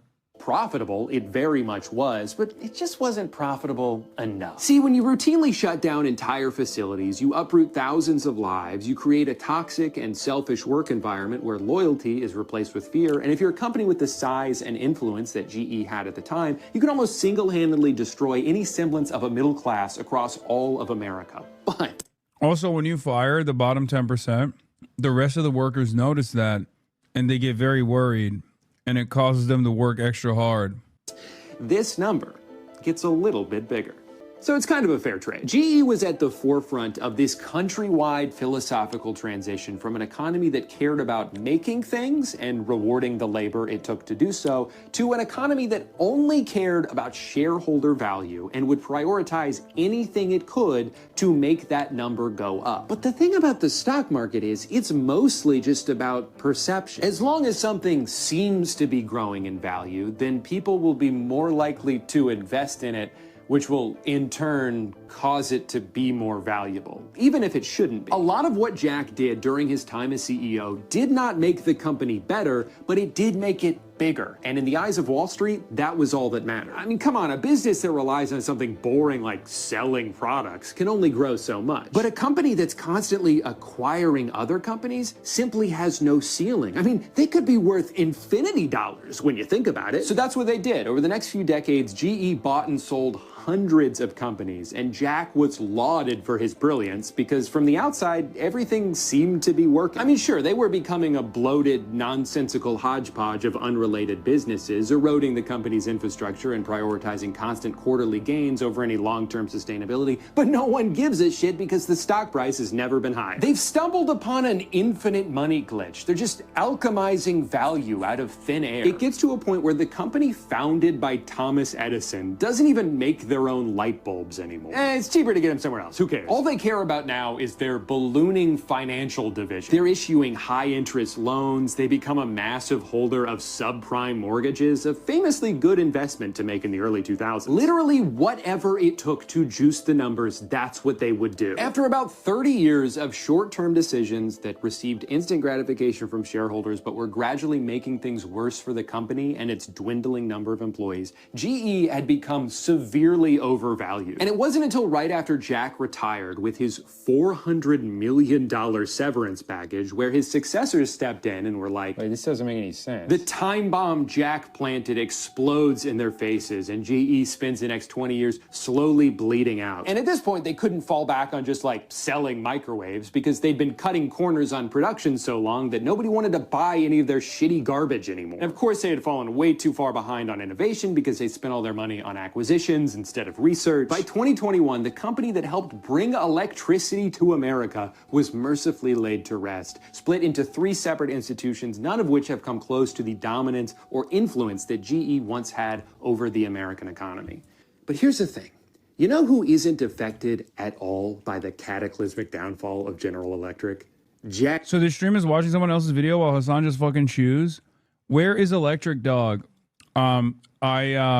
I do sometimes also electrocute my dog, but I didn't bring my dog to Ireland, so unfortunately you won't get the dog electrocution part of the broadcast. I like that you didn't get what you wanted out of the first statement, so you had to come in with this one.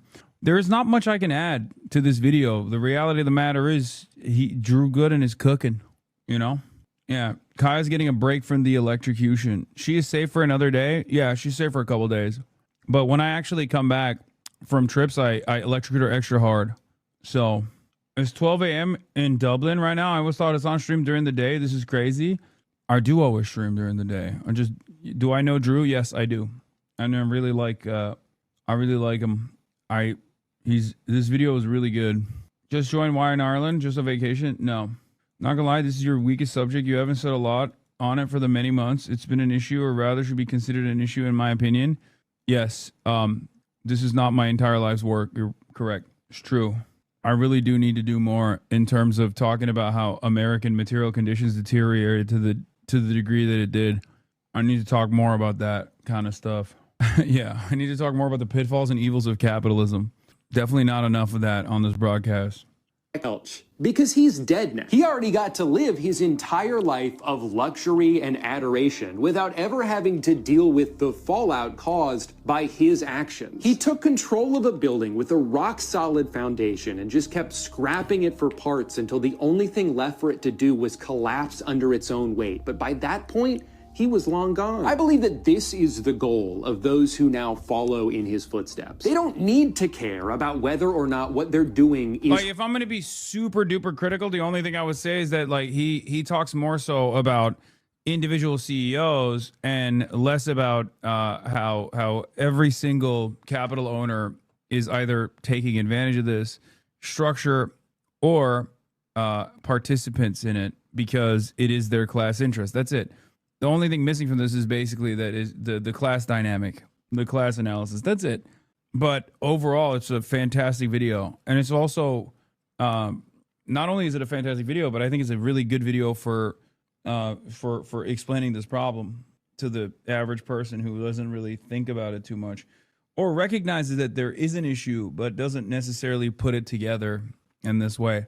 harmful or unsustainable. As long as the facade can be maintained long enough for them to reap the rewards, it doesn't matter that the ship is sinking behind them because they have a lifeboat. It doesn't matter that America spent the past 60 years exporting all its jobs and decimating the economies of small towns all across the country because a few hundred people responsible for those things already got to live long, happy lives. They don't give a shit. This cutthroat corporate culture that Jack pioneered is still seen all around us today, and through the magic of time, it's only getting worse. CEOs make $1,000 every second, while their employees have to piss in water bottles so they don't fall behind. Routine layoffs, regardless of if a company is even struggling, are so normalized that it's just something we've come to expect. The stock market rules the world. Every major decision is dictated by this inherently volatile and short-sighted metric, and look at where that's gotten us. Millions without jobs, an enshittification epidemic, and a concentration of wealth that should be seen as a threat to humanity. Even while owning everything, billionaires live in fear of losing it. So they weasel their way into politics, they influence elections, they buy policy changes, they use their wealth to reshape the world to benefit them even further. They try to control narratives by buying up news outlets. They can dictate what's on our social media feeds. They spend an enormous amount of resources on pitting us all against each other, so we're too distracted to see that the real problem is them. Should the human race survive? Everything kind of sucks right now, and as a result, most people are justifiably pretty angry. I did do a lot better than Peter Thiel in front of Ross Douthat. Also, I got a new really funny take. Hassan Piker platforms terrorists, promotes political violence, and does shameless propaganda for murderous authoritarian regimes. So why is he in such good standing with American politicians and progressive media? This is, I think, is this the same group? Center for New Liberalism. I love guys like this, man. Haven't seen the platform's terrorists taking a hot minute? I know. It's because of those things. If your worldview is that America, and by extension the broader West, is a uniquely evil actor on the world stage, his defense of authoritarianism is not even among Hassan's worst attributes. This is one of those circumstances where the implicit yet should be a because. That is, you point out the XYZ. Yeah, it's weird that all this guy's entire fan base is saying it's because they're all those libtards are in on it and they love authoritarianism, terrorism, platforming. Interesting how a self-described liberal has just an entire fan base that sounds like the average run-of-the-mill dumb fuck Republican. I wonder how that happened. Go read the article. Sure. That's the group that my lady's with. They must have been in the group chat talking about you shitting on her, Lamau. He tried hating on Lena Khan and then deleted in shame. The thing about the new Lena Khan mythology, she's a clever bureaucrat who takes very old laws and finds new ways to use them, is that Khan lost most of her big cases at the FTC and mostly failed in the dead laws effort. Yeah, except she won 90% of her cases. The only big cases she lost were in tech, Microsoft, Activision, Blizzard, and Meta / Within. Big case she won, Crozier Albertsons, Illumina Grail, Tapestry Capri, IQVIA, Propel Media, Novant Community Health Systems. Also, she was right even on the ones that she lost. Like the Microsoft one, which is a very famous example. The Blizzard Activision, Microsoft Activision Blizzard merger was fucking dog shit. And even a bunch of gamers turned around and apologized to her for it, for being critical of it. It is funny that these guys who are like always outside of the tent, like, I will say this much, okay? For as much as I shit on Maddie Iglesias or Ezra Klein, they are actively a part of the Democratic Party's like mouthpiece machine. And they don't do this shit. This guy is not. This guy is a fucking Redditor. Okay? That's the difference. Like, as much as I shit on a lot of like the Neera Tandons of the world or, you know, Ezra Klein or Maddie Iglesias, like, and they, I'm sure, have their criticisms of me. This kind of stuff is the work of people who are on the outside, who have no real investment in American politics at all. And are simply on the outside being like, why would the Democrats not turn around? Why would the Democrats turn around and allow Hassan to remain within the party? It's like, why are you hating from outside the club, bro? You can't even get in. What? I might have started a ball rolling. Is Night Code the best contact for what? It's my manager's email or my email on the fucking Twitter description. Check his location, maybe. Did Denim do apology too? Oh, she hasn't yet. I deliberately didn't include Israel because I think the point is valid whether you're pro or anti-Israel. Either way, parroting propaganda for the CCP should be disqualifying. Might be that people try to turn it into Israel-Palestine discussion anyways, but the choice was deliberate. I predict this takes off. He's going to get slammed for leaving out Israel from his list of governments. No amount of, to be sure, I think Republicans are worse, is going to save him from that omission with the anti-Piker crowd. Wait, what? Manhattan Institute guy.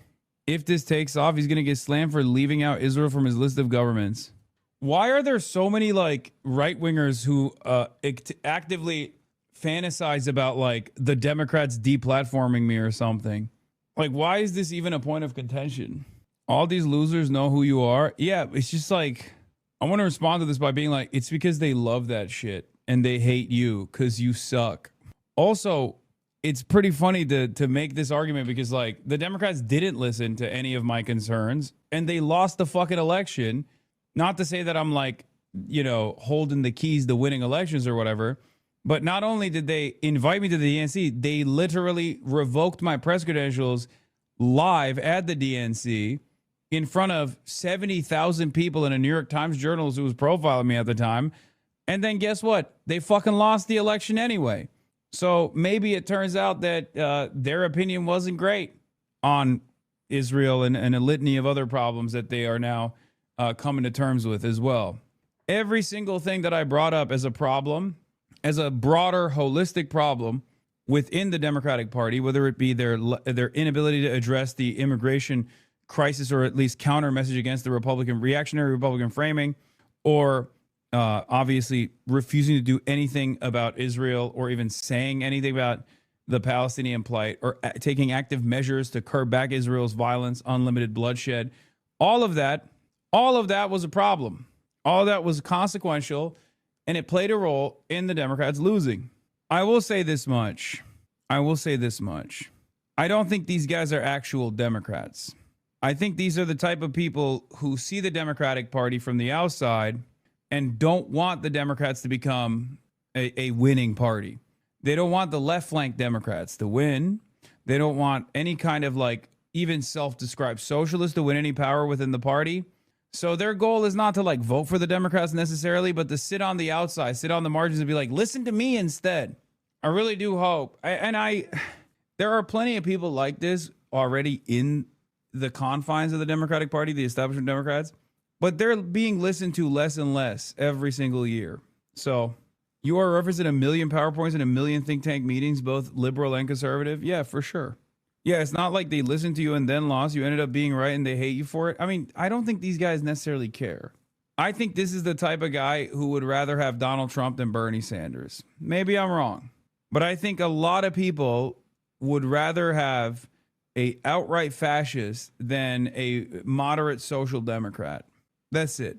For media outlets and politicians, that anger is their single most powerful tool because they can tell you where to direct it. And they don't even really care who it is, so long as it's not them. That's why it changes all the time. Sometimes it's trans people, sometimes it's immigrants. Most recently, it's been poor people. There's been this whole war going on over food stamps because when the government shut down, 42 million Americans lost access to SNAP benefits. Now, that's an objective piece of information, an inarguable statistic, but depending on how it's presented to you, it may lead you to draw a drastically different conclusion than somebody else. For some, it might put into perspective how dire the situation has gotten. Like, surely there's underlying issues with a system that's allowed 12% of its population to be unable to afford food. Alternatively, you might hear that and think, wait a minute, my tax dollars are paying for these greedy freeloaders? I'm busting my ass over here to barely make ends meet, and these leeches are using my money to buy cookies? That's not fair. And all it takes is highlighting a story or two of someone taking advantage of the system to make you think there's this rampant issue, that you're expected to feed all of these people with money you barely have enough of to feed yourself. This narrative has been used since the 70s because it's very effective. You work hard, they're lazy, this program is bad. It's easier than ever now to push this narrative because you can just AI generate a video of a fat lady screaming in Walmart and get everyone pissed off. But in order to properly analyze this, let's take a look at the data. First of all, SNAP only makes up about 1.5% of the overall federal budget. Less than 1/8 of what we spend on defense and 1/8 of what we spend. $75 out of the pockets of the average taxpayer. Just on interest on the debt that we owe. By my math, cutting this program would only save the average taxpayer a couple $100s a year. And of course, that's assuming that if they were to cut it, they would send you a refund in the mail. No, I'm pretty sure they would still take the same amount, but instead of reinvesting it into the economy, which is what SNAP ultimately does, they would just buy some more missiles or send a pile of cash to Argentina. Second of all, by definition, the majority of SNAP recipients fall under the umbrella of elderly, disabled, veterans, full-time caretakers, or just temporarily unemployed. Remember, not everybody who isn't working does so because they don't want to. It is very hard to find and keep a job right now. The fact that SNAP spending ebbs and flows so closely with the overall state of the economy should be proof that this program is primarily used for temporary relief. Even still, many of the people on SNAP do work, and about 70% of the ones that do work full-time. That doesn't seem like a laziness problem, that seems like a wage problem. They need supplemental income to survive because of how little they're being paid. Of those full-time employees, their two most common employers were McDonald's and Walmart, who combined to earn $23 billion in profits last year. $23 billion, and you're telling me they can't afford to pay their employees enough so that they don't need government assistance? See, what that means is you wouldn't have to help pay for these people's food if their employer, a nearly trillion... Remember, not only is that pure profit, but also people will say the profit margins are low in the grocery sector, and there's truth to this, except the reality of the matter is there's a tremendous amount of cutting you could do in other expenditures in order to, pay your workers a better wage, for example, or offer them better benefits, for example. Okay? Whether it be on the marketing front, whether it be on the lobbying side of things, legal counsel, labor lawyers, all this stuff. So remember, profit margins are not the end all be all. Okay? Whenever people talk about profit margins, that doesn't necessarily mean that, executive pay is another great example of this. All the many benefits, all of that still goes into the overall expenses. Hasan, you're in Ireland. I think it's time for you to be baptized in the Catholic faith. Sure, fuck it. Why not? I'm Catholic now. Dogan Piker. I'm Catholic. I'm Irish Catholic. Dogan Piker. Who's your favorite streamer, YouTuber from Ireland? I don't think I have one. But I mean, I really like iPad, Super iPad Wolf. He's dope. About time you cash in your IRA to join the IRA.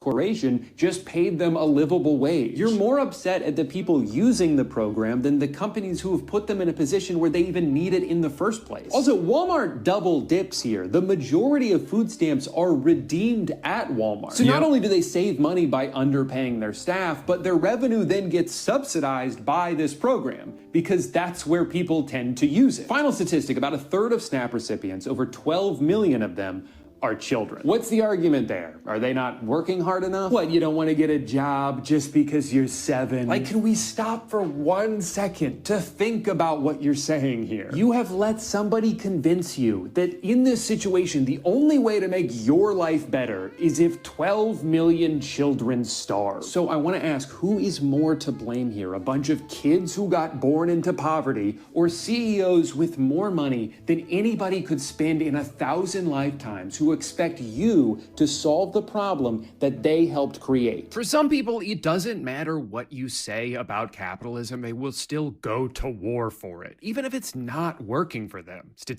Yep. There it is. You're defending capitalism, and here you are, devoid of capital. You got no capital. You got your entire yearly revenue is generated from your wage labor. You are a laborer, okay?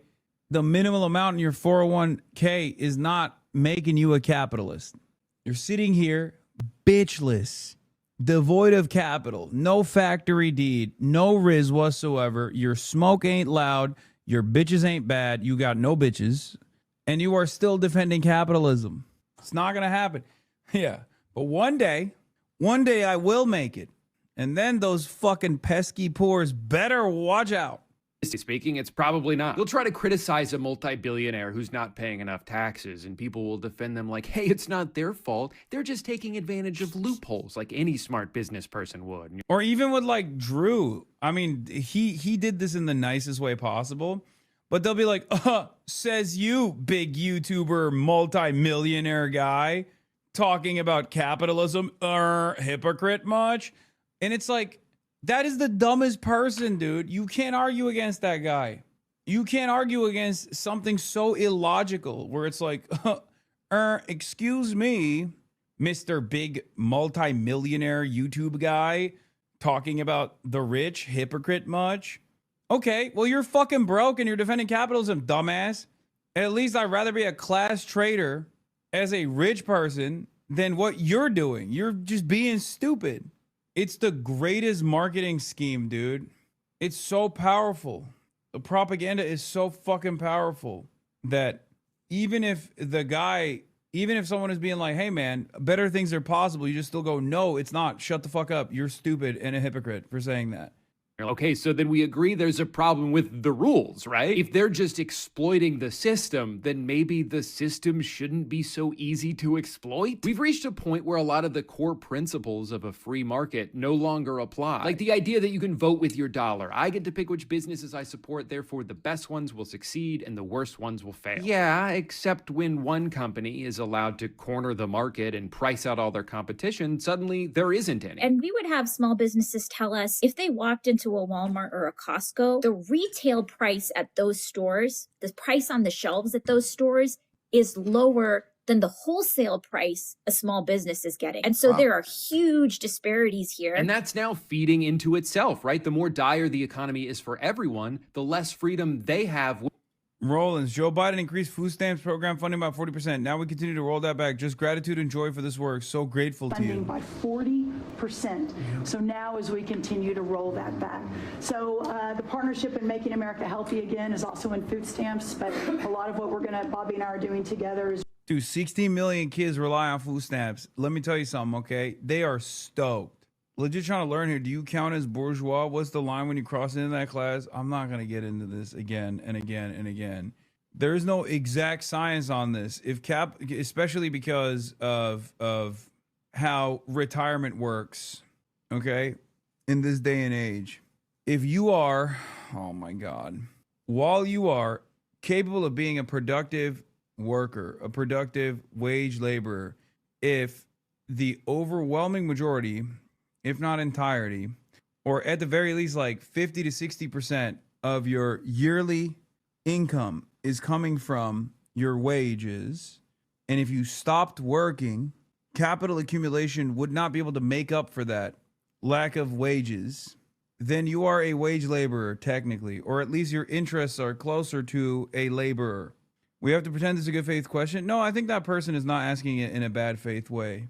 No, it's not about do you need to budget your paycheck or not. The designation between a capital owner and a wage laborer, bourgeois versus proletariat, is about your relations to the means of production. Do you own the means of production? Do you hire wage laborers to accumulate profit? Okay? You need definitions posted, Haas? It's not my definition. No, this is not my definition. I'm describing to you like the most basic point about Marxism. The fuck do you mean? My definition. It's not mine. It's not even Marxism necessarily. It's just Karl Marx's analysis of how capitalism works. That's it.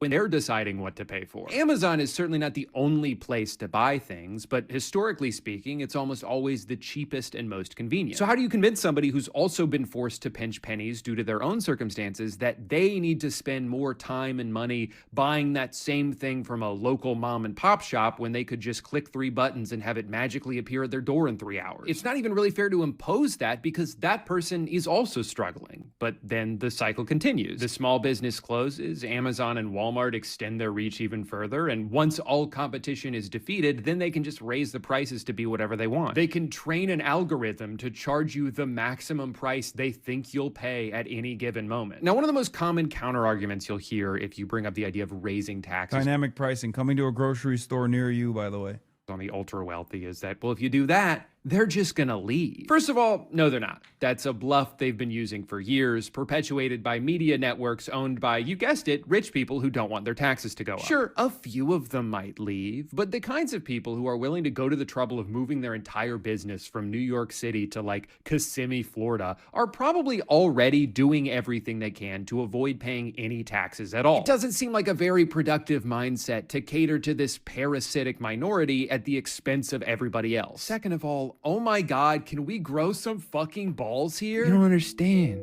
They're not gonna like it if we raise their taxes. Do you hear yourself? Do you hear how pathetic you sound? Okay, so what, we can't do anything then? That's it? It's over? They won? Your plan is that we should just give up and let the billionaires have whatever they want. No. Buddy, No. Kissimmee is not called K-Town. I'm sorry. That's crazy. That's crazy.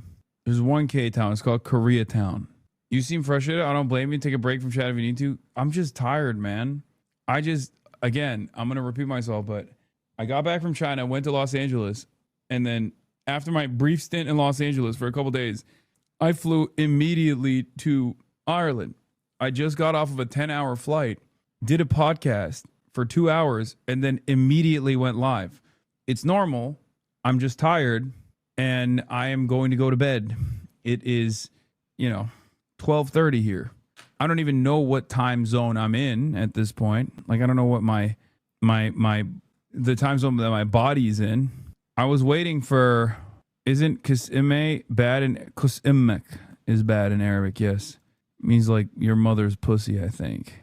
We tried that, and that's not working either. Third of all, this criticism is predicated on an idea that taxation essentially has a bell curve to it, where after a certain rate, your overall revenue actually decreases because people will lose the incentive to work as hard or, like you're saying, move away. With this in mind, there have been studies done by economists who believe that every country has its own ideal rate for maximum efficiency. However, the implication that raising taxes would cause the overall revenue to go down would only be true if we were on the tail end of this bell curve, and we are nowhere close to that. So if your main concern is to maximize total revenue, it's pretty clear which direction we should be moving in. Otherwise, the very metric your point is referencing contradicts the argument you're trying to make. Now, even having said all of that, I'm not going to sit here and act like just raising taxes is an immediate fix to all of our problems, because we'd still have to rely on elected officials to actually use that money in a sensible way. I'd be happy to contribute more if I knew it was going to better healthcare or nicer parks or public transportation. But if my money's just going to be used to blow up a hospital on the other side of the world, then yeah, maybe I'd rather just give it to a food bank. I don't know all the answers, because at the end of the day, no matter how hard I try to expand my legacy beyond it, I'm still just the road work ahead guy. But I do know that this amount of wealth inequality that's showing zero signs of slowing down anytime soon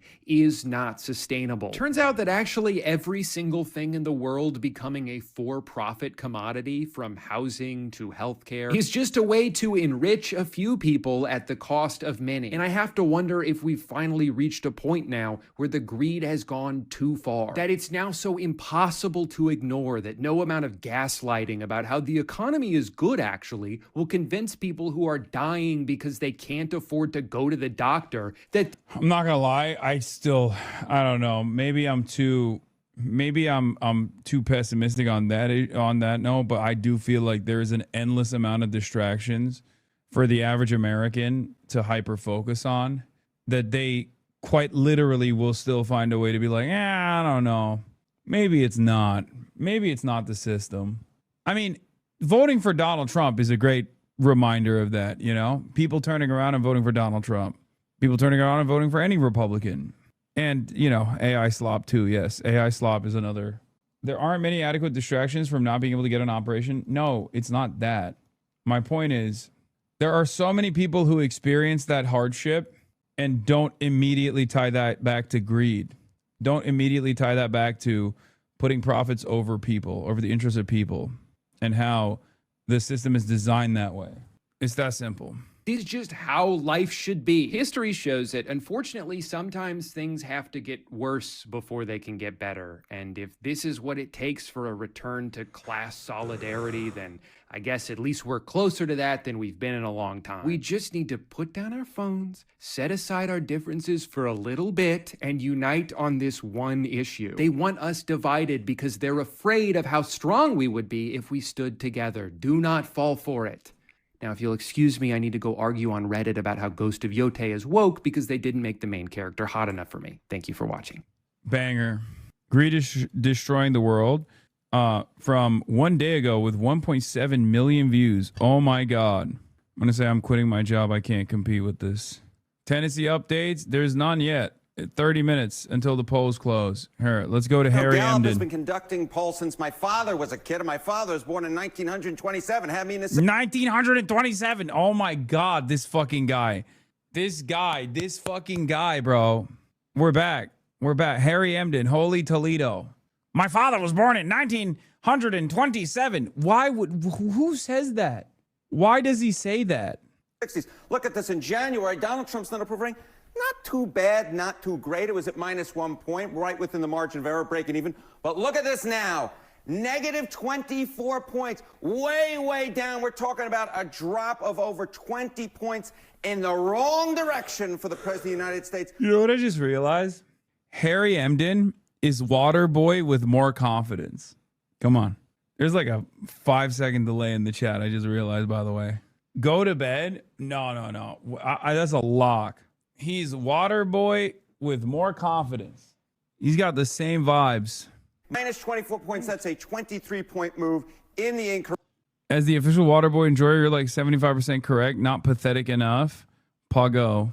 Correct direction if you're the president. And of course, what's so important here, Sarah Seidner, is it matches the trend that we've seen with other polls. That is Donald Trump hitting his low for the second term. I was doing the count last night. I think we're up to 10 polls in sort of the last 40 days, 10 different pollsters who have said that Trump is at the lowest point he is in his second term. So how does this compare to other presidents in their second term at this point in time? Yeah, okay. So, this is one of these great examples where I kind of run out of room on the slide. You sure did. Yeah, I run out of room on the slide, so I just put up the Republican presidents. But look, the only one who's worse for me, either among Republicans or Democrats at this point in his second term, is Richard Nixon. And of course, Richard Nixon had to wave adios amigos goodbye less than a year after this poll was taken. He was at -36 points. Trump at -24 points. That beats, or is worse, I should say, beats in the wrong direction. George W. Bush, -19 points. His Republican Party, of course, suffered major losses in the 2006 midterm elections. Dwight Eisenhower, +31 points. Donald Trump has never smelt that at all. I had to go into the archives to dig up that photo. And Ronald Reagan at +41 points. But again, it also is worse than Harry S. Truman. It's worse than Lyndon Baines Johnson. It's worse than Barack Obama. It's worse than Bill Clinton. Anywhere you look, this is the second worst for a president of either party at this point in their second term, dating all the way back since the 1940s. Wow. All right. Look, what does this mean for the midterms? Because are you seeing a trend that it's linked to how people feel about the president? Yeah, okay. So, we always say, hey, look, we still got 11 months until the midterm elections. Right. That's forever in politics. So I decided to go back and look at this point in the second term. What happened? What was the trend line heading into the midterm elections? Were there any presidents who saw their net approval ratings rise by more than 5 points? Well, guess what, Sarah Sider? You go all the way back since Harry S. Truman. 0 out of 8 times did the president's net approval rating rise by over 5 points. And of course, Donald Trump, right now in Gallup, -24 points. He's in the -teens according to the average. If he does not see a rise of more than 5 points, see you later, that Republican majority. It has never happened. Of course, we live in such a weird time in politics. Who knows? We live in a weird time, but he's going to have to break history, Sarah Seidner. All right, we will have to see. She's the funniest sidekick on the Harry Emden show. It's always so great. He's just kind of there to say embarrassing shit and have her react a little bit to it. Like, ha ha ha, okay, Harry. And then she goes, I get really excited, you see? I get really excited. I start saying crazy things. I start speaking crazy. Mr. Harry Emden. We will see. The latest Gallup poll numbers are in, and they do not bode well for President Trump. The president's job approval rating has fallen to 36%, the lowest of his second term. Meanwhile, his disapproval rating rose to 60%. For comparison, Trump's all-time low was 34% at the end of his first term, following the January 6th attack on the Capitol. Gallup's latest numbers are from a poll conducted during what became the longest federal government shutdown in U.S. history. Here to break that down for us and more is our political panel. Brian Tyler Cohen. Look who it is, not Brian. Y'all remember Alex? Here to break that down for us. Look where he's gotten. Our boy from a Fox local affiliate in Los Angeles to CNN. Main stage, baby. And more is our political panel.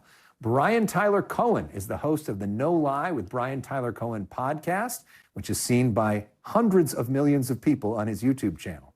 And Republican strategist John Fleischman is here. You can read his work at SoDoesItMatter.com. Great writing there. Also the publisher of the Flash Report.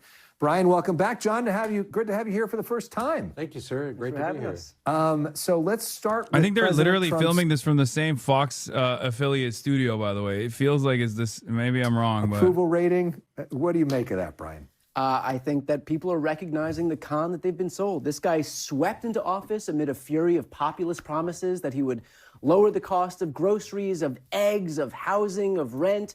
And then he got into office, engaged in a trade war that sent the cost of everything surging, cut everybody's health coverage, Medicaid, ACA subsidies, food assistance. And on top of all of that, had the audacity to actually focus his attention on encrusting his Oval Office in gold, building a $350 million ballroom, buying a couple of Gulfstream jets, getting his own Qatari jet that he retrofitted to the tune of $1 billion, paid for by American taxpayers.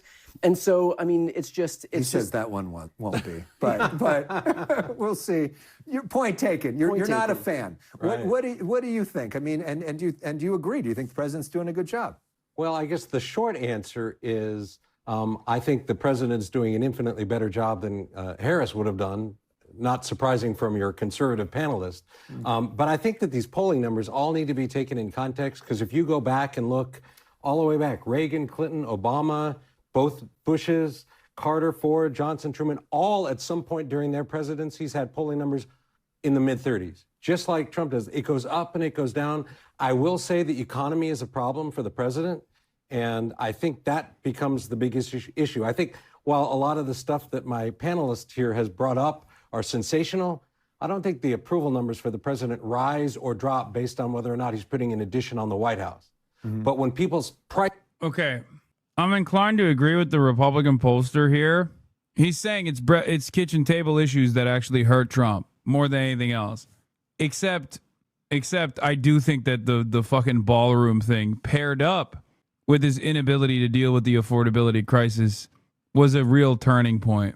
I don't like to admit it, but I do think that the American base of voters actually do respond to like aesthetic shit like that. Epstein stuff was also big. I wish Americans were more so invested in ICE raids or hyper focused just on Trump not doing anything for their health care. But they need to be led in that direction. It's hard. When they're buying groceries, when people are buying gas and those prices go up, that's a problem. And when the president decided to go out and he definitely said, we're going to end the Biden economy and we're starting the Trump economy. And he imposed all of these tariffs, taxes, right? I think that's not had a good effect on the price of goods. And we've now seen him now scrambling and actually untariffing a bunch of things, which is a challenge. But the polling numbers don't really bother me. They may bother him, because I think he's very concerned about what his polling numbers are. This stuff goes up and it goes down. It's the nature of things. You pointed out that Ronald Reagan had lower poll numbers and then went and won 49 states. Right, in 1982, there was... There needs to be some real game changers for those numbers to get back up. And I'm not so certain they're coming back up. A recession again, it's economy related. And so I think that President Trump over the next year, if he's able to turn the economy around, he will save the midterm elections. But if the economy stays where it is right now, it's not going to be a positive night for Republicans next November. And it's interesting you're saying the way to turn the economy around is to get rid of the tariffs that he implemented. That would be one helpful thing. I also think when all the great economic policies in the One Big Beautiful Bill get implemented, that's going to have an overcharging effect on driving the economy, as my colleague will tell you. I'm sure that cutting Medicaid from 17 million Americans and cutting food assistance to the tune of $186 billion is going to just send the economy surging. Yeah. Well, again, I would remind you, especially like we're talking about the Medicare subsidies right now. These were a COVID-era policy that were passed on the idea that during COVID, these would go up. Yeah, no, people love hearing about why their health care will be less affordable and how they need to deal with it. That's my favorite thing. This is why Democrats lose all the fucking time, by the way, because they also do this kind of shit where they're like, well, better things are not possible, actually. Nobody wants to hear that, okay? Also, it's not Medicare, it's Medicaid, but that's besides the point. I understand what he was trying to say. We need more, we need like a new war or something, dude. Give us a new war. And then maybe people will forget. Or maybe they'll get even more mad.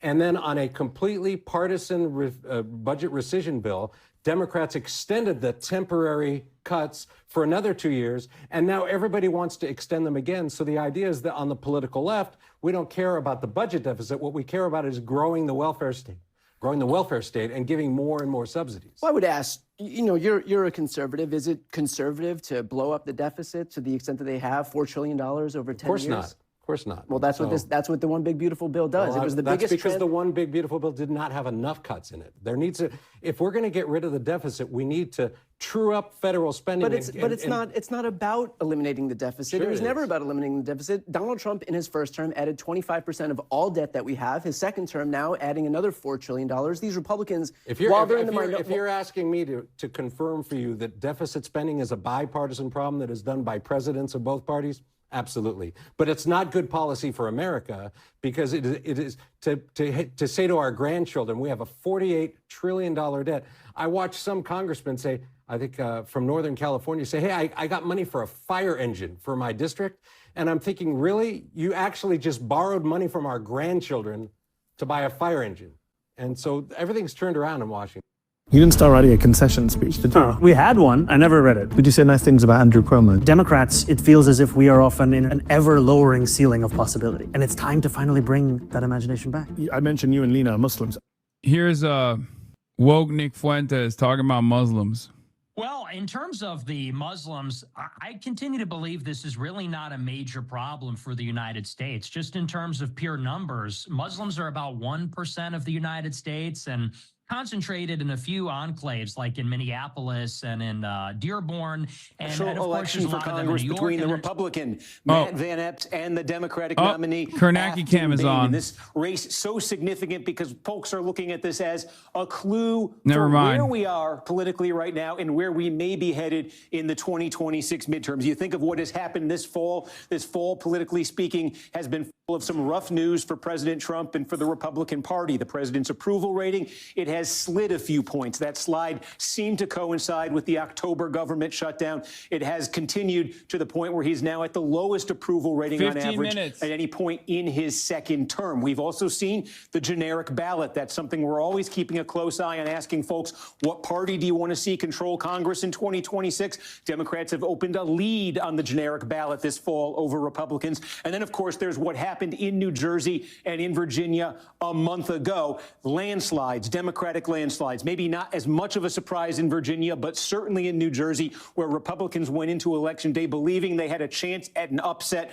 and they ended up losing by double digits. That's the backdrop for what we're about to watch in a traditionally Republican district here in Tennessee, one that President Trump carried by 22 points in his election campaign last year, one that he lost by 15 points in his reelection campaign. Won by 15 points. I'll get this straight by the end of the night. Back in 2020. So Republican territory we're talking about here, but potential Democratic momentum. So does this land in a close race tonight? Would this ever land with a Democratic victory? If it does, it's the clearest, loudest signal we've had yet of this political environment moving decisively in the favor of Democrats and against Republicans. Conversely, for all of the attention this race has drawn, for the polling. We saw a poll that put this as a 2-point race just a couple days ago. If Van Epps, if the Republican is able to walk out of here with a decisive win tonight, say a comfortable double-digit win, that is something Republicans might take some hope from, given how difficult the political environment has seemed for them lately. Mind all day. We have a lot that we're going to be covering tonight. I'm looking at the clock. It is 7:47 right now. The polls are going to close in this district about 13 minutes from now at 8 o'clock. You can see here, counties will start lighting up. I'll take you through here in a minute what we expect over the course of the evening. I'll also take a bigger picture look at sort of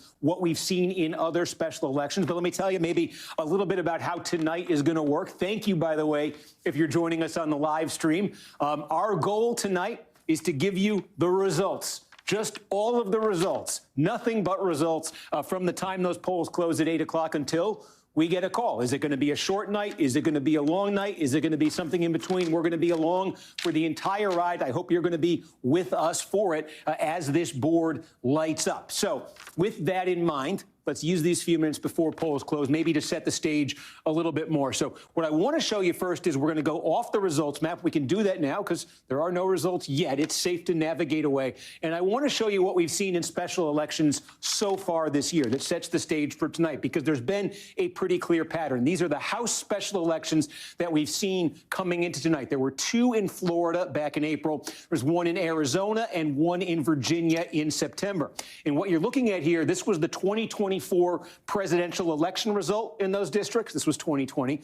And this is what happened in the special election for Congress. And here's the pattern. Look, in Florida's 1st congressional district, in the Panhandle, Donald Trump won that district, very, very Republican district. He won it by 37 points. Republicans comfortably won the seat in the special election, but it was only 15. In other words, that was a 22-point shift away from the Republicans and toward the Democrats in that Florida district. Okay, same day, across the state in Florida 6, another very Republican district that Trump had won by 30 points. Again, Republicans won it comfortably, but by 14. That was a shift. You could probably do the math too. 16 points away from the Republicans in the Democrats' direction. Now, in September, in Arizona, this was a very blue district. This was to replace the late Raul Grijalva. 22 points Kamala Harris had won this district by in 2024. That swelled to a 40-point Democratic victory in the special election. So that is an 18-point jump for Democrats. And in Virginia, September 9th, again, Democratic district,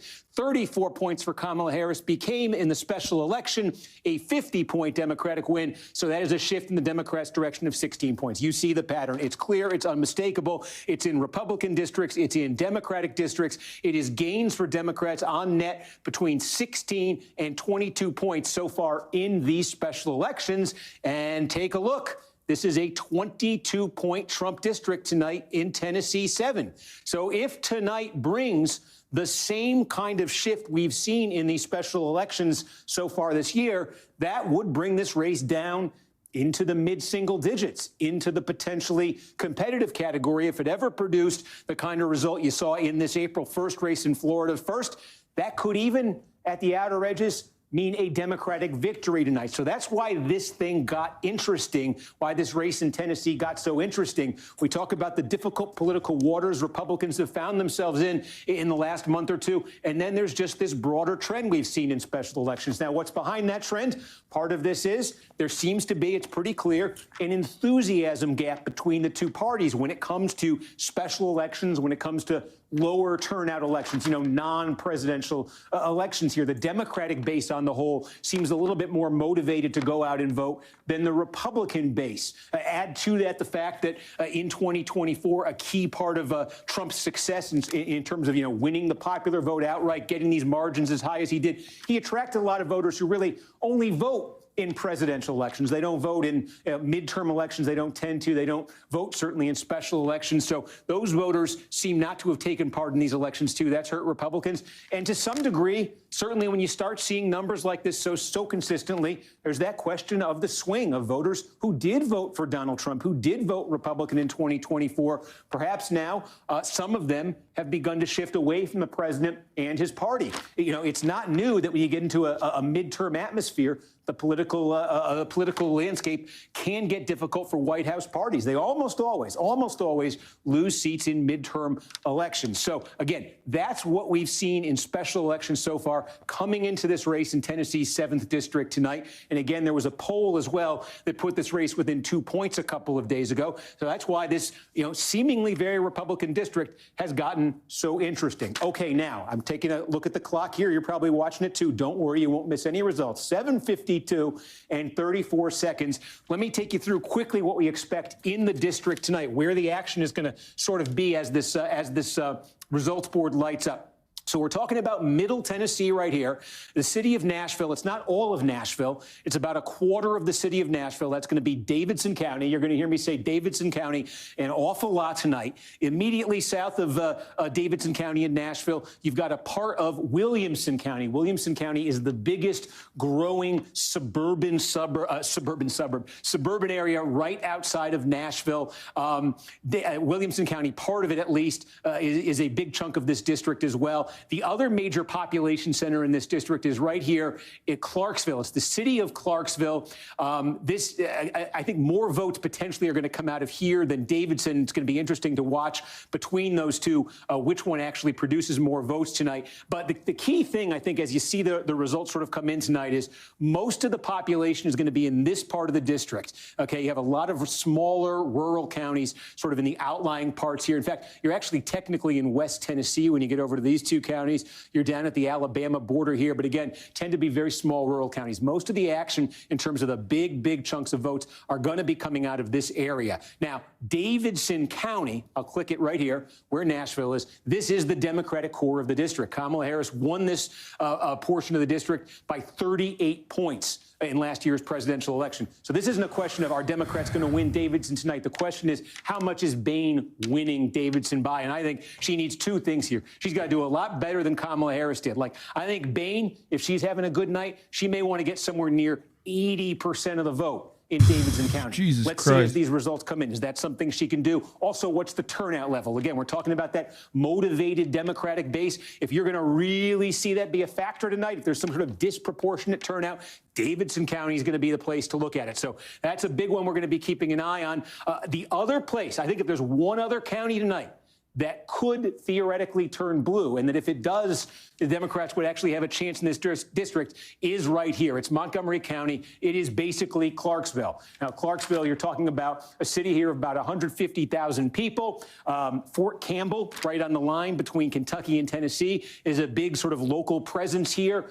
This is also a college town, Austin Peay State University, home of the governors. That's in Montgomery County, too. Montgomery County, again, this is typically going to be a Republican county, but I think if Democrats are having the kind of overperformance that they need to actually put this district in play, I think Bain probably has to win this county tonight. So if there's a swing county on the map tonight, it's going to be Montgomery County. It's going to be where Clarksville is. We're going to be talking about that a lot. Otherwise, I suspect every other county you see on the map is going to be red tonight, but the question is going to be to what degree is it red? Robertson County here, right up on the Kentucky border, near the old dueling grounds. And this was a 75-24 Trump county last year in a presidential election. Again, if you're the Democrats and you're trying to make this a competitive race tonight, you want to have that Trump number, if you're a Democrat, down at about 65. Red on red's not going to work. You probably want to get that down to about 65%. Obviously Republicans, they want to get as close to the Trump number. Are we coming down to London, or are you staying in Ireland? Possible. I'm not going to London. We'll talk more as this starts to light up. I do think once 8 o'clock rolls around, it's 7:56:07 right now. Once 8 o'clock rolls around. See, he doesn't do like 1954. If he wanted to be unique like Harry Emden, he would have to say like, instead of 8 o'clock, he'd say 20 o'clock or 2000. Get real weird with it. The clock is currently 1,956. And when the clock rolls around to 2000, holy moly, holy baboli. Are you excited to stop traveling for a bit? Holy fuck, man. Yes, eventually. No, it's Harry Emden. That's what Trump called him. So his name is Harry Emden now. Typically how it's been in the past. So it's something to keep in mind. When you start getting, especially in these big counties, the initial results. Are you going to drink a Guinness? Don't forget to split the G. That's been the high watermark for Democrats in these counties, and they've sort of receded from there a bit. There's as the no night has Guinness gone in the along. hotel We'll see minibar. if I that pattern is checked. something we're going to be looking very closely at as these returns come in tonight. We'll see if that pattern holds. But again, it's 7:57 and 15 seconds. 8 o'clock, these polls are going to close. I suspect they're going to start lighting up then.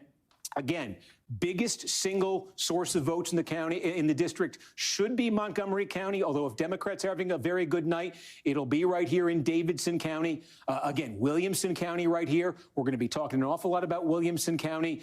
Cheatham County, I've kind of put the red blob, but this is Cheatham County right here. You'll hear a lot about that. And certainly Robertson County. Again, a lot of the vote is going to be coming out of these counties, and really Dixon County right here. This is where 80%, 85% of the vote is going to come in this district tonight. Now, it's 7:58. We're 2 minutes to poll closing time. I'm going to leave it up here, and I want to tell you what's going to happen when polls close, because we're going to keep this stream up all night. You're going to see some behind-the-scenes stuff. One thing you're going to see is this. Our streaming platform, NBC News Now, is live. My friend Gotti Schwartz is hosting at 8 o'clock. They're going to be live with their nightly broadcast. They asked, could they check in with us as the polls close at 8 o'clock? I said, hey, the more people want to watch an election, the merrier. So I'm going to do a hit with Gotti just after 8 o'clock here. And what that's going to mean is as these polls close, I'm going to have to pause for a few seconds. I'll tell you when I'm doing it. I'm going to hear Gotti in my ear. He's going to be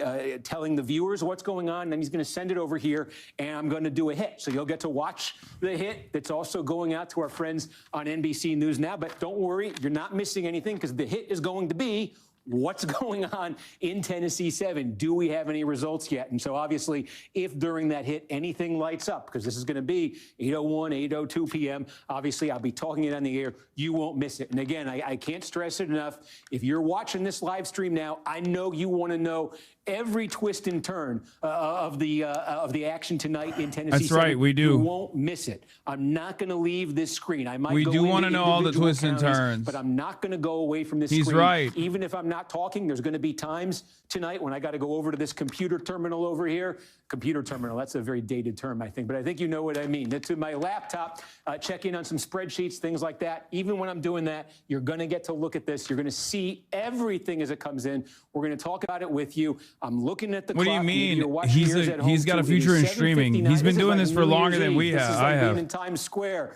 This is like, I feel like Dick Clark back in the old days. Speaking of Clarksville, 10 seconds till poll closing. So again, polls are going to close here. This is going to light up in a few seconds, and I'm going to do this hit with Gotti Schwartz. So, bear with me. Everything I say to him is what I'd be saying to you anyway. So it's 8 o'clock. Polls, folks, officially closed in Tennessee 7. And like I said, I expect you're going to see some returns here. And I'm going to Holy take my Toledo. Gotti Schwartz. Holy Toledo. Holy Toledo. Holy Toledo. Let's hear it. Give us one. I mean, I don't think we're going to find out at this point, unless it's a blowout for Matt Van Epps or whatever. Can they just show the results, though? Yeah. They're doing their intro, folks. Don't worry. Nothing yet. You're in, this is BTS. This is BTS. You're in Ireland. It's tomorrow now. It is tomorrow now in Ireland. It's Wednesday, the 3rd. Wednesday, the 3rd of December, 2025. Yeah, Gotti, polls now officially closed here in the 7th Congressional District of Tennessee. And again, you said it, this is a district that on paper, should be a layup for Republicans. It normally is. Donald Trump won this district by 22 points last year. In 2020, he won this by 15 points. But there was a poll that came out that showed this to be a close race. And something else we've seen this year is in other special elections for Congress. In races like this, we've seen Democrats doing a lot better in those special elections than they did in the presidential election last year. And so there's indications this might be a suspenseful race tonight. We are waiting. The way it's gone in this district in the past, they've started to report out results in these counties really quickly. So I'm kind of watching this like a hawk in case we see one of these counties light up right here. But basically what we're looking at tonight, Gotti, as the results start to come in, I'll zoom in a little bit. You're talking about parts of the city of Nashville. It's not all of Nashville in this district. Nashville's suburbs. There's some well-to-do suburbs to the south. Then there's the city of Clarksville here. That's one of the bigger cities in Tennessee, and then there's a lot of rural areas to the west and to the south in this district. If Democrats are going to have a good night, if Democrats are going to have a winning night in this district, I think they need to have two things happen. Number one, right here where Nashville is, that's Davidson County. Democrats have to win this. They have to win this big, and they have to have massive turnout. That's what we're looking to see. Are they able to do that in Davidson County? That's one piece of it. And the other area here, I think this is, we're going to spend a lot of time tonight looking very closely at Montgomery County, where Clarksville is, because I think it's the closest thing of all the counties you're looking at here to a swing county in this race. If Democrats are going to pull off the upset, I think Montgomery County, where Clarksville is one they would need to win. You're going to have a lot of other Republican areas here. And the question for Republicans, because they've really sounded the alarm in the last week, Republicans have about this district in these rural areas. Are Republicans getting some big turnout too? That was one of their concerns, that their voters maybe weren't as engaged. Give us the numbers, Steve. First numbers coming in, first batch. You got it. All right, folks, thanks for bearing with me on that. And look, you didn't miss any results, and we got to do a great hit there with Gotti and his team. That was fantastic, and I appreciate them. It's not Jover, Jack. Calm down. Unusual for them, but anyway, polls, as we say, now closed. I'm going to say that a lot now until we get some results up on the screen. I can tell you, though, as a matter of fact, though, why I keep saying, and I keep my eye on this, don't worry, and you keep your eye on it, too. Just to give you a sense of this, take a look back here. I have the log from the last general election year. I'm just calling it up on the screen right here. The first report we got in November 2024 in this district was at 8:04 p.m. It's 8:04 p.m. right now. We got that it's just from Wayne. Wayne County, I believe. 8:05 and p.m. Stewart was the first report in Wayne County in 2024. So we did get a lot of these initial reports in these counties. But in terms of the big ones, because again, we're setting the stage here for the population centers, which again, we're talking about are sort of, Nashville, its immediate suburbs there, and then up to Clarksville. In terms of when we got the first report from one of those, we got Robertson County. Okay, this is about 10% of the vote is going to come out of Robertson County. This is a big core Republican county. The question tonight in Robertson is, how Republican is it going to be? We got our first big batch of vote at 8:15 there in 2024. Williamson County. Oh, we've now got our first real vote. I can stop stalling, and now we can get to the action. Let's go to the Alabama border. This is Wayne County. And again, look, what you see, this is very small. Remember what I said. You're talking about the west and the south of this district. You're talking about, they're big geographically, they're small counties, they're rural counties. That's Wayne County on the border of Alabama. You see that's like 45% of the vote. 45% of the vote we expect from Wayne County just got reported out. Why that much all at once? That's the early vote. That's the vote that folks went and cast, days, weeks before this election. Here's the Republican. This is no surprise, 79-20 for Van Epps with the early vote. Now, here's something we're going to be doing throughout the night as results come in. We want to compare it. How does this compare to the presidential election last year? Because remember, the margin overall in the district in the presidential election was 22 points. Holy fuck. So how much, as these results come in county by county, are the results differing from that? So this was in this county, in Wayne County, it was a 77-point Trump victory in 2024. What are we seeing with about half the vote in Wayne County? You can do the math. That's a little bit under 59%. So that's two things matter in Wayne County. Not necessarily just like how much she's cut the difference between the Republican as the Democrat, but also how many people went out to vote in general. Because if there's lower turnout overall in Wayne County, then that's good. Because she's not winning those counties. Right? She's not winning those counties. She's just winning whatever chunk of fucking Nashville exists in the district. Okay? Because this is specifically designed to eat away at the Nashville, the blue voters and the Democrat dominance in Nashville by picking it apart and spreading it around as many big Republican neighborhoods as possible. So the goal, what your takeaway here has to be. Your takeaway has to be not just like what the difference is here, but also how many people voted in Wayne County That overall? we're expecting to come in. And again, what do you see? You see Donald Trump won it by 69 points in 2024. What do we have here? That's 40.6 points, round that up to 41. So that is a 28-point shift. And it very small. You're talking like 1% of all the vote in the district is going to come out of Perry County. But it's a 28-point shift there in the early vote. Again, that might get less Democratic, might get more Republican-friendly as that same-day vote rolls in. But that's the initial readout right there. Continue now. Again, we're still in rural parts of this district. Houston County, named after Sam Houston. Again, very Republican, very small, very rural. What do we see here? Trump won this by 58 points in 2024. What do we see? That is 36. So that is a shift. 22 points at the moment. That's a shift of 22 points at the moment. Again, is that the high watermark for Democrats in Houston County? We'll see as the same day vote comes in next.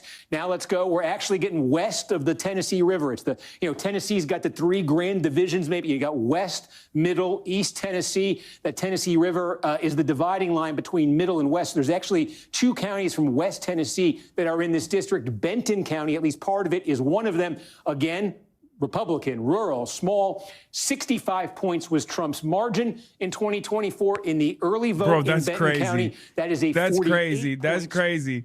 200 people, 259 people in fucking Benton voted for Afton Bain, and I saw a chatter go, I'm starting to believe in a blue Texas.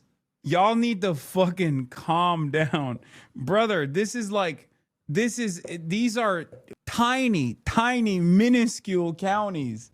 That is fucking nutty, dude. I mean, the performance has been pretty solid so far, but y'all are libbing the fuck out beforehand. You're pre-firing. Again, that's only 3% of the vote. These are all 80%. We say 80% or so. I'd say 85% of the vote in this district is going to come out of these counties. This is when this is when it really gets real, when you start getting the numbers from here. But we're kind of whetting your appetite here. The gerrymandering in Texas is big value. If we even see a small swing, to be honest, the Republicans might have played themselves with that maneuver. That'd be the funniest outcome.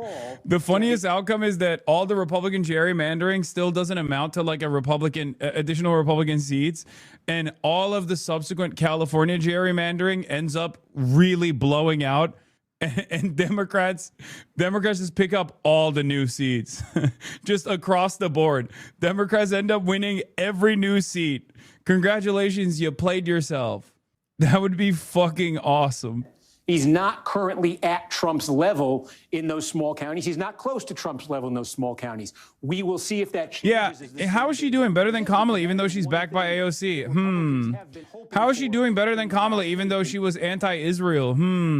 How is she doing better than Kamala Harris? I thought real centrism hadn't been tried yet. Is she doing real centrism? Chat, is Afton Bain a real centrist? Is she doing centrism like it's never been done before? Is that what's going on? How strange. How strange. Be about 6% of all the vote in this district, and we got more than half of Cheatham County's vote right now that just came in, the early vote. So this is getting more significant. Bro, this now. is actually. You can see here 60 am I crazy or is she kind of cooking? Is what you got in the early vote there, and we'll do our math game. It was a 46-point Trump margin in Cheatham County in 2024. Currently, that is a 21.4 point margin. Oh my God! For Van Epps. So that is a swing there of 24.5 points. Remember, is 22 it is the Democrats' goal tonight.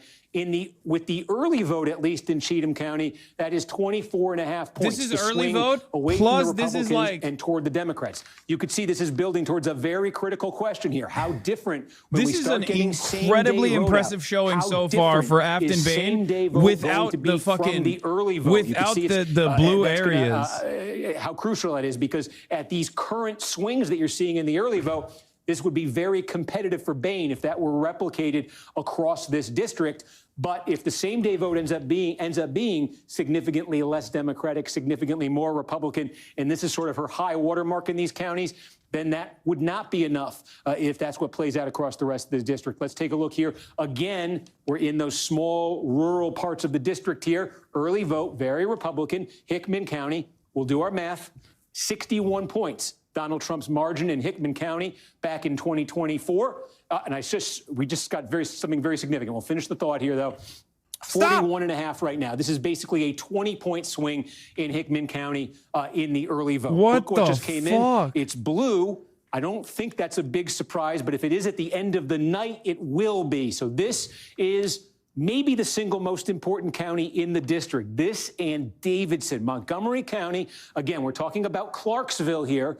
We've just got the early vote in Montgomery County. And Afton Bain, the Democrat, That's the you can see excerpt, by a right? 3-point margin, wins the early vote and takes the lead here in the tally in Montgomery County. Again, in 2024, more votes in this district came out of Montgomery County than any other county or any other portion of this district. And we said, if you were watching or if you missed, I'll say it again at the top of the broadcast, as these counties fill in tonight, if there is one swing county, if there's one county I want to know the winner of to guess who's won the whole district, it is Montgomery County.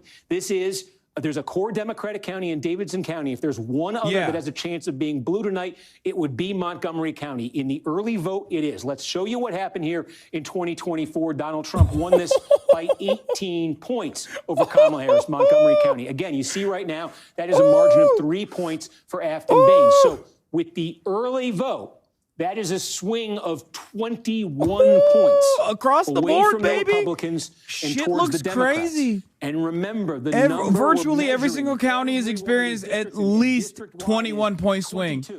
At least a 21-point swing in the blue direction in every single county, including all the red ones. With the early vote in Montgomery County, that's an interesting number. That's an interesting swing. This is the reason why what matters here is how much did the red counties actually turn out? If the red counties didn't turn out a lot, and the one major blue county did turn out a lot, then all of a sudden, if Van Epps is winning it, then these numbers are going to change. Van Epps oh my God. And then that shift from 2024 will become lower and lower and lower. And the more it moves from 22 points, the lower it gets. I just don't understand why, I am an Ezra Klein enjoyer. I am a Matty Iglesias enjoyer. I'm not hoping until we see the election day votes. I know. I'm not an Ezra Klein enjoyer, and I'm not a Matty Iglesias. I am an Ezra Klein enjoyer, and I'm a Matty Iglesias enjoyer. These are the only people that I have gotten my political notes from. So I'm a little bit confused because Afton Bain doesn't seem to be doing politics the right way. And yet Matty Iglesias' favorite candidate, Kamala Harris, was doing politics the right way. And yet she got fucking destroyed in Tennessee as opposed to what Afton is doing. So it's just been a really interesting night for me. It's been a really confusing night for me. And I'm just going to try to figure out a way to confirm my priors. Okay? I'm going to, as the night goes on and we see Afton's performance, we see Afton Bain's performance look significantly better with the point swings from Kamala Harris's performance. I am going to try to find another way to reconfirm my priors that I have, which is that Afton Bain was doing politics the centrist way. Afton Bain's radical Islamic style politics only works in blue areas like Tennessee, also known as Blenessee. I don't know, maybe something along those lines. Another choice one is this is the anti-Trump pick, and that's the reason why she's actually cooking, because this is the anti-Trump election and has nothing to do with... Yeah, this election will be close. Van Epps is struggling. Dixon County. I see Dixon County. I think I'd shown you this. Again, this is significant. This is a pretty significant one. About 8% of all the vote in the district is going to come out of Dixon County. You see half the vote. That's the early vote that came in Dixon County. This is a very Republican county. How Republican? Donald Trump won it by 52 points last year. What are we seeing tonight? That's easy math. That's 25 points. So Yeah. Your analysis is off here. This kind of DSA-style platform may work in the thriving cities of West Tennessee, but there's no proof of it. There's no proof that it would work in the swing states of Pennsylvania and Ohio. Yeah. No, I like that. Hold on. The new meta is actually swing states need real centrism, whereas red states actually respond positively to radical progressive politics, and we only care about the swing states. Forget the rest of the country, and you can't even consider the red states to be swing states if they swing in the blue direction. It's actually only Pennsylvania and Ohio that I care about. I am going to look for an increasingly smaller sample size to try to justify that politics should only be done in the extreme neoliberal centrist manner. Okay? That's it. There's an actual sundown town in that district. I mean, that's not surprising. And again, I have a second here. I can finish a thought I started as I keep an eye on this board. We'll go to the district-wide results here. That is one thing, and this is why I talk so much about the same vote. These are Tennessee is a populist state. Yuck, clearly, and it's bad for that reason. And unlike the centrist states of Pennsylvania, which is a non-populist state, and therefore neoliberal politics is what thrives there. Yeah, red states swung so far right, they came around back to the horseshoe theory. Yes. What is going on here is somehow bad, actually, because it's horseshoe theory. It shows that Afton Bain is doing politics the wrong way. Why? Because she has a shot at winning an insanely red district in Tennessee. And that's wrong, because we don't want Democrats to win. I'm a Democratic Party consultant, but I hate when Democrats win. I want Democrats to be the Washington Generals to the Harlem Globetrotters of the Republican Party. So when you actually do end up winning non-competitive districts as an underdog, that's not good. Hi, I work for CNN, and I can't tell if these results show that the country wants a more progressive Democrat or a more conservative Democrat. Yeah. Yeah, that's what they said earlier. That's what they said earlier. It's true. Actually, it's not that big of a win, and frankly, AOC was there, so really she was getting weighed down. Yeah. She needed to campaign alongside Kamala Harris more, I think. Why would Democratic consultants want Democrats to win? That just shows them what the winning formula is. You want to repeat consultancy services. True. New York Times has it at +3 for Van Epps in the final estimate, guessing election day vote. Come on, baby. Fuck that. Current R+3 final estimate reflects solid estimates about the early vote, but the election day vote is still at guesswork. You can track. No. If only Afton Bain actually campaigned with Liz Cheney, I think at that point she would have had a much more reliable shot at winning. And she didn't do that. So that's why she's at +3, or he's at +3. We've heard vote in from Monterey the same day. The one we haven't heard from right here is Davidson County. And again, Davidson County, this is where the city of Nashville is. About a quarter of Nashville is in here. It's some different parts of Nashville. Some of the heavily black areas of Nashville are in this district. There are also some areas here in West Nashville, some areas around Vanderbilt University, some college students, some economically upscale areas as well that are more almost like suburban in nature. We haven't heard from that, but this is where Democrats run up their margins. I'll show you again. This is what happened in 2024. Kamala Harris won the Davidson County portion of this district by nearly 40 points. Bain wants to be winning this tonight by like 60 if she's going to have a chance district-wide. And again, she also wants disproportionate turnout. I'm saying we're not sure whether Davidson County, we're not sure whether Davidson County is going to produce the most votes or whether Montgomery County is going to produce the most votes. But I think if Bain is winning tonight, has any chance of winning tonight, the answer to that question for her probably needs to be. Also, just like the most populous counties that have a higher density inevitably turn blue, but that's a totally separate point. You know, Republicans will look at this map and go, see how all that land is red? And it's like, yeah, all of that land combined is basically the half of a fucking county. It's just interesting. And these aren't even like cities except for Nashville. I think most of this is like at most like suburbs and exurbs. I've got you on the big screen and my cat likes it when you move the mouse. Can you give it a shake for him? Here you go. Suburbs fit that mold. And we see this in suburbs around the country where they've moved pretty dramatically against Donald Trump. One of the features of 2024 was a lot of those suburbs in the Sun Belt region of the country, outside cities like Nashville in Williamson County, outside Dallas in Texas, other places like that, snapped back pretty strong towards Trump and towards the Republicans that sort of slide away from the Trump Republican Party. I'll put the overall numbers back up here. Don't worry, nothing new has come in yet. As soon as it does, we're all over it. Don't worry about that. But again, those Williamson County suburbs are still, you hear nationally about the suburbs becoming sort of the core of the Democratic Party, the Democratic coalition, not outside Nashville. They are still big Republican suburbs. They're also extremely fast growing. That Nashville area, metro area, very fast growing. So again, we're waiting on Davidson. That's going to be a huge moment when we see what happens with that early vote in Davidson. Again, just how Democratic it is. And the question, too, is just how big it is in terms of the size of the turnout. Big moment when we find out something about Williamson County here. Again, I'm giving you a target there just in terms of trying to gauge the competitiveness of this race.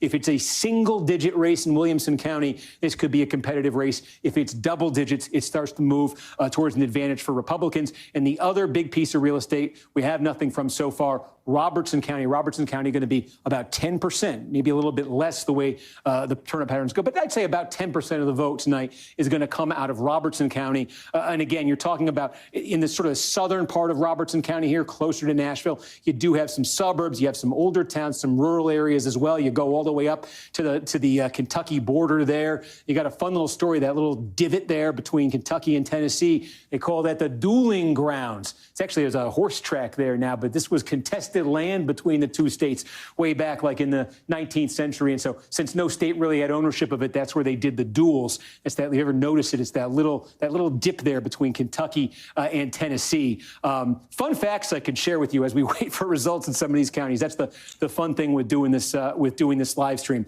But again, so again, that's just to reset. That's where we stand. A quarter of the vote. 16-point advantage here just in terms of the raw tally for Van Epps over Bain, but some very big outstanding pieces of real estate here just in terms of getting even the early vote in those three counties. Again, those three counties should be just back of the envelope calculation here, 25, 36. You're talking 45% of the vote in this district, or so should come out of these three counties. So very, very significant when we get those three. These are small, rural, low population counties that we have results in from so far.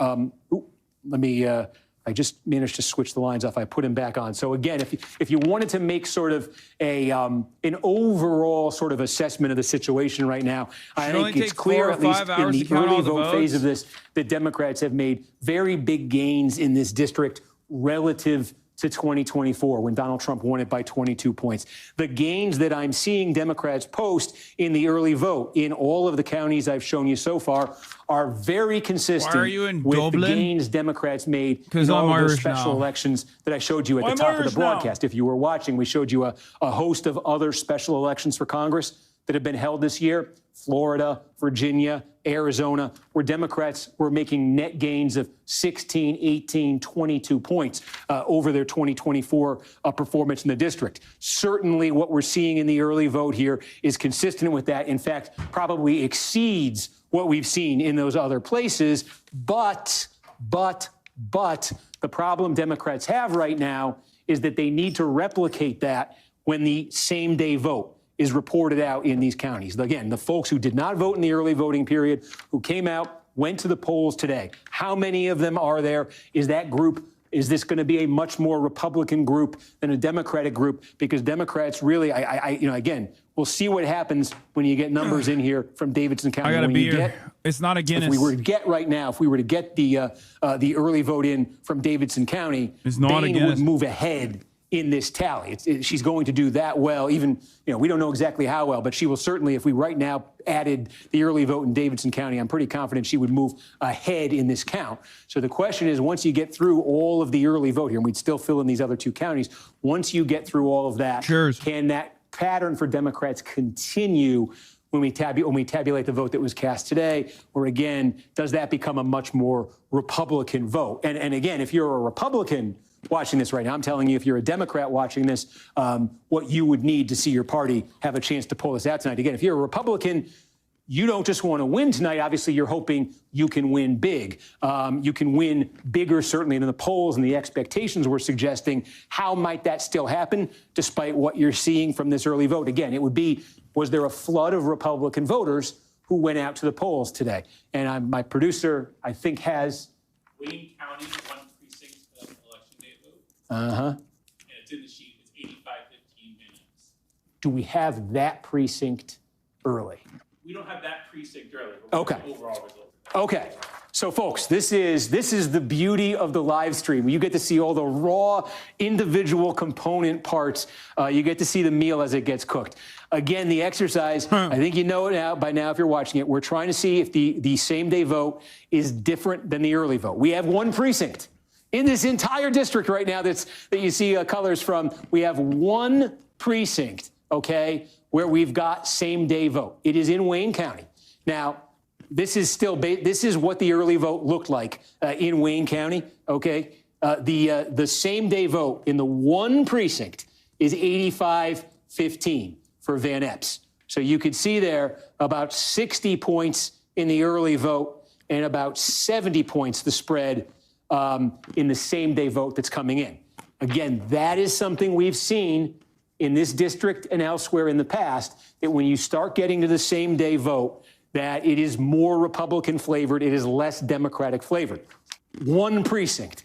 There's going to be a lot more precincts that come in. We'll see if that continues. That's about a 10-point net improvement for the Republicans in the same-day vote. If that's something that continues across the district, that is very good news for Van Epps and for the Republicans in terms of winning this district tonight and surviving that scare. We don't know, obviously, if that's going to continue throughout the rest of the district. And again, I stress, we're talking about right now, not just 1 precinct, we're talking about the most rural, the most Republican part of the district. There just aren't that many Democrats in Wayne County. There just aren't that many Democrats. There just aren't that many. Sorry to make you go dizzy there. There just aren't that many Democrats in this part of the district. So it's not just that Republicans that right now Van Epps may do better with the same day vote here. Again, it really is he doing it here?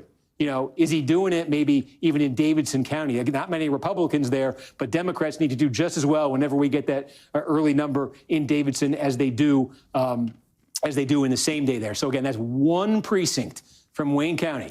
We will give these to you precinct by precinct if we need to. I'm looking over at my producer, Adam. We got one. What? 2 precincts in Perry County. Perry County, 2 precincts. What do we got? Let me put it up on the screen. Okay. We're talking Perry County. We're going to give you same day from 2 precincts. What are they? 85-14 minutes. 1 precinct is Van Epps, 85-14. What's the other one? That's in both. That's the combined total. 2 precincts combined in Perry County, same day vote, 85-14. So again, now you're looking at about a 46-point spread. What was the early vote there? 69-29. 69. Okay, yeah. So it was 40 points. The margin in the early vote in Perry County was 40 points for Van Epps. So far, the margin in the same-day vote, you can see right there, wow, that is 71 points. You got 2 precincts in Perry County. I can't stress. These are very, very, very small units in very, very small counties, but that is the trend that Republicans want to see as we start to get a more meaningful number of precincts that come in here. They want to do much better on that same-day vote than they did in the early vote. At least in these 2 precincts in Perry County, they are doing that. In that precinct we showed you in Wayne County, they're doing it, not quite to this extent, but they are doing it. They want to do better than they did in this early vote in all these places because, again, the pattern in this early vote is friendly to Democrats. Friendly enough where if that pattern was replicated in the same-day vote, Bain would have a chance here. If it's not, she doesn't. And if Republicans really run the numbers up in the same day, Van Epps would have a chance to win this thing still by a solid margin. So a lot of things still possible right now. Again, you see those precincts we're giving you, I keep telling you how small they are. So small, we're still at 25% in total. We're still at 57-41 in terms of the running tally. I'm going to look at my producer and ask, Adam, are there any more? Nothing yet. Nothing yet, he says. Just the answer I wanted to hear. How are we going to kill time right here? We're not killing time, folks. We're waiting on the results. I am going to open up, and bear with me right here. There might be moments this night where I slow down for a second because I am looking in. I'm not checking Twitter. Don't worry. I'm looking in at our spreadsheets here because I want to check. There are a couple things that I want to check in our spreadsheets, and I need to open this up. There we go. It's tough as fuck to It's tough as fuck to hold Okay. people's attention like we that. got a, I don't know if you folks can hear him, so I'll repeat it. I may be sound like an echo here. My producer just said we have an indication that numbers from Davidson County may be imminent. So I'm really going to kind of just stand here again. Get This ready, is blue wave. Davidson County. Whenever we get these numbers, Blue wave. that is going to be a very big moment in terms of putting this puzzle together. And again, Blue wave, blue I wave, think blue you wave. know it by now. I think you probably knew it before you even turned it on, but I'll say it just in case. This is the Democratic heart of the 7th District of Tennessee. Blue wave It is incoming. a quarter of the city of Nashville. Hold. Actually, this might be a good time to oh, there it is. Davidson early vote. Oh, Okay. Half the vote that we expect out of Davidson County just came in. And you can see it. Look at this. Let me put it up. Let's do the math we keep talking about. Remember at the start of the night, if you were watching, we said we thought Bain probably wanted to get 80% in Davidson County if she wanted to have a shot at this election. So 38 points was the margin Holy for Kamala Toledo. Harris, the one blue county in this district. 38 points for Harris. Tonight, that is a 70.5, we'll call it 70-point margin in the early vote for Bain in Davidson County. Net improvement of 32 points for the Democrats. Now, we've been showing you these net improvement numbers county by county. We've shown you some in these red rural areas, you know, it's 23, it's 19, it's 25. I can tell you if you're Democrats, this is, you want your 32-point net improvement to be in Davidson County because it's the most Democratic and it may end up producing the most votes of any of these counties tonight. So I said, when we got that early vote from Davidson County, I was sure that Bain would take the lead, and she certainly did. Now, you can see that puts you near 40% of the vote that we expect to be cast in this district is in. You can see with Davidson County, Bain has moved ahead in this count. That margin, about 7,500 votes, about 7,600 votes and change there for Bain over Van Epps. And we just got something significant. What was it? We got Robertson. Okay. The plot thickens. Robertson County, very Republican. Again, about 10% of the district. Van Epps here, you can see early vote Robertson County. This was a 51-point margin for Donald Trump last year. What are you looking at there? That's 34. So that's a net shift of 17 points away from the Republicans toward the Democrats. Remember, Democrats' goal overall here is a 22-point shift. They need to get at least a 22-point shift in this district. So early vote, Robertson County, that's a little bit more encouraging for Republicans that's not than we've good. seen in some of these other counties. What does that do to the district-wide vote? Okay, that brings it down. That brings the Bain lead down there. You're looking at about 7.4 points. Okay, that's about 5,000, about 5,200 votes, more than 7 points. We have one piece left. Remember, we have a very, very small amount of same-day vote that's come in, but basically all you're looking at here is early vote. There's, again, a few precincts. We've taken you through them. It's basically the early vote. So there's one more piece of this to come. It's right down here. Oh, it's right down here in Williamson looking County. good. Now, again, this is suburban Nashville, higher income, professional class suburbs, fast growing, and still very Republican. This portion of the district in 2024 went for Donald Trump by 30 points. We said at the start of the night here that if Democrats want to have a chance at the end of the night, they probably want Williamson County to be a single-digit race. So we'll see. This early vote, again, we think the early vote may be a little more friendly to Democrats. How friendly?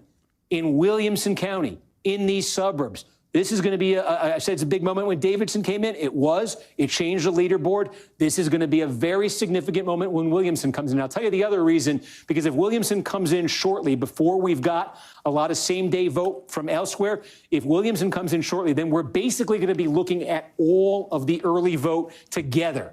All of the early vote. And I think that's a very important benchmark, because if Bain is leading, the bad part about the New York Times projection is that based on their early vote analysis, which was much more favorable to Afton Bain from what the actual same-day voting percentages look like, they were on a +3 for Matt Van Epps. Now that we're seeing the disparity between the early vote and same-day voters favoring Matt Van Epps a lot more, that puts it at a guarantee at +3 for Matt Van Epps if not even worse. So it's not great. Under normal circumstances, the early voters are supposed to be, I guess it's because it's a special election and it favors turnout for high propensity voters. Maybe that's the reason why you saw more Democratic performance. But under normal circumstances, the early voters are supposed to favor more conservative voters, as opposed to same-day voters being younger and more liberal. Why is everyone being so pessimistic? It's a really, really impressive. I mean, we're trying to make projections. That Bain would actually win the early vote in Williamson County, and I think she obviously she would want to. But if you start to look at the math here, how many net votes she gains or loses from this early vote it's huge right now, because it gets to that question of how much slippage can she afford on election day. She doesn't just want to win the early vote, by 100 votes, because then if Van Epps is doing, even a speck better in the same day vote than the early vote, he'll win. She wants to win the early vote, and she wants to have a pad that can withstand. Okay, I think we just got another update. Is that right, Adam? A small same day? Okay, did we get some same day there? Yeah, same day. Okay, so let me call it up on the screen. And again, how many precincts? 4. 4 precincts. What was the early vote in Hickman? 70. Okay, so the early vote in Hickman County was 42 points for Van Epps. We have 4 precincts. 4 so far in Hickman where we've got same day. And this is the aggregate number? 80-19 is the aggregate. Okay. So the number of those 4 precincts collectively, it's a 61-point margin for Van Epps. So again, this is a limited number of precincts, but you're seeing it now in 3 different rural counties where we've gotten some precinct reports same day. You're seeing Van Epps running better on the same day, running in this case again significantly better than he did in the early vote. Van Epps won the early vote in Hickman County by 42 points. In these 4 precincts that we've got same day, it's 61 points. So again, when we say Bain wants to win the early vote portion of this district wide so that she can withstand slippage in the same day vote, that's the kind of dynamic that she has to guard for. So that's why that's so important, because you are seeing it. Certainly you're seeing it. And pardon me, I'm going to take a little bit of water here. How dare you? It's not TV. I can take a break. Give me 1 second here. I'm going to take a little bit of water. Mouth noises, mouth noises, mouth noises. Everybody type mouth noises in the chat. Spam mouth noises in the chat. Excuse me, why are you drinking water every time I log in? You're drinking water, Steve Kornacki. Why are you drinking water every time I log in? Okay. Why can you not drink water off camera? I hate hearing mouth noises. I have misophonia. Okay. I have audio can we sensory deprivation issues. Not for those same counties. Okay, hang on 1 second. Folks, I'm looking at one thing. Again, I don't know if you can hear Adam. Put the reacts in the bag, little bro. Put the reacts in the bag, little bro. Get back to the reacts, chop, chop. Get back to the analytics, little bro.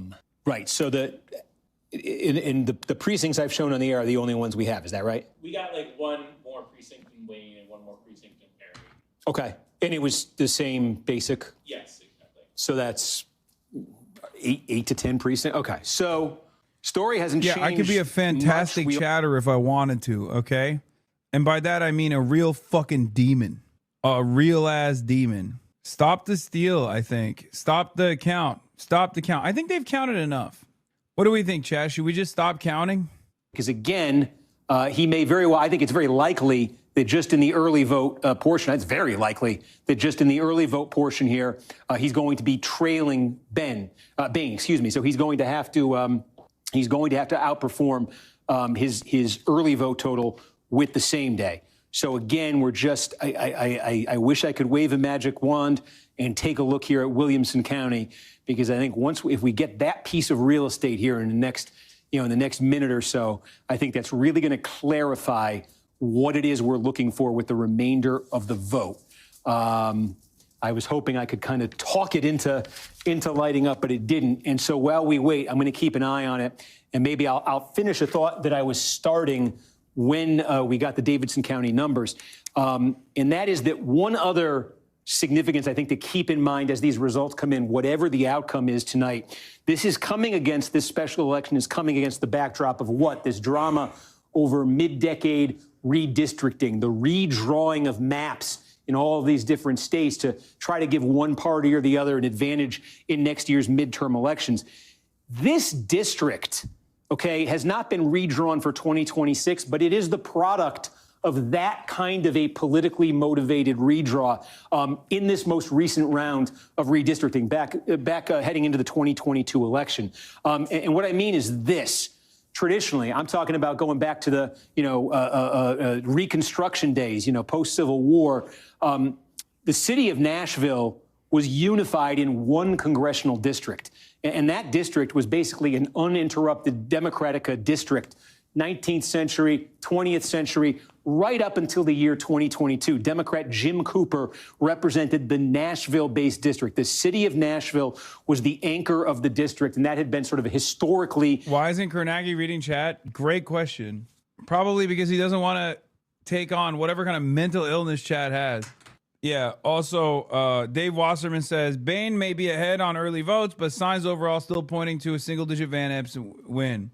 I'll be honest, it's not looking too great. I don't know if you could hear Adam, but again, it's coming. Wayne County, Tennessee is the king of same-day reporting so far. We got another precinct out of Wayne County. Same story. Small, rural, Republican, more Van Epps friendly than the early vote was there. But again, waiting here on Williamson County. So to finish the thought I was on a second ago, Nashville was the anchor of a unified Nashville was the anchor of a Democratic congressional district, for more than a century. Fuck, right to make fun of my mental illness. And what Republicans in Tennessee did in the redraw in 2022 was they said, what's your mental illness? Being sexually attracted to Steve Kornacki? They broke up Nashville and they split it up portions. Or are you going to say it's misophonia? Into different districts, and so that's how this district, which is rural, ex-urban, again, part of this district is even west of the Tennessee River in the West Tennessee, that Grand Division there. They added a quarter of the city of Nashville to it. So the idea Republicans had was, break up that Democratic district based in Nashville. Everybody stop talking about how it's still a big W even if she loses, okay? We don't want to think like that right now. So this was a safely... No more giving it your best shot and then losing, okay? No more graceful losers. We want undignified winners, okay? That's what I'd rather have. In a potentially changed political climate, with Trump back in the White House, with all of the sort of political externalities we've been talking about, we're looking at a special election year. I don't know exactly how this is going to go, but as I'm looking at it right now, Republicans at the very least have had to sweat this one. Have a completed county, Decatur. Yes. Hold on. Say it again. It should be near complete. What county? With Decatur. Decatur. Okay. Yeah. We got all the vote, folks, in Decatur. Again, small, very Republican. Okay. It says 95%. This may be it. This is close to it. This may be it. Again, very small, less than 2,500 votes here. Don't say it's over. It's nothing. Let's compare it. We've got our first it's 2,000 people. We can Shut compare up. 2024 results. Donald Trump won this by 69 points last year. That's not good. And tonight, that is a 60-point margin. That's so not that good. is a net shift in the only completed county that we have. I mean, it's Decatur, but it's still not good that it's a 9-point swing. That's not enough across the board. Again, district-wide, the Democrats need that number to be 22 points. So, again, that is an encouraging sign for Van Epps. Certainly, the numbers that we've been seeing in these other rural counties suggest you might see something similar in all of these counties right here. So that is a very encouraging sign for Van Epps. That said, he also needs to see similar, maybe not as dramatic, but he needs to see some similar strides when the same-day vote comes in, where there's a lot more voters and there's a lot more Democratic voters. He needs to see it in this portion of the district too, because a 9-point shift in the Democrats' direction right here may sound underwhelming, and it may prove to be very underwhelming here. But we showed you that in the early vote, Democrats were outperforming by 32 points in Davidson County. I don't know what I just did there. Democrats were outperforming by 32 points in Davidson County. If they were ever to continue at anything like that level, 32 point overperformance in Davidson County, that would more than wipe out what just happened in the rural part of the district. So again, for Van Epps, that is an encouraging sign. It's an encouraging sign that while there was significant drop-off relative to 2024 in the rural portion of the district, And again, what are we talking about here? We're really kind of talking about this swath right here.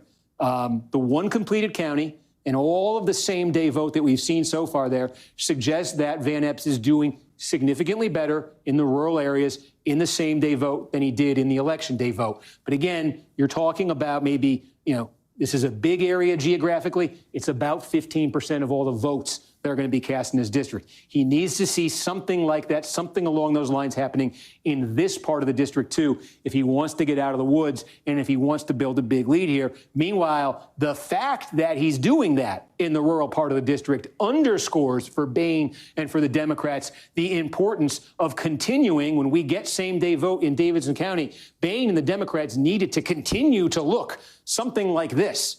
Because if they're not getting the kinds of gains they need down here, they need bigger gains than they expected in a place like Davidson County, a place like Nashville. And again, it also underscores for them, we said this at the top of the night, the lone, I think, swing county in this district, Williamson might fall into that category, but the lone real, I think, swing county in this district tonight, right here in Montgomery County. And again, the same holds true with those rural areas, with Van Epps doing a little bit better same day, doing significantly better same day than early. It underscores for Boehne the need to be able to win here in Montgomery County. Or get very, very close to it. And again, she leads by 3 points. That is the against Donald Trump and swing back the other way. So we need to see what happens in Williamson County. Donald Trump won it by 30 points. Mark Green won it by about 30 points a little over a year ago. We have nothing so far, and it's got a lot of votes there. And I just want to come back and make the point again about Davidson County. Look at this district now. This is tonight.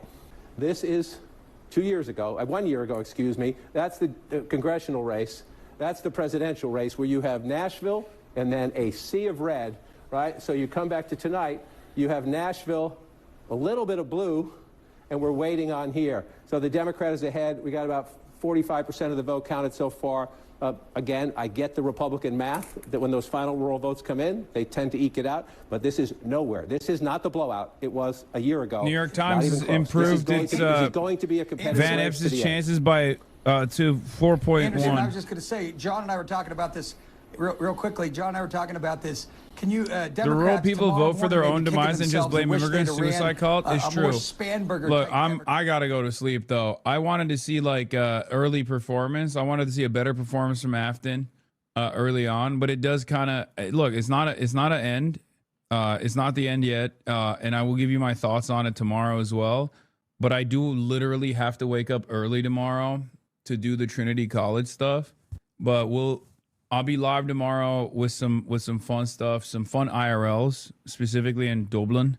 But I have to go to bed. It's not the beer chatter. It's the fact that it's 2 a.m. here and I have to wake up early and I haven't slept at all.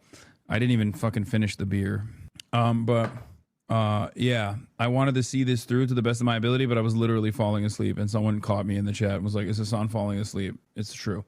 We'll see. Hopefully crazy things happen when I'm not live. Is the college thing going to be filmed? Yes. We'll be filming it. I don't think we're going to be live streaming it though, because it'd be far too early for you guys, because it's at like 2 p.m. here, which would be like 6 a.m. or even earlier than that. I think it would be like 5 a.m. LA time. So anyway, love you guys, and I will see you tomorrow, okay? Peace, everybody. Starting off the day, all the chatter's trickling in. Hostile people hate.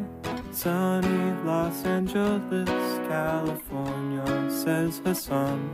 Stun lock to the topic that's just begun.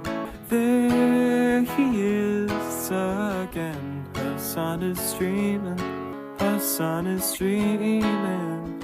There he is again. Hasan is streaming. Hasan is streaming. Reviewing the P.O. box. Uncle Uyghur's face. Sudden discord agitprop. Gray names take on race. Tiny Bernie Sanders, LGBTQ Air Force. The whole left at your fingertips, and Anye out your door. The H3 Crowder debate, the Young Turks online show. 3 full fucking years of this, and plenty more to go. 90-day fiance talks of champagne bourgeoisie. A Trump rally live reaction, a mass riot in D.C. There he is again, Hasan is streaming, Hasan is streaming. There he is again, Hasan is streaming.